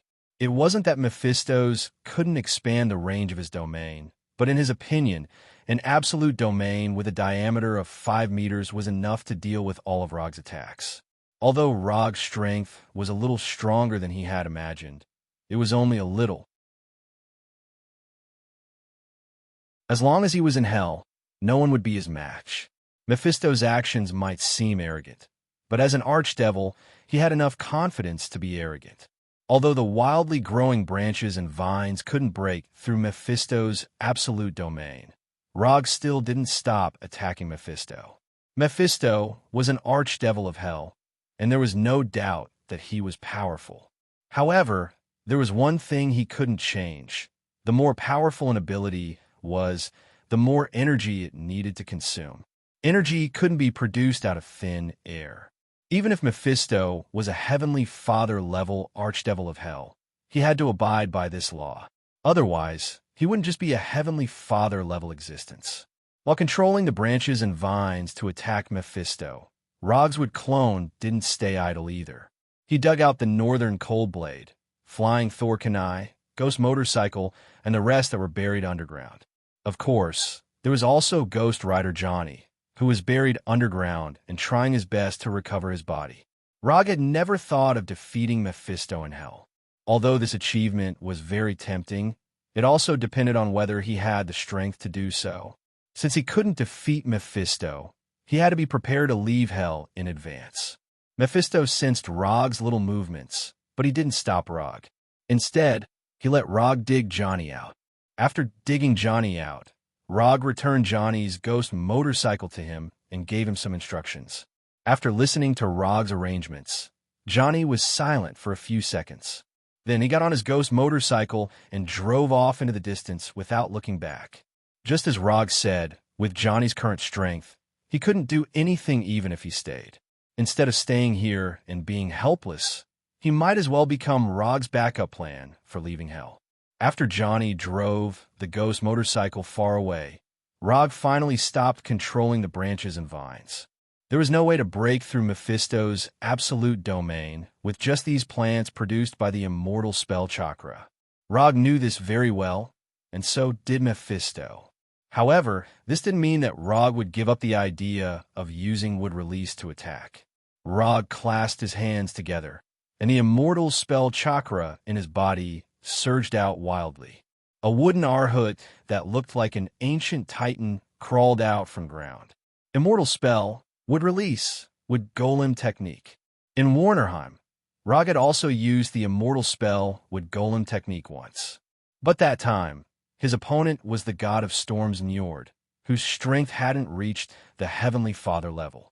At that time, because of the amount of chakra he used, the wooden Arhut he created was only about 40 meters tall. This time, with his full strength, the wooden Arhut's height exceeded 100 meters for the first time, reaching an astonishing 120 meters. Wearing a white Haori, he stood on top of the wooden Arhut's head and looked down at Mephisto in the forest.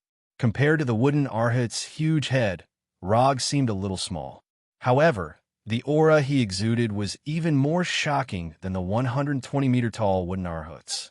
Is this your killing move? Interesting. In the forest, Mephisto looked up at Rog and revealed a mysterious smile. Mephisto could clearly sense the unbelievably majestic immortal spell chakra in the wooden Arhut's body. He also knew very well that controlling such a tall creation required a huge amount of energy. Although the wooden golem Rog created was very shocking, if he guessed correctly, Rog wouldn't be able to maintain this state for long. After looking up at Rog for a few seconds, Mephisto raised his staff slightly and a natural energy in hell surged towards him. Under Mephisto's control, the forest Rog created was quickly disintegrated, and in its place was a rising demon puppet that was 100 meters tall. With curved horns, bat-like wings, and a triangular tail, Mephisto created a demon puppet that looked exactly like the demons in the legends.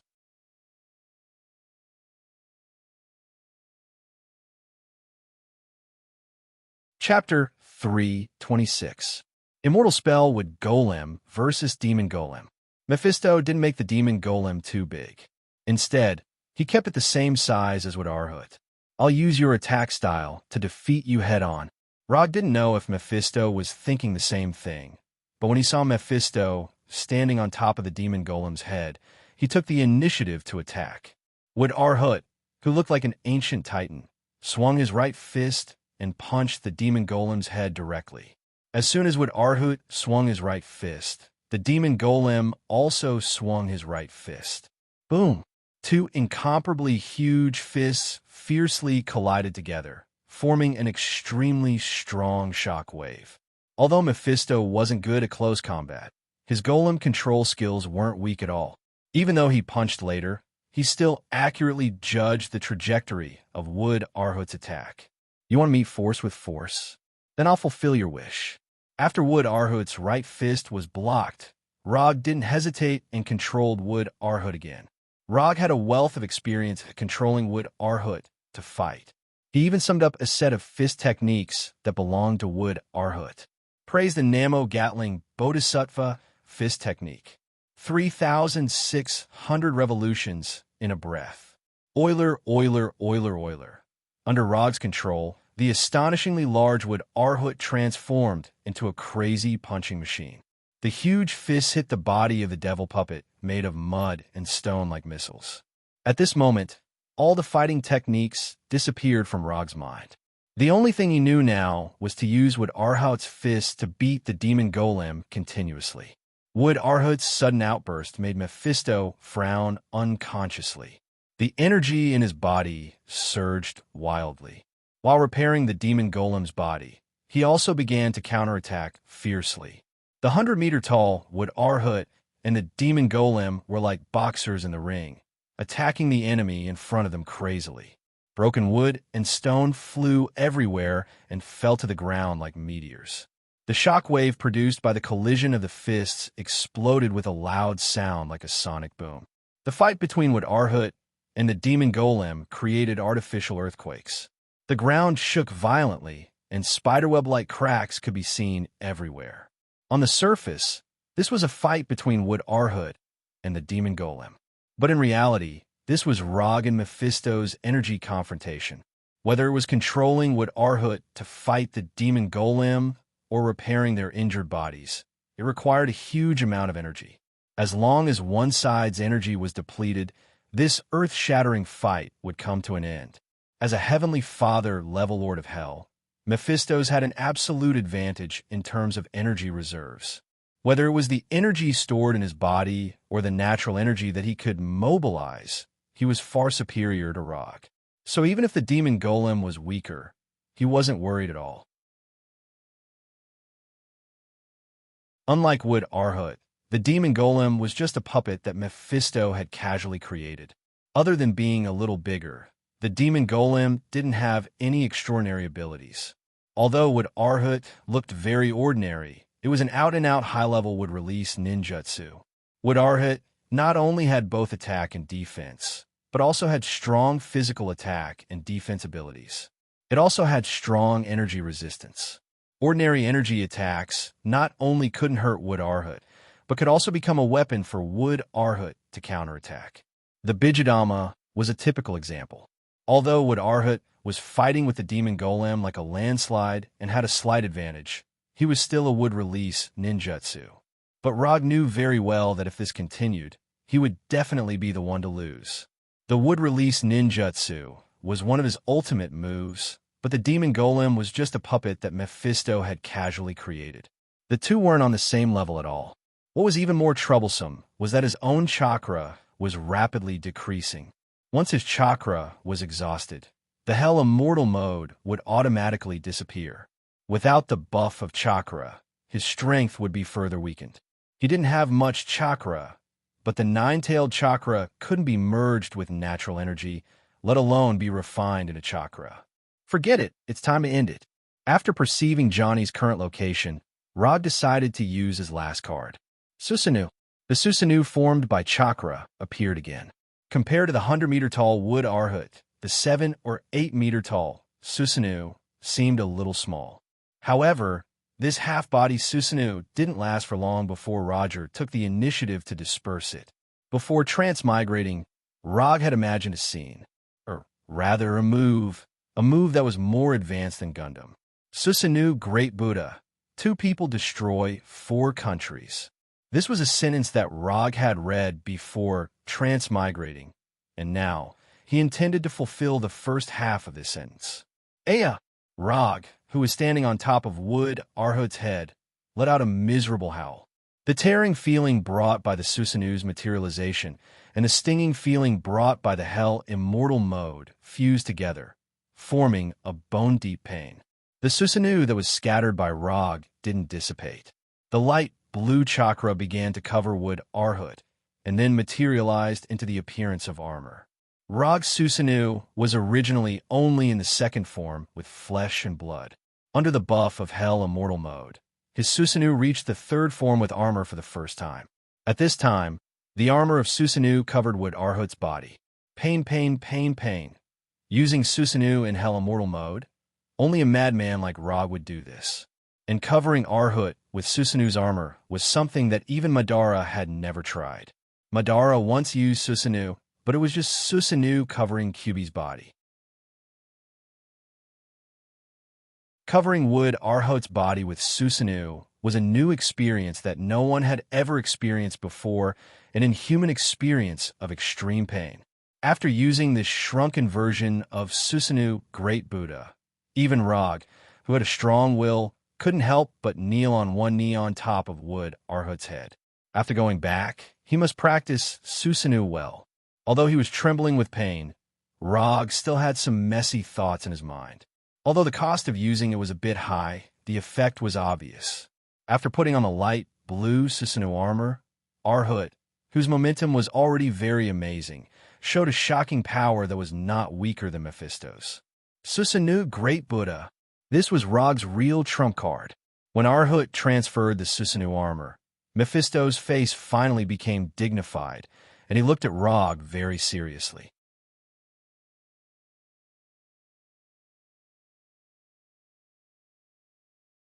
Chapter 327. Although the battle didn't last long, Mephisto realized that Rog was more difficult to deal with than he had imagined. Or rather, he was more pleasantly surprised. Every time he thought that Rog was going to stop here, Rog would always come up with some new tricks and play one amazing trump card after another. If not for Rog's repeated rejections and provocations, Mephisto would have really looked forward to signing a contract with Rog and making him his strongest evil spirit subordinate. However, it turned out that Rog had no intention of signing a contract with him. Looking at Arhut, who was covered in light blue armor, Mephisto sighed as killing intent surged in his heart. Kill Rog, force his soul to stay in hell, and then transform his soul into an evil spirit. Since Rog was unwilling to accept his good intentions, Mephisto could only use some forceful means. Killing intent flashed across Mephisto's body, but Rog's sharp senses picked it up. He wasn't surprised by Mephisto's decision. If he were Mephisto, he would have made a similar decision. Although he said that he had no intention of giving up. He had already used his trump card, the Susanoo Buddha, so there was no need to consider anything else. With a thought, Arhut, who was wearing the Susanoo armor, attacked again. Boom, boom, boom, boom. With the Susanoo armor, the wooden Arhut's attack power and defense power have been significantly improved. Although Arhut's body didn't change at all, his punches now were stronger than the previous dozen punches combined. Left hook, right hook, straight punch, forward punch, 1-2 combo. At this time, the wooden Arhut was like an invincible boxing champion in a boxing ring. Punch after punch landed on the demonic puppet's body, forcing it to retreat step by step. Although Mephisto's controlled the demon puppet to counterattack, the Susanoo armor on Arhut's body was like an absolute defense, blocking all of the demon puppet's counterattacks. In just a few seconds, huge spiderweb cracks appeared on the demonic golem's body. Broken soil and stones splashed out like a meteor shower, fiercely hitting the ground and creating craters of various sizes. Under the powerful attack that Arhut was unable to resist, the demon golem couldn't even make a slightly effective counterattack and could only stagger backwards. The speed at which Arhut was destroying the demon puppets far exceeded the speed at which Mephisto could repair them. The 100-meter-tall demon golem was like an incomparably huge sandbag, receiving Arhut's punches that were each heavier than the last. From the looks of it, Rog now had the upper hand, but he knew very well that this upper hand was only the result of Mephisto giving up. Mephisto's best energy attack hadn't been used at all. Rog didn't know what Mephisto was planning. Perhaps he was using the demon puppet to exhaust his chakra, or perhaps he wanted to see how far Arhut could go. In any case, Mephisto was still standing calmly on top of the demon puppet's head, without the slightest hint of panic. Although Rog really wanted to control Arhut to kill Mephisto with one punch, he knew that this could only be a fantasy. Instead of wasting precious time on Mephisto, he might as well seize the time to deal with the demon puppet. Break for me. Taking advantage of the demon puppet's retreat, Arhut grabbed the demon puppet's arms, and with a sudden force, tore off the upper arms of the demon puppet. The two arms, which were dozens of meters long, were casually thrown by Arhut and hit the ground like meteorites, raising a huge cloud of dust. After tearing off the demon puppet's arms, Arhut didn't stop at all and grabbed the pair of bat wings on the back of the demon puppet with both hands again. Until now, Rog still didn't know why Mephisto wanted to make bat wings for the demon puppet. A demon puppet made of mud and stone obviously couldn't fly, so this pair of huge bat wings didn't have any practical use other than making the demon puppet look more like a legendary demon. Given Mephisto's experience, he shouldn't have wasted his energy to make a pair of useless bat wings. Although he couldn't understand what Mephisto was thinking, Arhut still grabbed the demon puppet's bat wings with both hands and tore off the wings that were more than 200 meters long. At this moment, Mephisto's demon puppet was only left with its main body and head. When Rog controlled Arhut to throw away the huge bat wings in his hands, he suddenly realized that Mephisto, who was standing on top of the demon puppet's head, had a meaningful smile on his face. Not good. Years of battle experience made Rog acutely sense that something was wrong, and he planned to control Arhut to retreat some distance.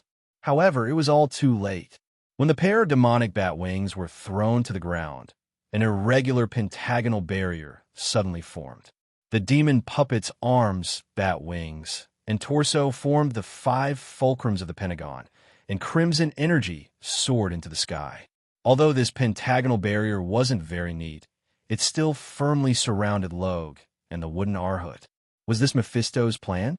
Sizing up this crimson pentagon, Rog sighed helplessly.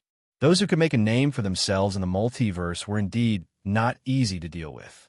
Mephisto seemed to be helpless against Arhut, who was wearing the Susanoo armor, but in fact, everything was going according to his plan. After trapping Rog with the pentagon, Mephisto didn't say anything and only silently raised his right hand. The next second, the sky changed color and the entire world turned from day to night. At the same time, the natural energy in the air boiled like boiling water, and the aura of destruction and death enveloped the entire world. At this moment, Rog, who was standing on top of Arhut's head, suddenly felt like he was against the entire world. The will of hell, which had acknowledged his existence, instantly disappeared without a trace. It was as if it had never existed in the first place. The sudden phenomenon of heaven and earth also attracted the attention of the demons in every corner of hell. Johnny, who was driving the ghost motorcycle at a crazy speed, also couldn't help but stop at this moment and turn back to look at the battlefield where Rog and Mephisto were. Could he really make it here in time? Looking at this phenomenon that almost covered the entire hell, Johnny couldn't help but worry for Rog. Don't worry, he's Rog. You just have to carry out his plan properly. Blackie's voice sounded beside Johnny. When Johnny left, Rog handed Blackie, who couldn't be put into the medium scroll, to Johnny, and let him leave with Blackie. I hope so. As soon as he said that, Johnny started the ghost motorcycle again and sped off into the distance like a flaming meteor.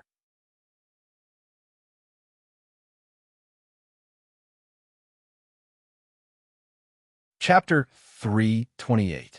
Rog tried to use the Susanoo Buddha to quickly end the battle, and Mephisto happened to have the same idea. However, unlike Rog, Mephisto's preparations were more covert.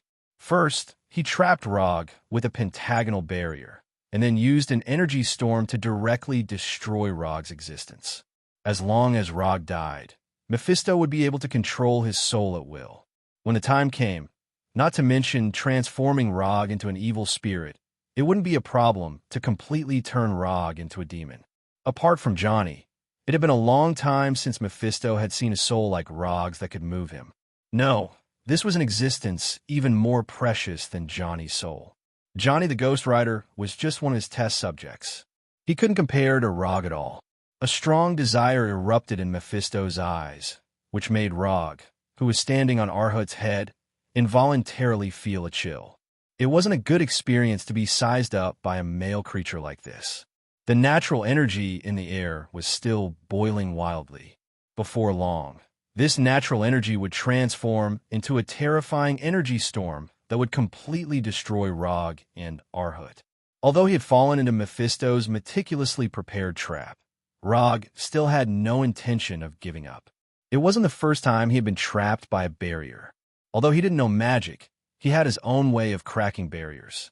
No matter what the principle of a barrier was, or how effective it was, at the end of the day, a barrier was just a barrier, and barriers could be broken with brute force.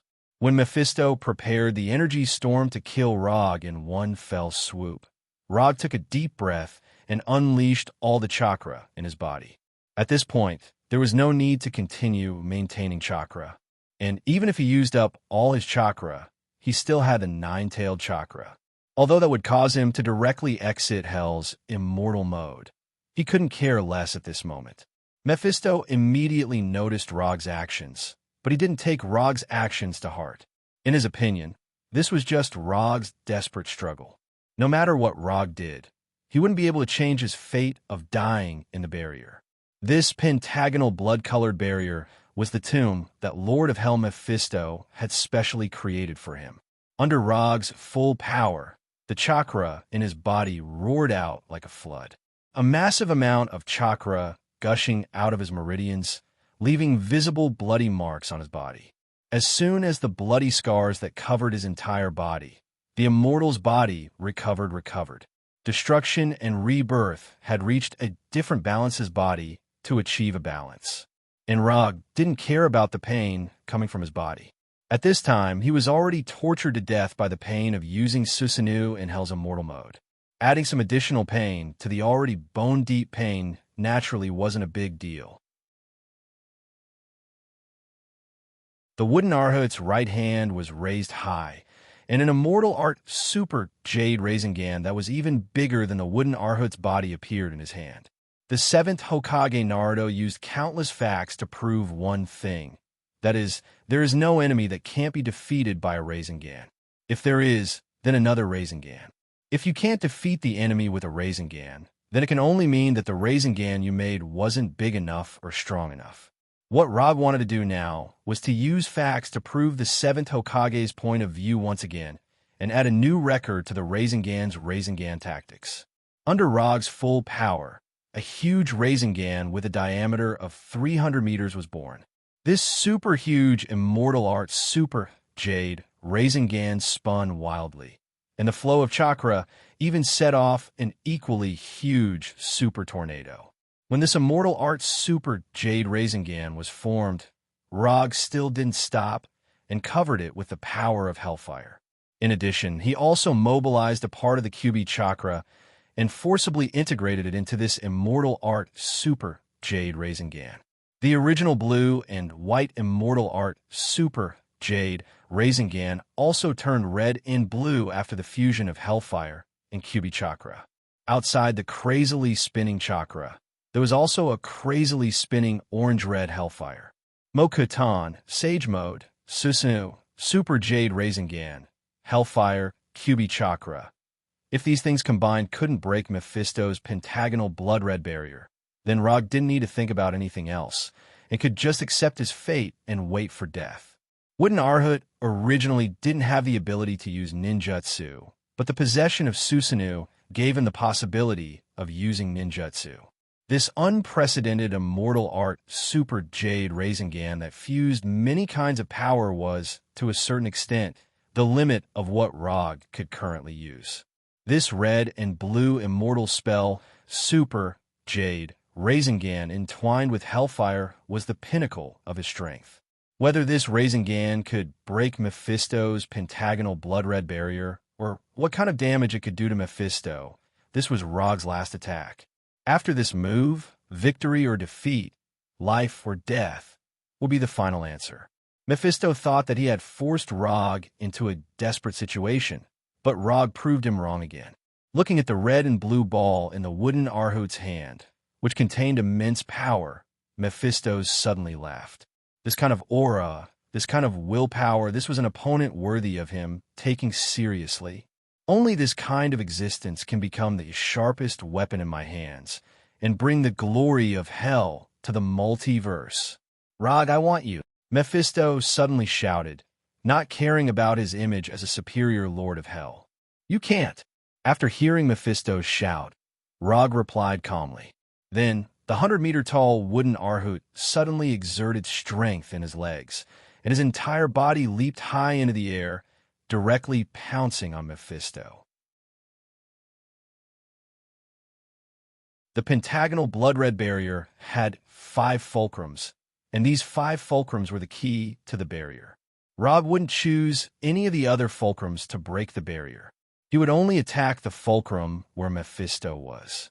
When Wooden Arhut, who was holding the immortal art Super Jade Rasengan, leaped high into the air, Mephisto also raised the black staff in his hand.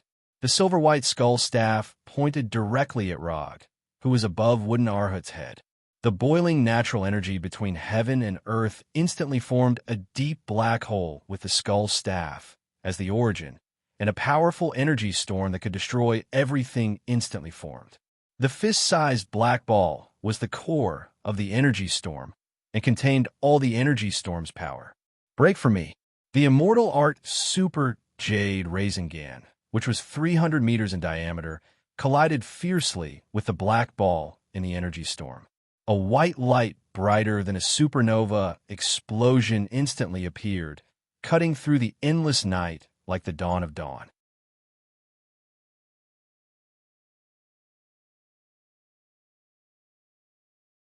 Chapter 329. 2 energy balls of completely different sizes crashed into each other. Different types of energy intertwined and separated, creating a strange scene that resembled an abstract oil painting. The red and blue immortal spell Otama Rasengan and the black hole-like energy storm core could not suppress each other. The scattered energy torrents destroyed everything around them. Lightning raged, flames danced, hurricanes roared, gravity turbulence, all sorts of natural phenomena, both common and uncommon, played out one after another. It was like an apocalyptic disaster, but also like the birth of a new world. When the immortal spell Otama Rasengan collided with the black hole-like energy core, what happened next was no longer something Rog and Mephisto could control. At this point, even if they wanted to stop, it was already too late. They were the ones who had created this scene, but they could not decide the final outcome. Unless one side ran out of energy or the balance between the two was broken, this phenomenon could only come to an end. Time flew by, but now it felt like an eternity. The short span of 2 to 3 seconds felt like a century or two to him. Under Rog and Mephisto's anticipation, the balance between the immortal spell Otama Rasengan and the energy storm core was finally broken. An indescribably terrifying explosion erupted. Unlike normal energy explosions, this one was strangely quiet, as if someone had pressed the mute button. It was so quiet that it made one not know what to do. On this devastated land, a ball of light that resembled the sun slowly rose. The blazing white light became the only color in the entire world. Boom! When this orange-red ball of light spread to the horizon like the sun, the long-awaited explosion sounded. It was as if a crack had been torn in the sky. The vast land welcomed an unprecedented earthquake, and the natural energy in the air was swept away. The moment the immortal spell Odama Rasengan and the energy storm core exploded, Rog connected to the flying Thor on the ghost motorcycle. He broke through the restrictions of space and appeared behind Johnny in an instant. Run full speed ahead. Although Rog didn't suffer any serious injuries, the exhaustion from the depletion of chakra made him look as weak as a seriously ill patient. If it wasn't for the nine-tailed chakra maintaining his consciousness, he might have already fainted. After hearing Rog's words, Johnny didn't dare hesitate at all and immediately accelerated the ghost motorcycle to its maximum speed. In order to leave Hell and return to the human world, Johnny had to drive the ghost motorcycle. Therefore, after digging Johnny out of the ground, Rog had already arranged a retreat plan. Johnny drove the ghost motorcycle away first, widening the distance between them and Mephisto as much as possible. After the outcome between him and Mephistopheles was decided, he would immediately appear behind Johnny and the Flying Thunder God and return to Earth on Johnny's ghost motorcycle. Rog's attempt to leave Hell on the ghost motorcycle couldn't be hidden from Mephisto, but he didn't plan on hiding it from Mephisto. What he needed was just a little bit of time. Mephisto, who was at the center of the explosion, sensed Rog's departure, but unlike what Rog had guessed, he didn't chase after them, but let them leave Hell. "We'll meet again. We definitely will." Mephisto looked in the direction Rog and Johnny left with an inexplicable smile on his face. When Johnny drove the ghost motorcycle through the portal made of hellfire, Rog finally breathed a sigh of relief. This trip to Hell had finally come to an end without any mishap. Time passed in a flash. It was already the 7th day since Rog returned to the human world, which was the main universe's Earth. At this time, he was wearing a dark red classical mage robe and lying on the roof of a building, basking in the sun. He wasn't at Konoha's headquarters in Washington, nor was he in his secret nest in New York. Instead, he was in Kathmandu, Nepal. To be precise, he was in Kathmandu, Nepal, at Kamar Taj. As for why he was here and wearing Kamar Taj's mage robe, it was a bit strange, but it was quite reasonable. When he and Johnny returned to Earth through the Hellfire portal and returned to U.S. Route 69, where they had left before, Sorcerer Supreme Ancient One walked out of a glittering portal and then carried out a detailed examination of the two of them that they couldn't understand. After confirming that neither of them was possessed by a demon, nor did they bear the inexplicable curse of Hell, Ghost Rider Johnny was picked up and released by Ancient One, and Rog was caught by her to Kamar Taj. In front of Sorcerer Supreme Ancient One, Rog wouldn't have any power to resist, and he didn't have any thoughts of resisting Ancient One. After fighting with the Heavenly Father-level Lord of Hell Mephisto, he knew very well how big the gap in strength was between him and the Heavenly Father level. So instead of asking for trouble, it was better to obediently listen to Ancient One's arrangements. And Ancient One didn't do anything strange to him. He just took him to Kamar Taj and then gave him the identity of a student. After that, he stayed in Kamar Taj until today. Except for 3 days ago, Sorcerer Supreme Ancient One let him experience the existence of the multiverse. Ancient One disappeared again. As for where Ancient One went, he didn't know, and neither did the people of Kamar Taj. Rog, Teacher Ancient One is back. She wants you to go over now. Just as Rog was about to fall asleep under the warm sun, Sorcerer Modu's voice came over, interrupting his unstarted nap. Sorcerer Modu, one of the disciples of Sorcerer Supreme Ancient One. In fact, every sorcerer in Kamar Taj can be regarded as a student of Ancient One, but there are only a few who can be personally taught by Ancient One. Sorcerer Modu is one of the few people who were personally taught by Ancient One. Okay, I'll go over now. Because it was in Kamar Taj, Rod did not use the usual quantum transmission, but walked over step by step. As before, Sorcerer Supreme Ancient One sat in the hall he usually used, tasting Nepalese tea with honey. Ancient One, Are you looking for me? Rog asked as he bowed slightly to the sitting Ancient One. Have a seat. It's time to talk to you today. Ancient One, wearing a bright yellow robe, pointed to the chair opposite him with the folding fan in his hand and said in a kind tone, "Thank you." After taking the teacup handed over by Ancient One, Rog thanked him. After waving everyone else in the hall to leave, Ancient One spoke again. "You have also lived in Kamar Taj for a while. Can we talk about your past now?" Rog from another world.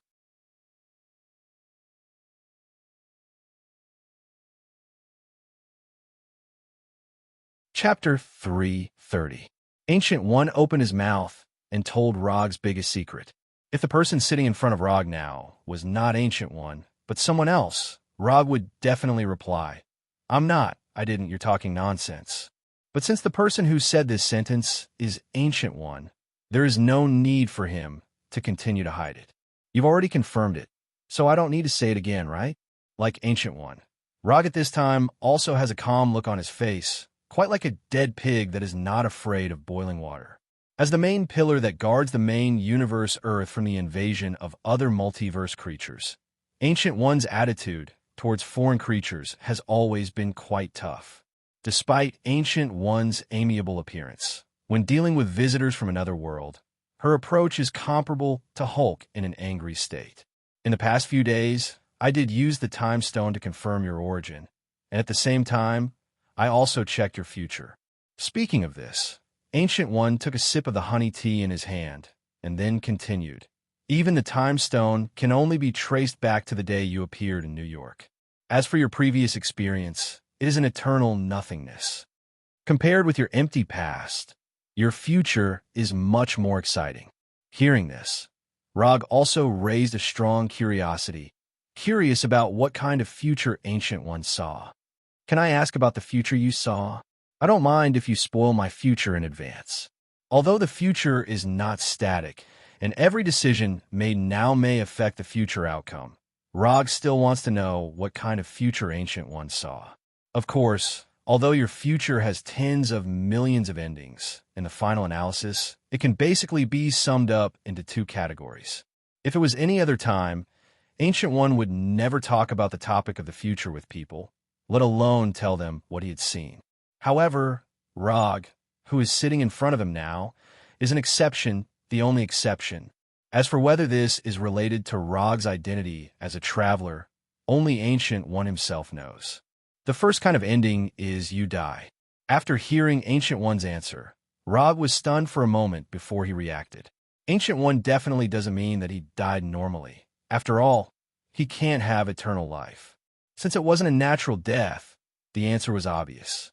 With his personality and the suicidal thoughts he had from time to time, he must have died in some battle at the hands of some person or existence. "May I ask who killed me the most?" "Slayer Lord." Ancient One gave an answer that he had expected. However, he was curious about one thing. If he remembered correctly, Thanos, who didn't collect all the Infinity Stones, would only have the strength of Yution's father level. If Rog's judgment was correct, his current strength should also be at the level of an inferior Heavenly Father.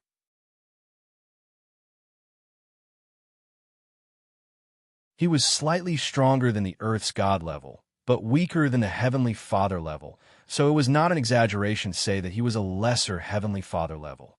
He now has control of the reality gem, so when he faces Thanos in the future, he will not face Thanos who has collected all the Infinity Gems.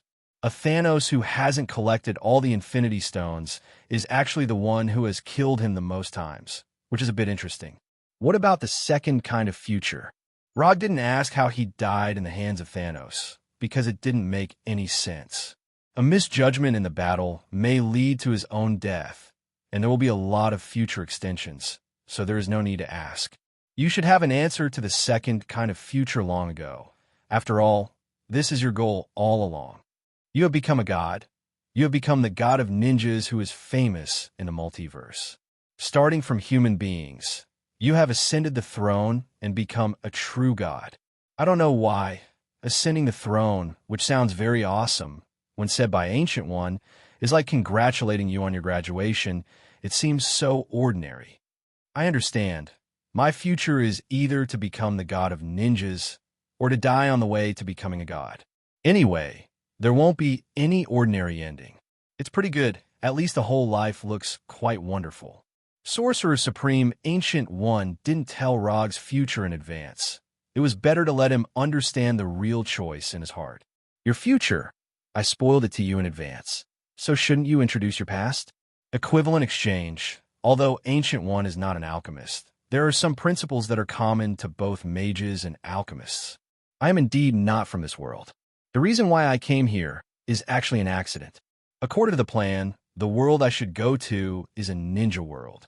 For some reason I don't know, I came here and became a ninja. You should know the next thing, so I won't say much. Rog briefly explained why he had transmigrated to this world. Although this explanation seems to say nothing, it is the truth. Thank you for your honesty, although I don't know what kind of world the ninja world you're going to is, but since you are here, this may be the real arrangement of fate for you. It's rare for you to come to Kamartaj, so learn a few spells by the way and go back. After all, you are still my student. Rog almost didn't keep up with Ancient One's thoughts. He thought that Ancient One would let him go after confirming his origin and his harmlessness. Then it would be impolite for me to refuse. Although he didn't know what Ancient One was thinking, since Ancient One didn't mind, he certainly wouldn't mind. He was still very interested in Kamartaj magic. In the following days, Rog officially began to learn Kamartaj magic as a student of Ancient One. Then, he finally figured out a question that he had wanted to know the answer to for a long time. Sharingan can't copy magic. Although Kamartaj magic doesn't need to be recognized by some existence to learn it, before casting magic, it needs to collect energy from other spaces in the multiverse, and then cooperate with spells or gestures to cast it smoothly. Sharingan can copy the spells and gestures when casting magic, but the energy that drives magic, that is, magical power, Sharingan can't do anything. Ordinary magic can be cast as long as one has magical power. But there is some special magic that requires the approval of the corresponding existence to cast, such as some white magic in the system of the Wei Shan Emperor. The Sorcerer Supreme didn't teach Rog too many complicated magic. Basically, he gave him a few common magic of Kamartaj: Portal, Mirror Dimension, Ring of Lagador, Astral Projection. Although the number is not much, Rog is very satisfied. After all, his job is a ninja, not a sorcerer.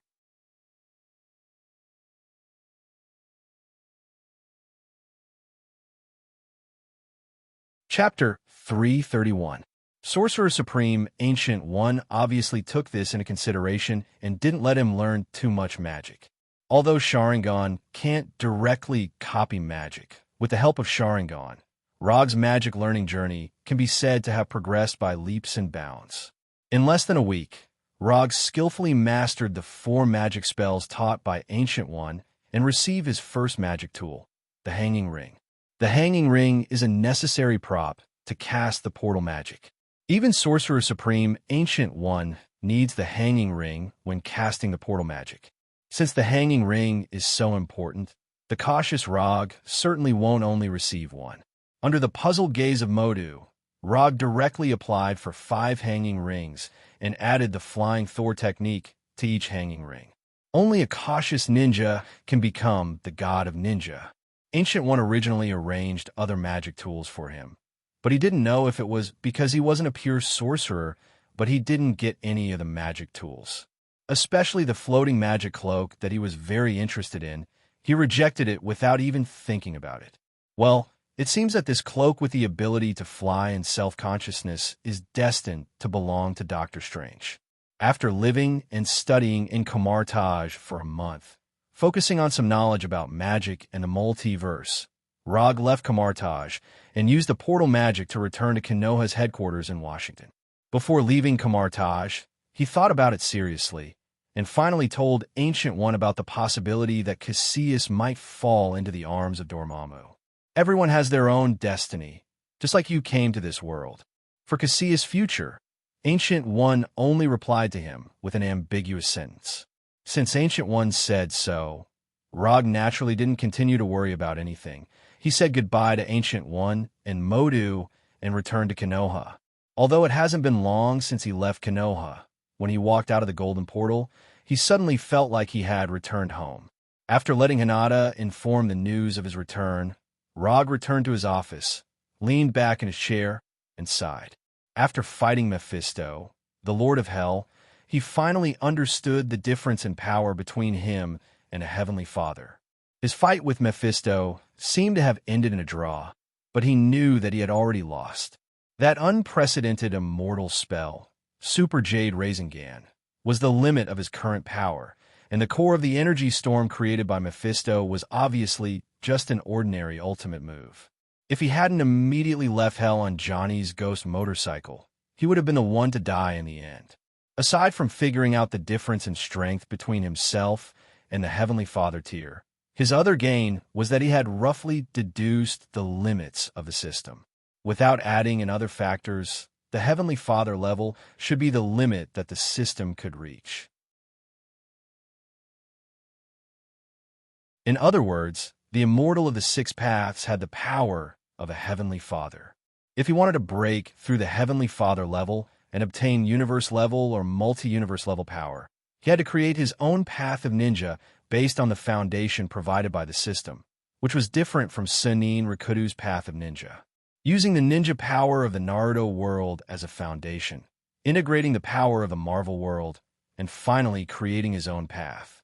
This was the path that belonged to him as the god of ninja. This seemed difficult, but he had already started part of it unconsciously. If the spiral electromagnetic gun opened the way for him to develop his own ninjutsu, then Hellfire Release and Hell Mode were equivalent to opening the door for him to integrate the power of two worlds. As for what was behind the door, and what kind of scenery there would be, he didn't know yet. Forget it, he didn't want to think about it. Anyway, this world wouldn't be destroyed for a while, and he still had a lot of time to slowly think about his future. Thinking of this, he opened the system's property panel and took a look. Unspent ninja coins, 230. Johnny's commission was judged to be completed by the system, and the corresponding ninja coins reward has been sent. Looking at his current unspent ninja coins and looking at the various icons on the exchange page, he closed the system with some helplessness. I'm still too poor, work hard, because he had already rested in Kumar Taj for a while. After returning to Konoha, he didn't intend to continue to rest and directly opened some of the documents and commissions that he had accumulated before. Just as he browsed through the commissions registered by Hinata, he saw two familiar names. The client was Tawny Stark, and the content of the commission was to rescue the kidnapped Banner Bruce. What's going on? Banner was kidnapped? Why did Tawny commission through this channel? Hinata, what's this commission about? Rog immediately called out Hinata. Hinata's holographic image appeared in front of him and began to explain the ins and outs of the commission. It was indeed Tawny who issued the commission. The reason why he commissioned on Rog's private commission website was purely because he couldn't contact Rog. The time of the commission was more than half a month ago. At that time, Rog was studying magic and the multiverse in Kamartaj. According to Tawny, it was a dark and windy night. A group of unknown enemies broke into the new base of the Avengers in the suburbs of New York and kidnapped Banner in front of everyone. On the night of the kidnapping, Tawny wasn't in the Avengers base. To be precise, he wasn't in that base every night. Now, only Rogers, Phantom, and others live in the base all year round. The kidnapping happened very suddenly, and it was obvious that it was specifically targeted at Banner. Banner was kidnapped before he even had time to transform.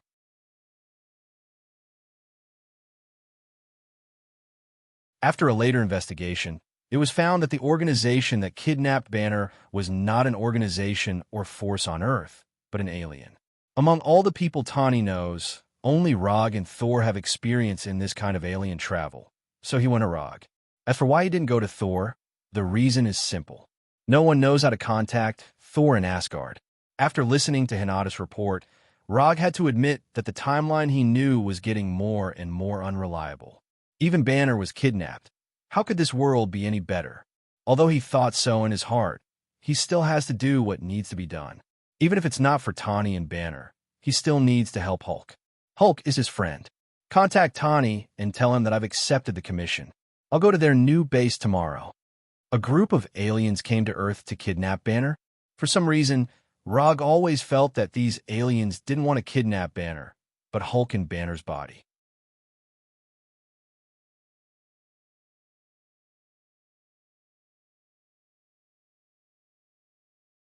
Chapter 332. Although Banner is a genius scientist with 7 doctorates, Rog doesn't think that an alien organization will come to Earth to kidnap him. Banner's doctorate is based on the scientific and technological civilization of Earth. Separated from the civilization of Earth, the role that Banner can play will not be so great as to require a special kidnapping. Therefore, compared with the intellectual Banner, Hulk's value is obviously greater. The next morning, Rog, who spent a pleasant night with Daisy, used quantum transmission to come to the new base of the Avengers. He wanted to open the portal, but he had never been to the new base of the Avengers, and he couldn't build a clear picture in his mind and couldn't create a stable enough portal. When the aurora-like brilliant light disappeared, the scene in front of Rog became a 2-story white base. As soon as he appeared, a guard with live ammunition rushed up and aimed their weapons at him. "Relax, I'm here for Tawny." After discovering that the person who came was Yondaime Rog, the guards put down their weapons and took him to a reception room in the base. It didn't take long for Tawny, wearing an expensive custom-made suit, to come to him with Rogers and others. In addition to the old faces, such as Black Widow and Hawkeye, he also saw several newcomers who were not particularly familiar with them, including Colonel Rhodes, whom he had met once. Colonel Rhodes, the War Machine, Sam the Falcon, and Scott the Ant-Man, who didn't look very smart but actually had a master's degree in electrical engineering. When he was at Konoha's headquarters yesterday, Rog took the time to look at the recent development of Avengers. Since the Soul incident caused by Ultron, Avengers has been a lot more low-key, or rather a lot more low-key on the surface. After suffering several losses in the mouth of the media and public opinion, Avengers finally learned to act in a low-key manner. This includes, but is not limited to, Tawny's direct acquisition of several news media and newspapers. It seems that you have been developing well recently. Not only have you added several new members, but you have also inherited the legacy of S.H.I.E.L.D. very well. Not bad, well done. S.H.I.E.L.D. has been officially disbanded since the helicarrier incident in Washington. Most of the intelligence network and intelligence personnel were absorbed by Konoha, while the operational personnel and logistic support were absorbed by the replicas. In a sense, S.H.I.E.L.D. was dismembered by Konoha and Fulian. The Guard just now had a very obvious S.H.I.E.L.D. style. If nothing unexpected happened, they should be former S.H.I.E.L.D. agents. Enough with the pleasantries. Banner has been kidnapped for more than half a month. We need to rescue him as soon as possible. None of us have any experience in extraterrestrial operations, so if you don't mind, I hope you can lead the rescue team this time. Tawny sat on the sofa opposite Rog and said with a serious face. Obviously, before Rog arrived, the Avengers had already communicated in advance. Just by looking at their current attire, one could tell that they were ready to set off at any time. Except for Tawny and Colonel Rhodes, who did not wear Iron Man armors, everyone else was basically dressed for action. Of course, Illusions were an exception. The clothes on Illusions were all changed by him, so things like operational attire have no meaning to him. Well, I'll interrupt you for a moment. You may be underestimating the danger of extraterrestrial operations. To put it bluntly, all of you here, except for Illusions, don't have the ability to act on extraterrestrial planets. Rog was not deliberately attacking the members of the Avengers. He was just telling the truth. Let's not talk about whether you have a spaceship or not. Just a strange natural environment on an extraterrestrial planet may kill you. Although not every planet is unsuitable for human survival. But to be honest, the human body is really fragile. On the Earth, this may not be obvious, but once you leave the Earth and face an extraterrestrial race, this will be particularly obvious. So my suggestion is that I will go alone to rescue Banner. As soon as Rog finished speaking, there were several objections on the opposite side. Among them, the most intense objection was not from Tawny, nor from Captain America, but from Black Widow Natasha. Of course, Tawny and the others also considered what Rog said. For this reason, Tani also specially designed equipment to fight in an extraterrestrial environment. It's just that they haven't really left the Earth after all, so they haven't considered many situations. And more importantly, Rog obviously doesn't want to take so many people to rescue Banner. After a few minutes of internal discussion, Tani finally gave their reply.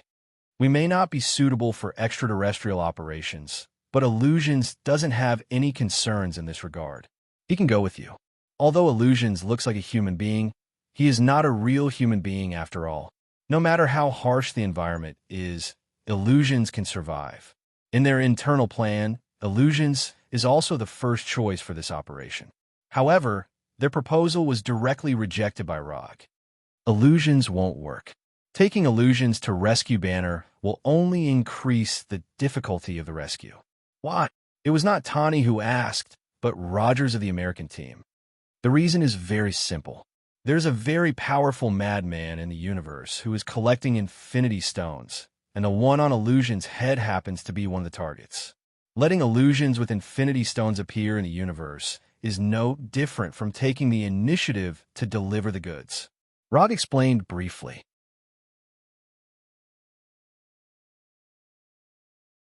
Although he is not particularly afraid of Thanos now, he doesn't want to deal with a difficult enemy like Thanos in the process of rescuing Banner. It's not appropriate for you to rescue Banner alone. Banner is a part of the Avengers anyway, and we must have someone to go with you. Tony and Rogers didn't say anything.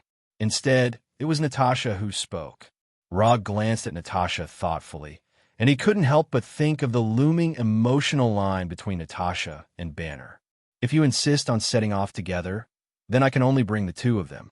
Other than the two of them, no one else is allowed to come. After that, Rog pointed to Natasha and Scott, who was standing at the back. Scott, he just joined the Avengers not long ago, and his experience is not particularly rich. Why don't I or Barton go? Rogers of the American team glanced at Scott and then volunteered. No, it can only be the two of them. Scott's ability is more suitable for this mission. In order to rescue Banner, Rog has no shortage of combatants. What he needs is a team member with special talents, and Scott is a good candidate. As for Natasha, it's because she has a good relationship with Banner and Hulk. Let's do this, Rog. You take Agent Romanoff and Scott on this trip. In the end, Tani made the final decision and determined the members of the rescue team.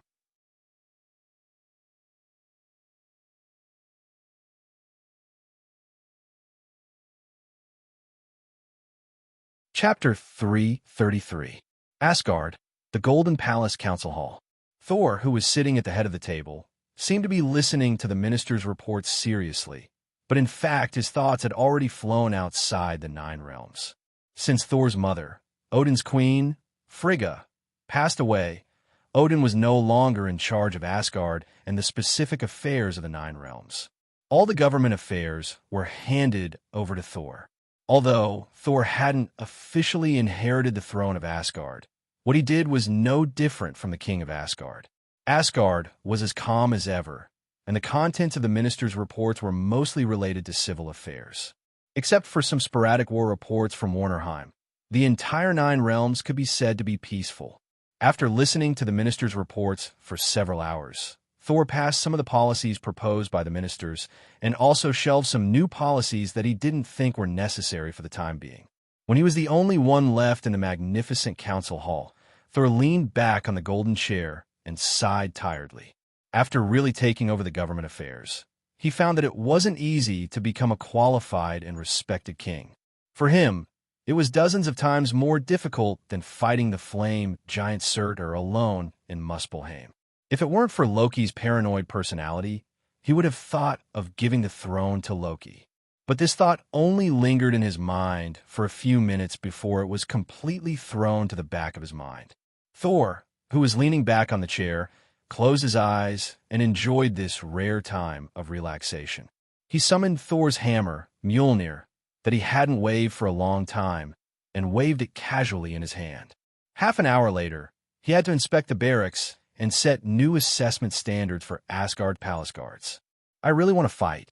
Since returning from Svartalfheim, the kingdom of the Dark Elves, he hadn't engaged in any battles, and he didn't even fly with Thor's hammer more than a few times. Just as he was considering whether to include himself in the list of assessment instructors for the palace guards, the door of the council hall was pushed open. Two adult males, firm steps, reasonable strides, stable frequency, good skills. Through the sound of footsteps, Thor quickly judged the strength of the two visitors. Because he didn't have any chance to fight personally, he could only use these little tricks to satisfy his inner desire for battle. Thor, long time no see. Before Thor opened his eyes, a familiar voice sounded. This is Rog's voice. After hearing Roger's words, Saul suddenly opened his eyes. He quickly came in front of Roger and gave him a strong hug. Rog, why are you here? Forget it. These are all trivial matters. Since you are here, then accompany me for a few moves. As he spoke, Thor did not forget to pat Rog on the shoulder excitedly, and a long-lost smile appeared on his face. In order to maintain the so-called majesty of a king, Thor had to put on a serious face when facing his ministers and other subordinates. Only when he saw Rog and other friends would he show a sincere smile.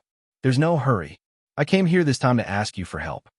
As soon as Rog finished speaking, Thor's face changed from excitement to nervousness, and he quickly asked, Is there something wrong with Jane?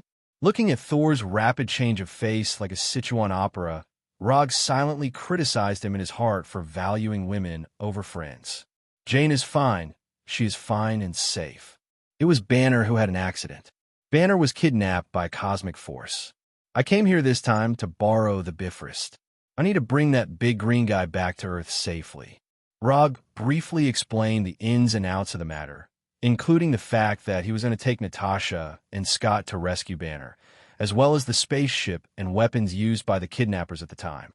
After listening to Rog's description, especially after watching the pictures taken by the surveillance of the restoration base, Thor frowned slightly and said slowly, Judging from the personnel and equipment, these kidnappers should be space pirates or criminals.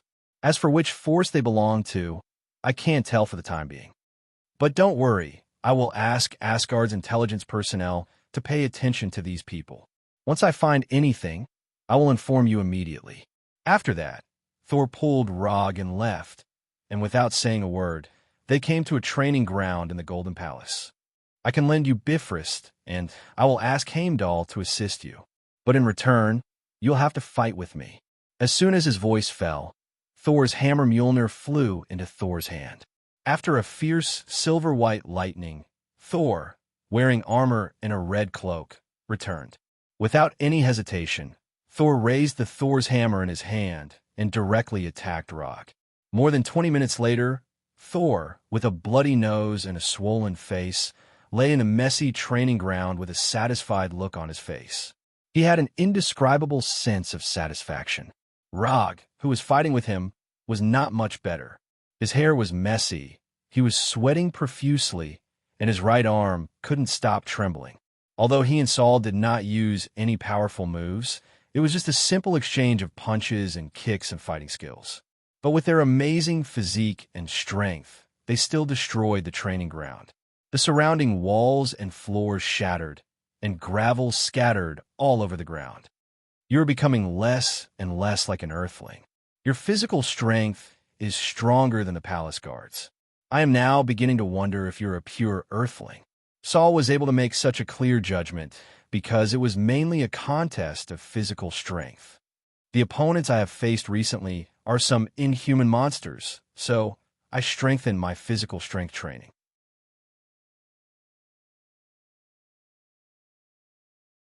Although that was the case, what really caused Rog's physical fitness to improve by leaps and bounds was the further development of the immortal body. Now, even if he didn't deliberately use his monstrous strength, he could easily crush rocks several meters wide. Casually breaking walls and steel plates was as simple as breathing for him. Sorry, I can't leave Asgard for too long now. I can't go with you to save Banner. But don't worry, as long as you need Asgard's help, Asgard will be your strongest backing in this operation. Thor said with an apologetic look on his face. It's okay. I'm very satisfied that you let me use Bifrost. Because Thor still had a lot of official business to deal with, Rog didn't continue to disturb him and returned to the restoration base through Bifrost. He wanted to use the portal to return to Earth, but he soon found that using the portal spell from Earth to Asgard had consumed most of his magical power. After coming out of the rainbow-like teleportation beam, Rog didn't let Heimdall wait for too long and immediately took Natasha and Scott to Asgard. Then, he directly teleported from Asgard to the land of nothingness. Rog didn't accept the spaceship and Asgard gold coins specially prepared by Thor, because this time, he intends to use a barbaric way to complete this commission. Commission content: bring Banner back to Earth. Commission status: incomplete. Commission reward: 300 ninja coins.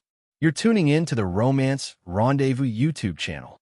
We're so grateful for your support, and don't forget to subscribe to join us on this incredible journey through captivating stories.